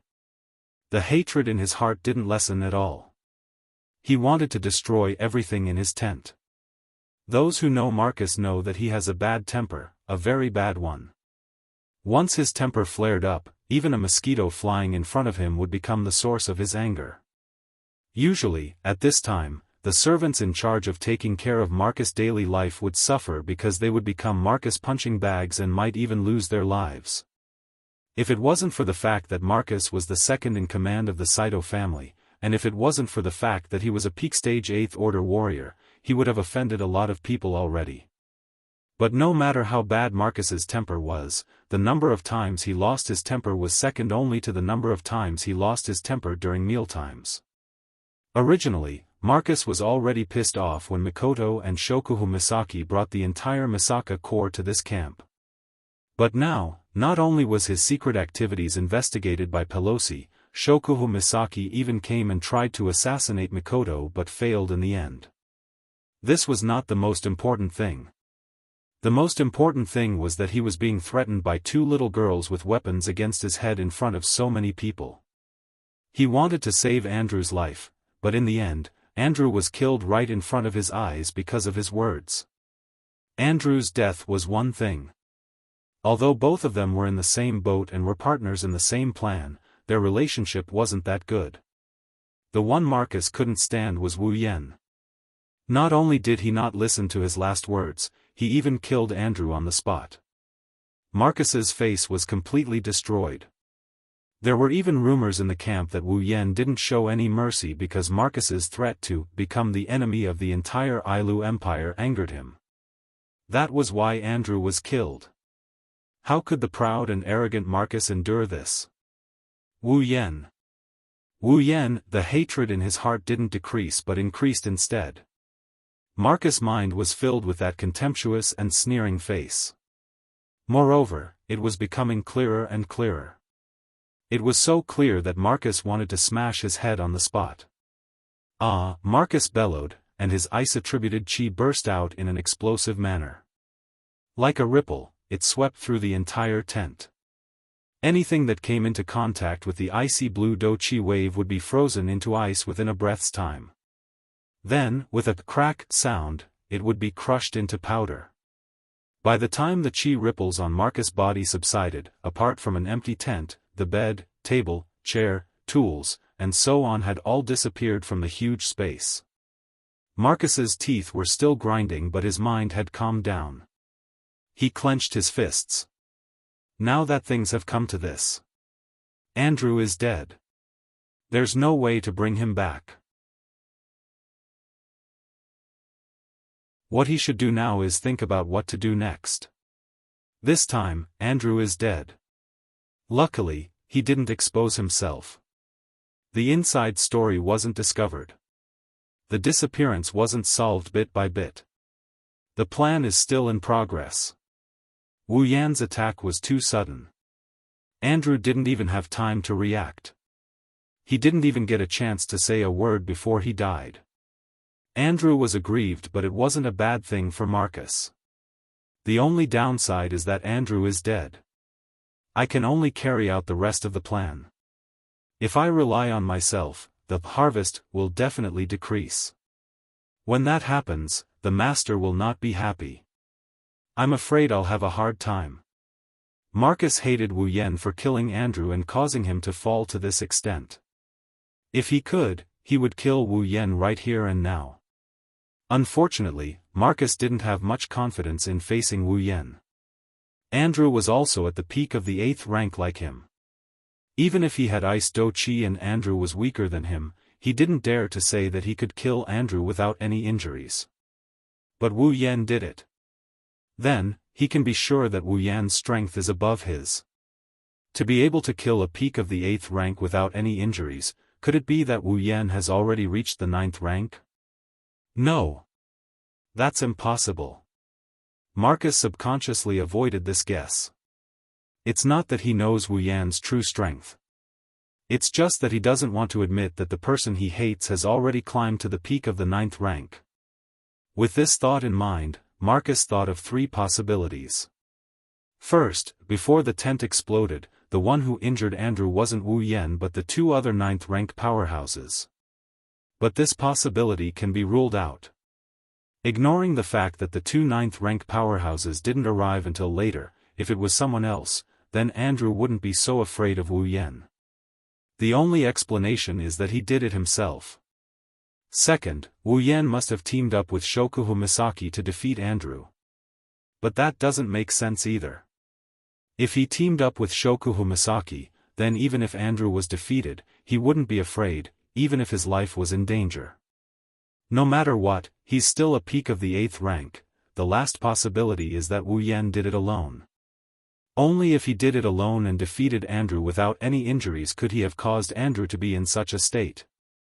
But that shouldn't be his true strength, it should be some treasure left behind for him. For example, some medicine that can temporarily increase his strength, or a high-grade armament. This possibility is high. After all, his nephew who participated in the Beast King incident with Wu Yan said that he has a medicine that can temporarily prevent injuries. With that medicine, defeating Andrew shouldn't be difficult. Furthermore, his nephew also said that Wu Yan has a gold armament. That was an armament that even he, and even his elder brother, the patriarch, did not have. Normally, gold armaments can only be obtained after reaching the 9th rank. For example, his father, the previous head of the Saito clan, had a gold armament. Other Type 9 powerhouses also have one. Other than Type 9 powerhouses, it's almost impossible for a Type 8 to have a gold armament. Come to think of it, in the Spalier World Academy, only Princess Sylph managed to obtain a gold armament during the auction. Others like Kaya and Jafar, who were the pillars of the royal family, did not manage to obtain a gold armament even though they were also at the 8th rank. One can imagine how valuable a gold armament is. Wu Yan must be a Type 8 powerhouse. To be able to become the strongest student in the Spalier World Academy, he must be stronger than Shokuhu Misaki. Shokuhu Misaki was a mid-Type 8 while Wu Yan should be a high Type 8 powerhouse, or even a peak Type 8. A high rank 8 warrior with a gold armament would be able to defeat a peak rank 8 warrior without a gold armament without a single injury. That would not be impossible. There are 3 possibilities but Marcus didn't consider them. Wu Yan has been using his true strength since the beginning. To defeat a peak Type 8 powerhouse without any injuries, Wu Yan doesn't need to reach the 9th rank. With endless martial arts and the true ancestor's bloodline, he could already challenge those of a higher rank when he was still at the peak of the 7th rank. Now that he has mana and an endless supply of spells, if he still can't defeat someone of the same rank, he'll be dead. Marcus took a deep breath and calmed his heart. Then, he turned around and walked out of the tent.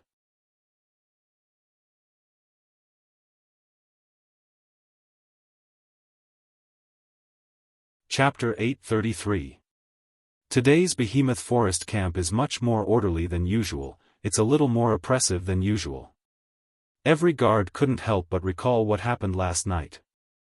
When they passed by Shokuhu Misaki's tent, they couldn't help but glance at the empty space in front of them. When they saw the black marks on the ground, they couldn't help but feel fear. A peak rank 8 warrior, a member of the Ladin family, one of the 3 great families of the empire, one of the leaders of the Behemoth Forest camp. Just last night, right in front of their eyes, he was killed while still alive. The culprit is still in the camp, he hasn't left. The other 2 leaders and the guard sent by the Ladin family didn't go after him. All of this was beyond the comprehension of these ordinary guards. They didn't know what the higher-ups were thinking.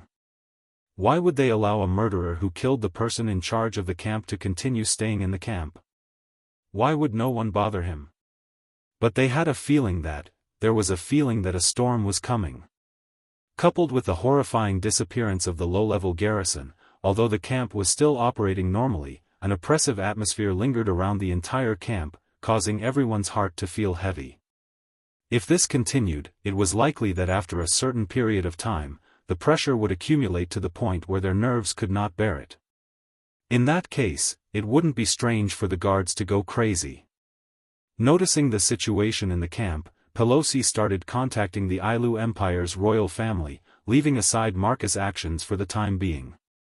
Regardless of the situation in the camp, the mysterious disappearance, or the death of Andrew from the Ladin family. If it was just 1 or 2 items, it would be fine, but if they were all added up, even Pelosi felt a little overwhelmed. If he didn't ask for permission, he was afraid that he wouldn't be able to hold on. especially when it comes to Wu Yan. Andrew from the Ladin family was killed. This is a huge matter. Andrew was a peak rank 8 warrior and his position in the Ladin family was second only to the Patriarch. Other than the Patriarch and the rank 9 powerhouse behind the scenes, Andrew was the head of the Ladin family. Pelosi can imagine how angry the Ladin family would be if such a person was killed while he was in charge of the camp. If things go wrong, the relationship between the two sides would be irreparable. Pelosi obviously couldn't care less about this level of problem. After all, on the surface, Andrew was still managing the camp for the Ailu Empire, helping the imperial family. The one who killed him was the fiancé of the Ailu Empire's imperial family. Thus, Pelosi had no choice but to ask for the imperial family's permission. The Spalier world uses crystal balls to communicate, as long as the crystal ball's function is strong enough. No matter where they are, they would be able to communicate with people far away. Andrew's death may have only happened yesterday, but it was already known by almost everyone in Ailu Empire. Of course, the Ladin family was one of them. The entire Ladin family was furious. Not long after Pelosi reported the situation, the head of the Ladin family had already reported it to the Ailu Empire's royal family. They had no choice. They wanted to cause trouble for Wu Yan, they wanted nothing more than to kill Wu Yan. However, even though the Ladin family was powerful, if they really went all out against Wu Yan's group, then Wu Yan himself would be a problem. Ikaros and Flandrachan, these two rank 9 warriors were the first obstacle they had to overcome. The Ladin family, on the other hand, only had one rank 9 warrior. Not to mention, behind Wu Yan's group was a demigod warrior whose whereabouts were unknown, Yakumo Yukari. Go to their doorstep? The patriarch of the Ladin family must have eaten something wrong to do this. They had no choice but to go to their parents. However, Wu Yan's group didn't belong to any faction in the Spalier world. Therefore, the only thing the Ladin family could do was to go to the imperial family. After all, Wu Yan was the imperial family's son-in-law. Because of this, Kite was already having a headache. The stage 9 powerhouses of the Ladin family had already brought up the idea of killing one of their family's top combatants multiple times in the council meeting. They would definitely not let this matter rest. Andrew's death happened while he was guarding the giant beast forest camp. Strictly speaking, he was working for the Ailu Empire. His death wasn't just a matter of the Ladin family, it was a matter of the entire empire. Even the Ailu Empire's royal family and the other two families couldn't stay out of it. Therefore, the Ladin family's rank 9 warrior took the opportunity to propose a collective punishment for Wu Yan. But who would be stupid enough to go along with him? If anything went wrong, Yakumo Yukari would come for revenge. Moreover, the Ailu imperial family and the Lori family were on good terms with Wu Yan. They wouldn't agree to punish Wu Yan. Similarly, other than the Ladin family, the Saito family was also on bad terms with Wu Yan. After all, Yukari severely injured a rank 9 warrior of the Saito family in front of the council. The Saito family's Bing Ling also ran into a wall with Wu Yan many times. Bing Mian almost died because of Wu Yan. Although it was his own doing, he reaped what he sowed. Therefore, there were 2 votes against and 2 votes for the punishment. This matter escalated to the point where the 12 rank 9 warriors of the academy were dragged out. Of course, there was no conclusion in the end. Yakumo Yukari was an obstacle that no one could ignore. The Ladin family could only return to their home base with a heart full of grievances. However, since the matter had escalated to this stage, many people couldn't stay out of it. The Ladin family wouldn't let this matter rest either. The Ladin family couldn't afford to offend a demigod warrior. They wouldn't dare to cause too much trouble, but they wouldn't mind giving out a little bit of trouble. In the central area of the giant beast's forest, outside Pelosi's and Marcus' tent, the guards sent by the Ladin family were already standing there. Chase them out. Chase them out. Chase them out. Chase them out. The members of the Ladin family were all gathered in the campsite, and they raised their armors while shouting at the two people in charge who were standing at the entrance of the tent. The surroundings were filled with people who had come to watch the show, and many of them could roughly guess what was going on. Pelosi and Marcus glanced at each other, shook their heads, and sighed. Pelosi had a troubled look in his eyes, while Marcus was completely gloating. "Be quiet." Pelosi frowned and shouted coldly, "What do you think this place is? Is it downtown?" Pelosi's scolding had some effect. The crowd gradually quietened down, but they didn't leave. It was obvious that they weren't going to let this matter rest. Not long after, one of the leaders walked out. "Sir Pelosi. Sir Marcus." He bowed to the two people in charge of the camp, but his tone wasn't polite at all. "We know that our actions have caused trouble for you, my lords, but please understand that we really cannot stay in the same place with a group of criminals who do not obey the camp's management, act alone, and do things without any scruples. Therefore, please drive these outsiders out of the camp, my lords. Otherwise, we really can't be at ease." "Yes, yes." As soon as the leader finished speaking, someone immediately responded, "Who knows when they'll attack us if they're unhappy? We're not their opponents." Not only the people from the Ladin family, but even the people who were watching the commotion exchanged glances with each other and began to ponder.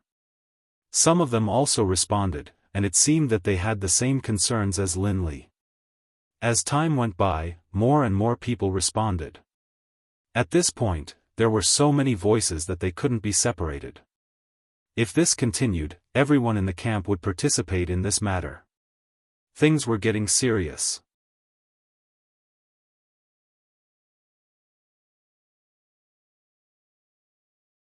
Chapter 834. That's right. Who would dare to live in the same camp as a person who didn't care about anything and killed at will? Wu Yan did mention that Andrew ambushed Shokuho Misaki last night. However, Wu Yan didn't have any evidence to back up his claim. He didn't go through a thorough investigation before killing Andrew. His actions made many people uneasy. They are afraid. They are afraid that one day, they will accidentally walk into Wu Yan's gun and lose their lives. The Behemoth Forest camp isn't like the outside world. The people here are here to protect the Behemoth Forest and the Ailu Empire. Outside, murders happen every day. The Spalier world is a place where the strong are respected. But in this camp, there hasn't been a single murder since the camp was built. Because everyone here was a living force that could fight against the magical beasts. Just like in ancient times, killing someone is as easy as nodding. But in the same army, who would dare to kill each other without breaking any rules? They are all comrades. In addition, the guards stationed in the camp were all people sent by some forces.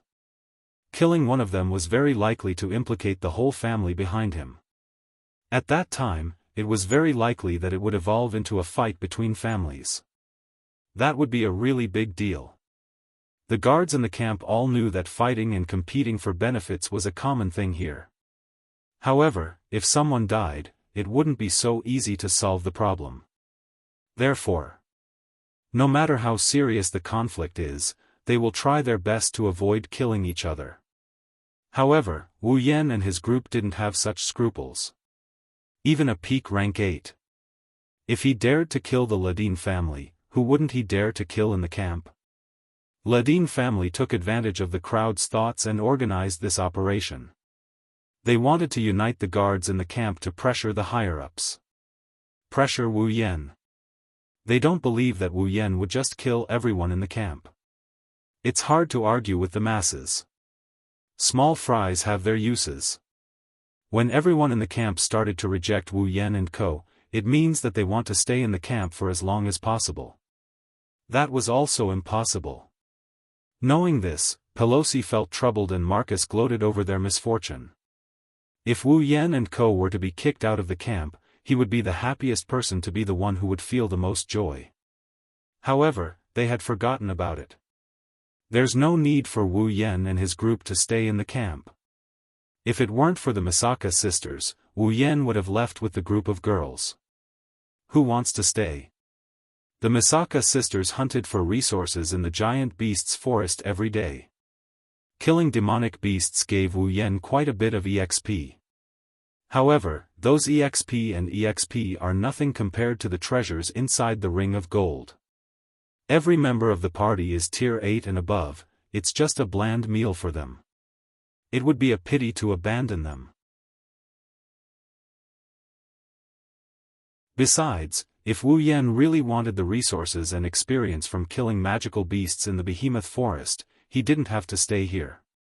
There was more than one entrance to the behemoth forest. He believed that the camps of the Baruba and Fea empires would be there. They should be happy to accept his group's arrival.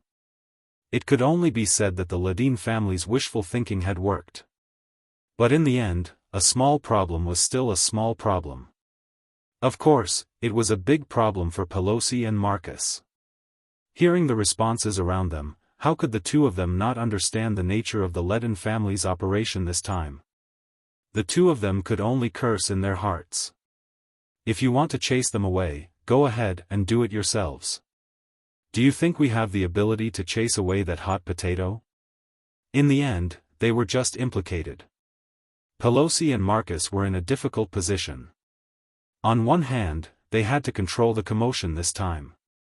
But in order to control the commotion, they had to chase Wu Yan and his group away. On the other hand, Wu Yan and his group were not that easy to chase away. If they were easy to chase away, Marcus would have gone to them a long time ago. Riding a tiger, it's hard to get off, it's really hard to get off. Just as the two of them were at their wits' end, the commotion around them grew bigger and bigger, and even some of the onlookers joined in the protest. All of a sudden, a team in heavy armor barged into the crowd and suppressed all the noise.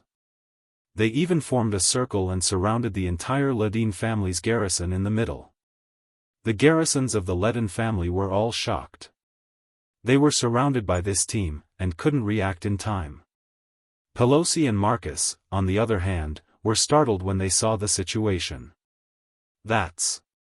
Pelosi looked at the team in surprise and said with uncertainty, "Imperial Guards? Why are they here?" Marcus furrowed his brows. Aren't the Imperial Guards in charge of searching for the Beast King? Aren't they not restricted by the camp? Yes, the guards sent by the Ailu Empire's royal family were tasked with searching for the Beast King. Even though they were stationed in the camp, they weren't under Pelosi's command. Instead, they were directly under the Ailu Empire's emperor. Normally, due to the task of searching for the Beast King, it's hard for anyone to meet the Ailu Empire's Imperial Guards. But now, they're all gathered here. The sudden change caused the surrounding crowd to fall silent. They looked at each other as they watched the change in the middle of the field. Just like the people from the Ladin family, they did not react for a long time. At this moment, a figure flew over from the other side of the sky and landed on the top of a tent in an instant. Seeing that figure, Pelosi and Marcus were stunned, and then their faces abruptly changed. "Old Patriarch!" Pelosi shouted in surprise. "Thunder! Thunder King!" Marcus had a bewildered look on his face. The newcomer is the Lei Wang. The Thunder King's elderly face contained a trace of dignity. He stood with his hands behind his back, standing at a high spot. The corners of his eyes, which were filled with wrinkles, opened slightly. His eyes swept across everyone present like lightning. All the guards who met the Thunder King's gaze lowered their heads in pain, their hearts filled with shock. The aura of a Tier 9 warrior. So powerful. Gathering to cause trouble? It was a soft sentence, but it was like a sharp sound that pierced through one's eardrums, causing everyone's ears to hurt. The Thunder Sovereign's face was cold as he said, "Who gave you this right?" Silence, a deathly silence. "Do you know how many cities in Ailu Empire are waiting for you to provide them with resources? Do you know how much damage the camp will suffer? Do you know how much damage your families will suffer? Do you know how much damage your families will suffer?" Everyone present was slightly taken aback. Immediately after, they lowered their heads in shame and did not say anything else. Even the guards from the Ladin family gritted their teeth and lowered their heads. The loud and colorful demonstration just now was completely suppressed by the Thunder King with just a few words. Seeing everyone lowering their heads, the Lei Wang's expression softened. In a flash, he landed on the ground. "All of you, go back. Do what you need to do. Someone else will take care of the rest."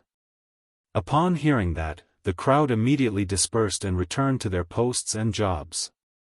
The people from the Ladin family also ran away with their tails between their legs. They couldn't ignore the words of a Tier 9 warrior. At the sight of this, Pelosi heaved a huge sigh of relief. Together with Marcus, whose head was lowered and whose expression could not be seen, he walked up to the Thunder Monarch. He opened his mouth, but just as he was about to say something, the Thunder Monarch extended his hand and interrupted him.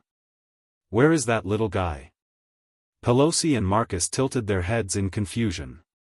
By the time they realized who the little fellow the Thunder King was talking about was, Pelosi hastily spoke. "Old Patriarch, Wu Yan should be at the border of the camp." The Lei Wang nodded and waved his hand. "You two can go back as well." Hearing the Lei Wang's words, the two of them bowed. "Yes."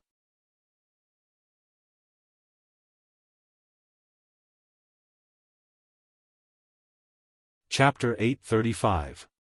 While the camp is in an uproar, Wu Yan is enjoying a cup of black tea in his own tent. He looked like he's taking a warm bath.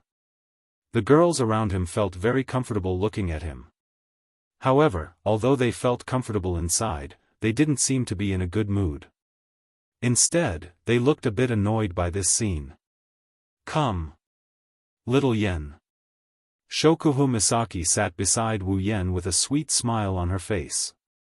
She took a small piece of food from her plate and delivered it to Wu Yan's mouth like a little girl in love. "Ah. Ah." Wu Yan took a bite and chewed with a satisfied expression on his face. With Shokuhu Misaki serving him, he's enjoying himself more than a member of the royal family. This scene has been going on since Wu Yan woke up this morning. Just like that, the two of them sat in the huge tent, doing something that only the most intimate of couples would do while releasing flashbangs as if there was no one else around. The other girls originally planned to keep their eyes down and, obediently, eat their breakfast. However, even if they could control their eyes, they couldn't control their ears. Finally, after the N+1 feeding session, someone couldn't hold it in any longer and exploded. "Hey, you guys." Mikoto closed her eyes and her eyebrows twitched. "Don't you know that this will affect others?" Yeah. Toka, who had been holding back for a long time, pouted her lips and glared at Shokuhu Misaki. "The breakfast was supposed to be delicious, but now it's tasteless because of you." Shokuhu Misaki blinked her eyes and a bright smile appeared on her face. "Well, I can't help it. After all, Xiaoyan's actions last night were very touching. In order to express his gratitude, shouldn't he do this? There are many ways to thank someone." Mikoto grumbled. "Why do you have to do it this way? Isn't this normal?" Shokuhu Misaki pointed at her lips with a finger. "Isn't this how couples do things?" When the word couple entered the girls' ears, they couldn't help but waver. They looked at the food in front of them and thought about taking Shokuhu Misaki's place. Their faces turned red. That's true." Mikoto hesitated for a moment but she still said it in exasperation. "But it's still very, very unpleasant. Can't you do it in a different way? Is that so?" Shokuhu Misaki tilted her head. She seemed to have thought of something and her face blushed a little. She acted like a little girl and stole a glance at Wu Yan. Then, "Little Yen, I'll give you your reward tonight." Pfft. Wu Yan lost his cool and spat out everything in his mouth. The veins on the surrounding girls' foreheads popped out. In addition to Kurumi who had a seductive smile on her face, Toka who didn't know what was going on, and Flandre-chan and Yoshino who were still in a daze. The other girls' pretty faces were all red. You woman! Sparks flashed across Mikoto's forehead as she tried to suppress her anger. You must have done it on purpose. Era, there's nothing bad about it. Kurumi covered her mouth and chuckled. The corner of her mouth raised into an incomparably evil arc. Her cheeks were red and her eyes were misty. I don't even have the chance to do it. When will Utsusama make a scene for me? Hey hey. Kotori squinted her eyes and looked at Kurumi speechlessly. I knew it, you're the most dangerous one. Anyway. Mikoto stood up and yelled at Shokuhu Misaki. Stop what you're doing. Alright, alright.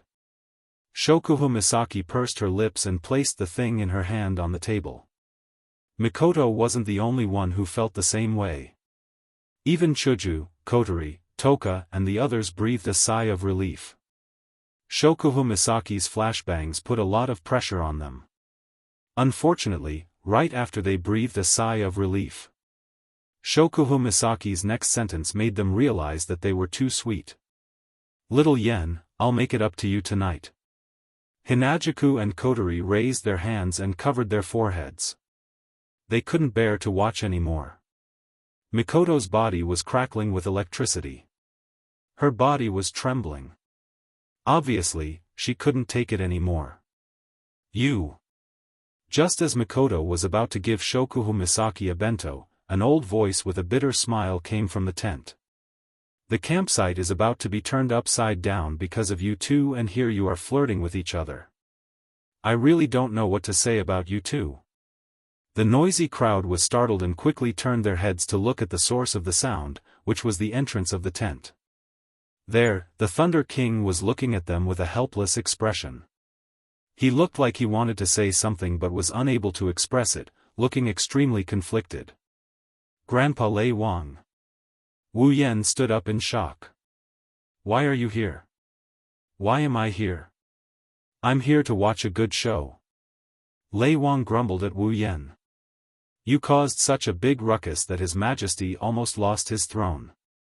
If I didn't show up, who knows what kind of ruckus you guys would have caused in this camp. Wu Yen scratched his face awkwardly and mumbled. Is it that serious? What? What do you think? Lei Wang rolled his eyes. The person in charge of the campsite, the second in command of the Ladin clan, one of the 3 major clans. He was a pinnacle tier 8 and you killed him just like that. Tell me, is it serious?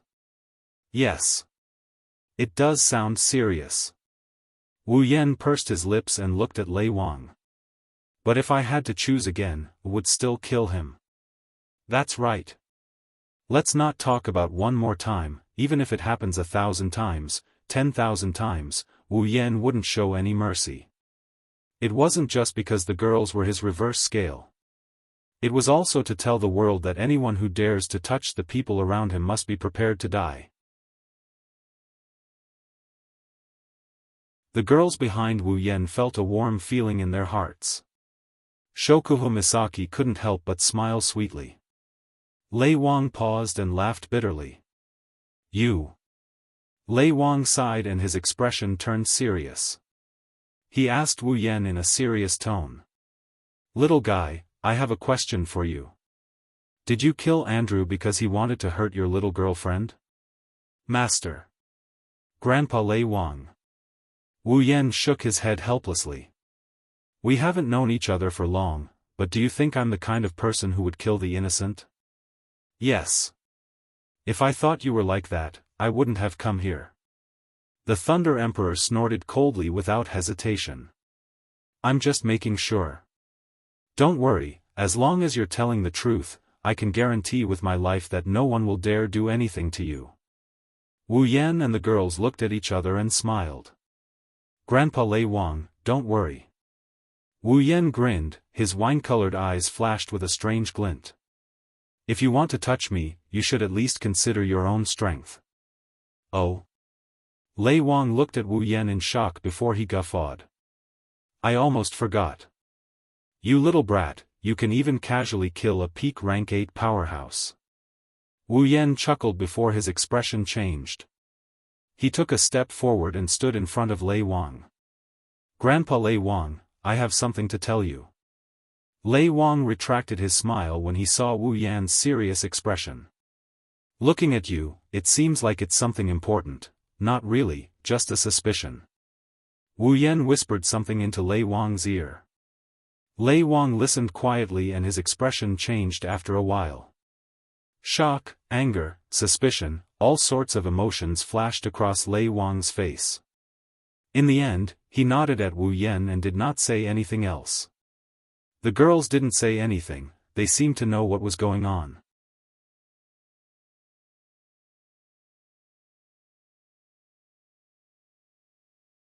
Chapter 836. Late at night, after a day of activity, every guard in the camp seems to be tired. They all went to bed early and are now sound asleep. In the dark of the night, the camp is dotted with flames.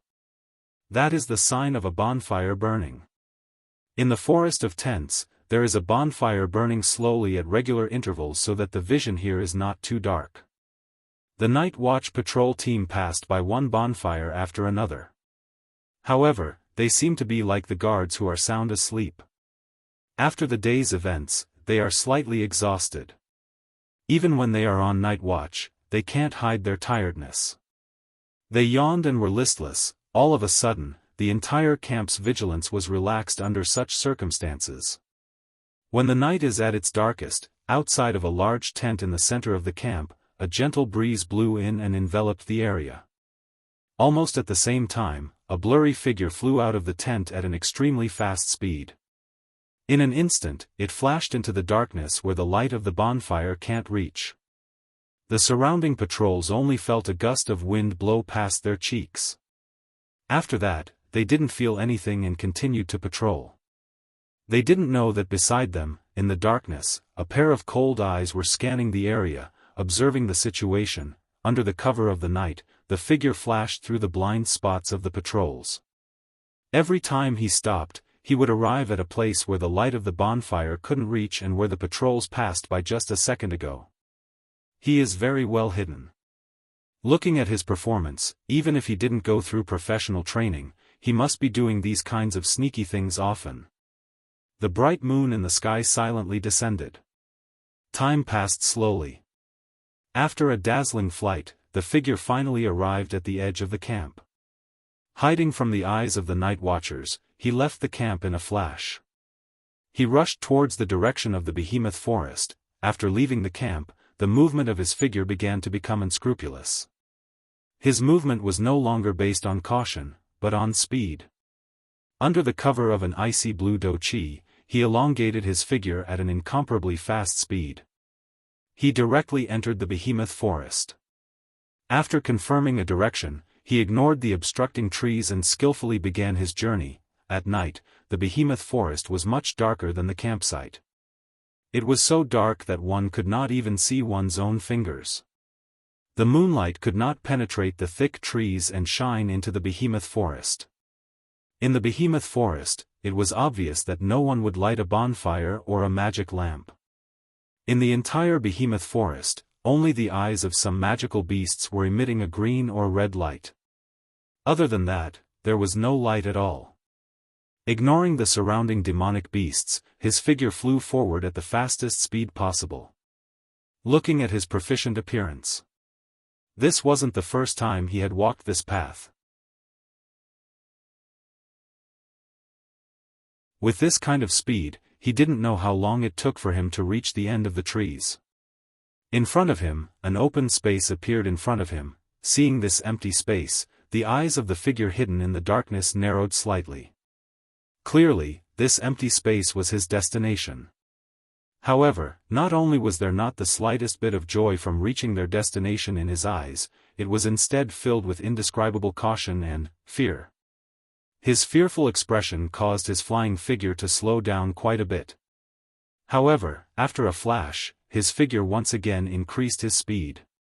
He continued to fly forward until he passed through the forest. Standing in the open space, the moonlight lost its object and shined on the figure. exposing his full appearance to the air. Impressively, it was Marcus. Marcus raised his head and looked forward. At the end of the open space, there was a barren mountain. There was not a single blade of grass growing on the barren mountain, giving it a lifeless appearance. In the middle of the mountain, there was a very well hidden and not easy to attract attention to, there was a cave. The cave was small and the entrance was small. However, upon closer inspection, the inside was very spacious, at least 100 meters in diameter. Looking at the pitch-black cave entrance, Marcus gradually lowered his head and lost his mind. His memories returned to that day. That was not long after the Beast King's existence was confirmed. In order to build a camp that could resist the invasion of magical beasts, Marcus, Pelosi, and Andrew were ordered by their respective patriarchs to bring a group of people to the Behemoth Forest. Just like the other two empires, they built a camp. After the establishment of the camp, Marcus was the first to understand the potential value of the camp. He wanted to fish in troubled waters and collect the resources that the people in the camp worked hard to hunt every day. Most of them would be turned over to his family, while a small portion would be pocketed by him to enrich his own pockets. Originally, everything was going well. However, during a coincidental trip, he and Andrew coincidentally discovered this barren mountain in the Behemoth Forest. They also discovered this strange cave. This strange cave that had never been discovered before naturally attracted the attention of the two. Relying on their skills and courage, the two peak 8th rank powerhouses did not hesitate and directly entered the cave. Who knew that after entering, there would be nothing inside, only an empty space. Seeing this, Marcus and Andrew looked at each other, a little disappointed. After all, in the Behemoth Forest, there might be some hidden treasures. The two entered the cave with this thought in mind. There was nothing wrong with this idea. Unfortunately, they were too blinded by greed. It was this greed that caused them to fall into eternal damnation. The two thought that there was nothing in the cave, but suddenly, they discovered a figure in the deepest part of the cave. The two were shocked. They did not expect that there would be traces of someone in such a place. At this time, the figure also discovered them. Noticing Marcus and Andrew, the figure hastily attacked without saying a word. The two of them were scared out of their wits as soon as they saw the two of them. They could not even resist. The two peak 8th rank powerhouses were instantly defeated and subdued by the figure. Marcus and Andrew were terrified. They thought that they were going to die, but they didn't expect that when they closed their eyes and waited for death, the other party didn't kill them. Instead, he asked them if they were willing to be his slaves. People under the eaves have no choice but to lower their heads. In this situation, the two did not dare to refuse. They quickly nodded and agreed, but in their hearts, they did not have the slightest intention of submitting. They started to fantasize about escaping. Unfortunately, their wishful thinking was completely destroyed by the figure's next move. It wasn't anything strange or shocking. The other party just stuffed two strange-colored insects into their stomachs. It was these two insects that caused Marcus and Andrew to lose the ability to resist. Because these two insects seemed to be able to live in a person's body and listen to the other's orders. When the other ordered the insects to bite, the insects would bite, and the target was their internal organs. Without a doubt, the two were once again scared out of their wits. They repeatedly said that they would not betray their master's orders and would die for their master. Since those two insects can bite their internal organs, it would only take a few minutes for them to completely devour their internal organs and crawl out of their bodies. Under the threat of life and death, no matter how unwilling the two were, they could only acknowledge the other as their master and work for him. However, the strange thing was that the other party did not make things difficult for the two of them, nor did he ask them to do anything earth-shattering. He only asked them to send a few humans to him every day, and they must have cultivated before. As for their rank, the other party did not have any requirements. Such a strange order. Of course, Marcus and Andrew were full of doubts, but they didn't dare to ask anything and respectfully agreed. This was the cause of everything. Because of this, Marcus and Andrew had the idea of sending the low-ranked guards to this place. As for what happened to those people, the two had no idea.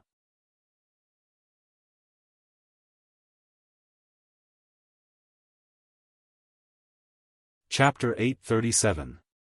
Looking at the pitch-black hole in front of him that seemed to represent the abyss, Marcus smiled bitterly. Back then, there were two of them, but now, he was the only one left. Even with Marcus's temperament, he couldn't help but feel a burst of sorrow, accompanied by a strong sense of sympathy. Who knew if he wouldn't be able to come the next time? Marcus forcefully shook his head as if he wanted to get rid of the thought that made his heart tremble. He took a deep breath of the cold night air and calmed the complicated emotions in his heart. He lifted his foot and walked into the cave before him. The surrounding light rapidly dimmed at a speed visible to the naked eye. The surrounding atmosphere became deathly silent and frightening. Even the temperature seemed to have dropped a little. Marcus was already used to all of this. He expressionlessly walked inside until he reached the end of the cave. Marcus's footsteps suddenly stopped. The tall rock wall was 10 meters in front of him, the surrounding area was very wide. Aside from rocks, there was nothing else, it looked like an ordinary cave. But Marcus's eyes were fixed on the figure in front of him, in other words, the figure in the shadow of the rock wall. As usual, when Marcus saw this figure, his pupils couldn't help but tremble. Then, he hurriedly knelt on the ground and lowered his head. Master! The echo of the shout spread throughout the entire cave. It maintained this state for more than 10 seconds before the echo slowly dissipated. However, the figure didn't have the slightest intention to pay attention to Marcus. There was still no movement. Marcus didn't say anything. He lowered his head and quietly waited. Until a certain moment, the figure gradually swayed. It seemed to be moving. Accompanying it was a calm and indifferent voice. "Why are you empty-handed?" A simple question directly swayed into Marcus's heart. It caused a trace of fear to appear on his face. He could feel that as these words were spoken, a monstrous pressure descended from the sky and mercilessly pressed down on his body. His shoulders fiercely sank. His bones also made a "ka-ka" sound of friction. It was as if the pressure wanted to crush Marcus into pieces. The ice-attributed chi within his body unexpectedly stopped circulating.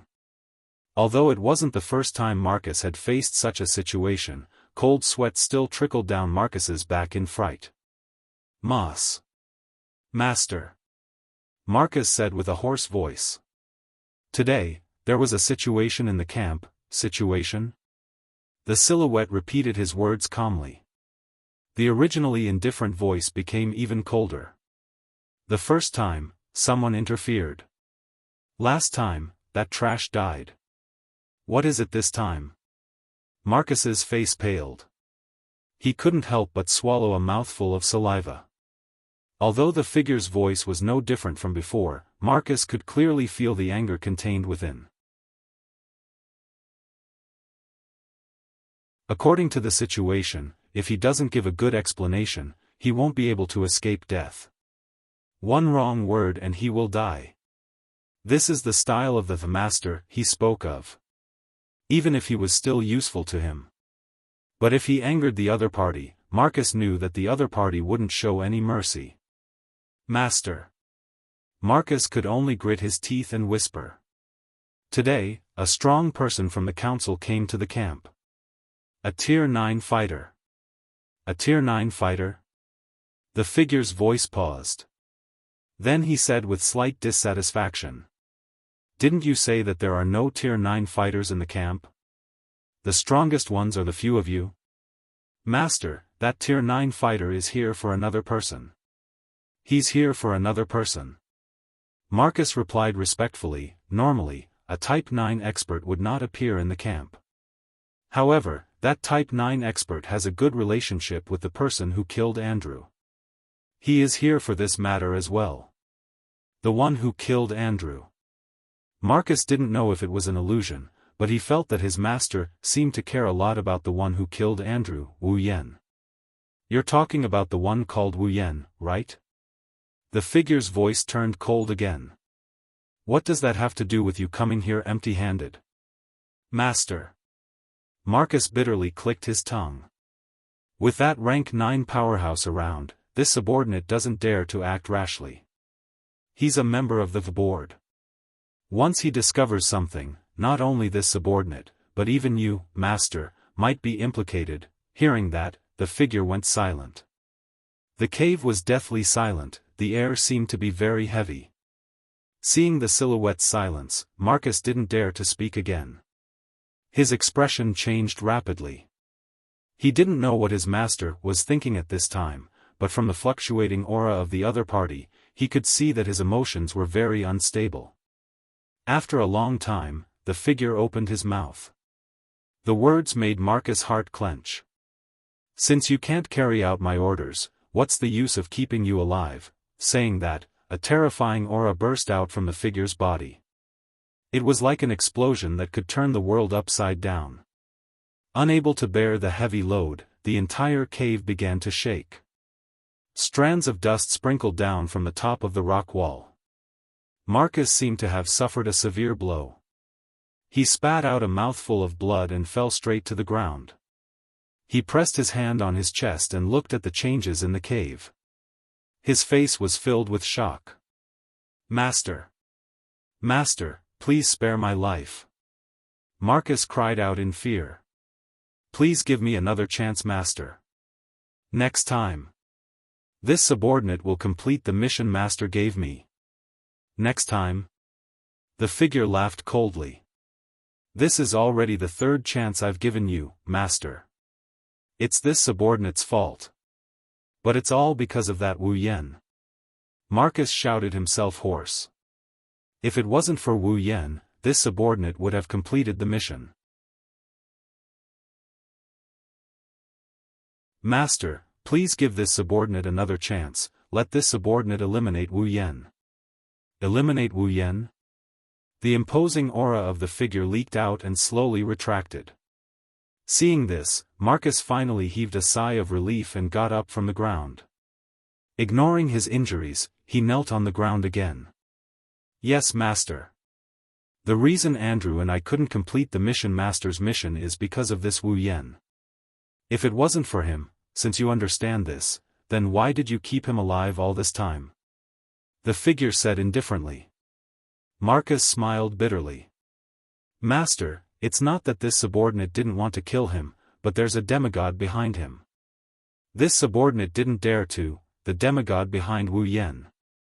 To Marcus' surprise, when he heard his words, his figure trembled violently, and his voice sank. Is that demigod also in the camp?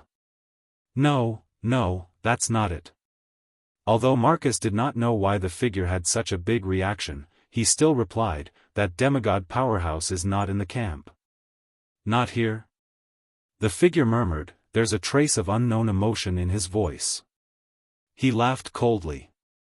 If that's the case, go kill Wu Yan. That demigod, didn't you say that demigod isn't here? The figure glanced at him. That demigod isn't here. Marcus pulled a long face. But Wu Yan has 2 tier 9 powerhouses by his side, that's something you need to deal with. The figure's eyes flashed sharply. Remember. This is the last chance I'm giving you. If you're still as useless this time, don't blame me, yes. Yes. Marcus was terrified, he had no choice but to agree. This subordinate will find a way to kill Wu Yan when I return to the camp. The figure didn't make things difficult for him after hearing Marcus's declaration. He nodded faintly, but he didn't know how much pain Marcus was in. After all, he had no confidence in killing Wu Yan. However, in the next moment, a voice rang out, dispelling all the thoughts in the hearts of the 2 people present. There's no need to return to the camp.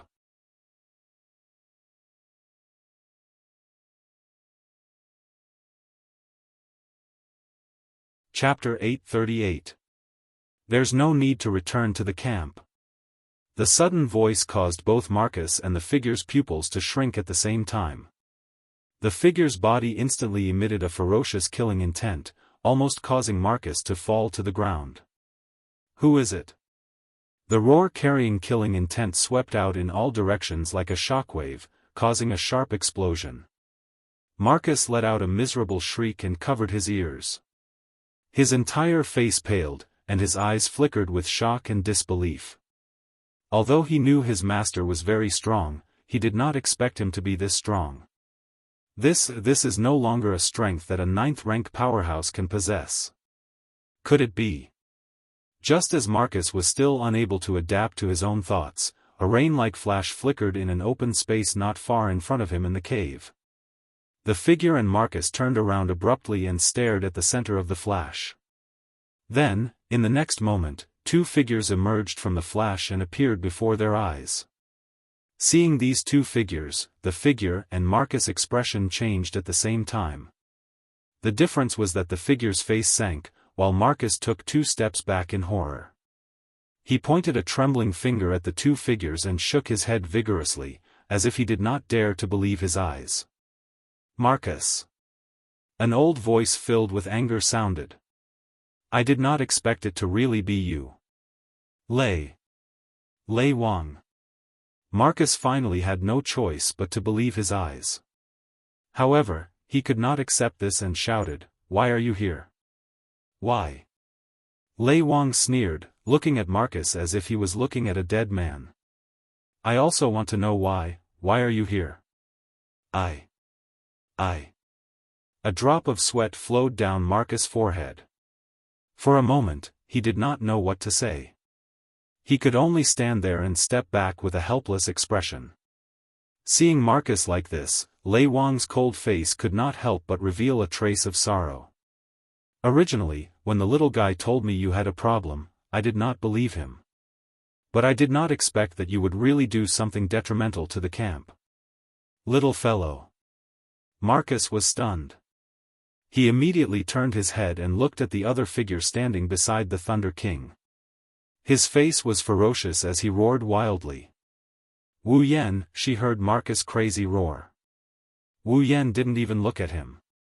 His wine-red eyes stared straight at the figure in the dark corner. He didn't put Marcus in his eyes at all. Bastard! Marcus was furious. You again. You again. Why do you have to get in my way every time, me? Wu Yan glanced at him, shook his head and laughed. No, you're wrong. The one who made you reveal your tale wasn't me, but yourself. I myself, oh? Have you forgotten? Wu Yan smirked as he looked at the stunned Marcus. On the night I killed Andrew, didn't you say something like that? A peak of the 8th step sneaked into a place where someone who is not even at the high 8th step is located. Furthermore, he even used such a method of assassination, yet he did not cause any harm to that person. Marcus clenched his fists. So what? Haven't you noticed? He tilted his head. Wu Yan looked at Marcus with pity in his eyes. Both Xiaoqi and I only said that Andrew broke into the tent and wanted to kill Xiaoqi. We never said that Andrew assassinated her. Then, why did you directly say that Andrew used assassinations to assassinate him? Wu Yan chuckled. His voice was unusually cold. Unless you knew from the start that Andrew wanted to kill Xiaoqi. How could this be? Marcus' mouth trembled. He looked at the Thunder King who was also looking at him with pity. The last nerve in his brain snapped. He knelt on the ground, his face ashen. Wu Yan sighed when he saw this. I only suspected that you were in cahoots with Andrew to kill Xiaoqi. I didn't expect you to have such an inside story. He looked forward. Looking at the figure in the shadows, Wu Yan's expression turned serious. What's even more unexpected is that the person standing behind Marcus is actually you. The Beast King. The air. It froze. What did you say? The Thunder King cried out. You said he's the Beast King? Wu Yan didn't answer, he just stared at the silent figure in the shadows. It's as if he's staring back at him. Along with the silence between the two, the scene became silent as well. An indescribable sense of oppression permeated the air. Suddenly, a figure stood up from the ground and slowly walked out from the shadows. A handsome and calm face appeared in everyone's eyes. It was the Beast King himself. "It's not that I didn't expect to be discovered by humans one day," the Beast King said in a daze. "But I didn't expect you to be the one to discover me." Wu Yan's eyes were serious, but he mocked the Beast King. "What? You're a demigod, aren't you afraid of a kid who hasn't even reached tier 9? Afraid?" The Beast King pondered over this word for a while before laughing out loud. "From the moment I was born in this world until now, I have never experienced the feeling of fear." His eyes looked at Wu Yan like arrows. The Beast King's smile was mocking. "Even if Yakumo Yukari can kill me, she can't make me afraid. Is that so?" Wu Yan snickered without holding back. "Coming from you, the one who ran away with your tail between your legs, it doesn't sound convincing at all." Wu Yan's mocking did not infuriate the Beast King. Instead, it startled the Thunder Sovereign and Marcus. "That's a demigod. How dare he mock the Beast King? Is he not afraid of death? Ran away?" The Beast King shook his head. He did not show any signs of anger. "It's just a stopgap measure." "You're even talking about expedient measures?" Wu Yan flinched and then he laughed. "You're becoming more and more like a human." The Beast King's expression darkened as he said angrily. "You're still as sharp-tongued as ever." "Same here."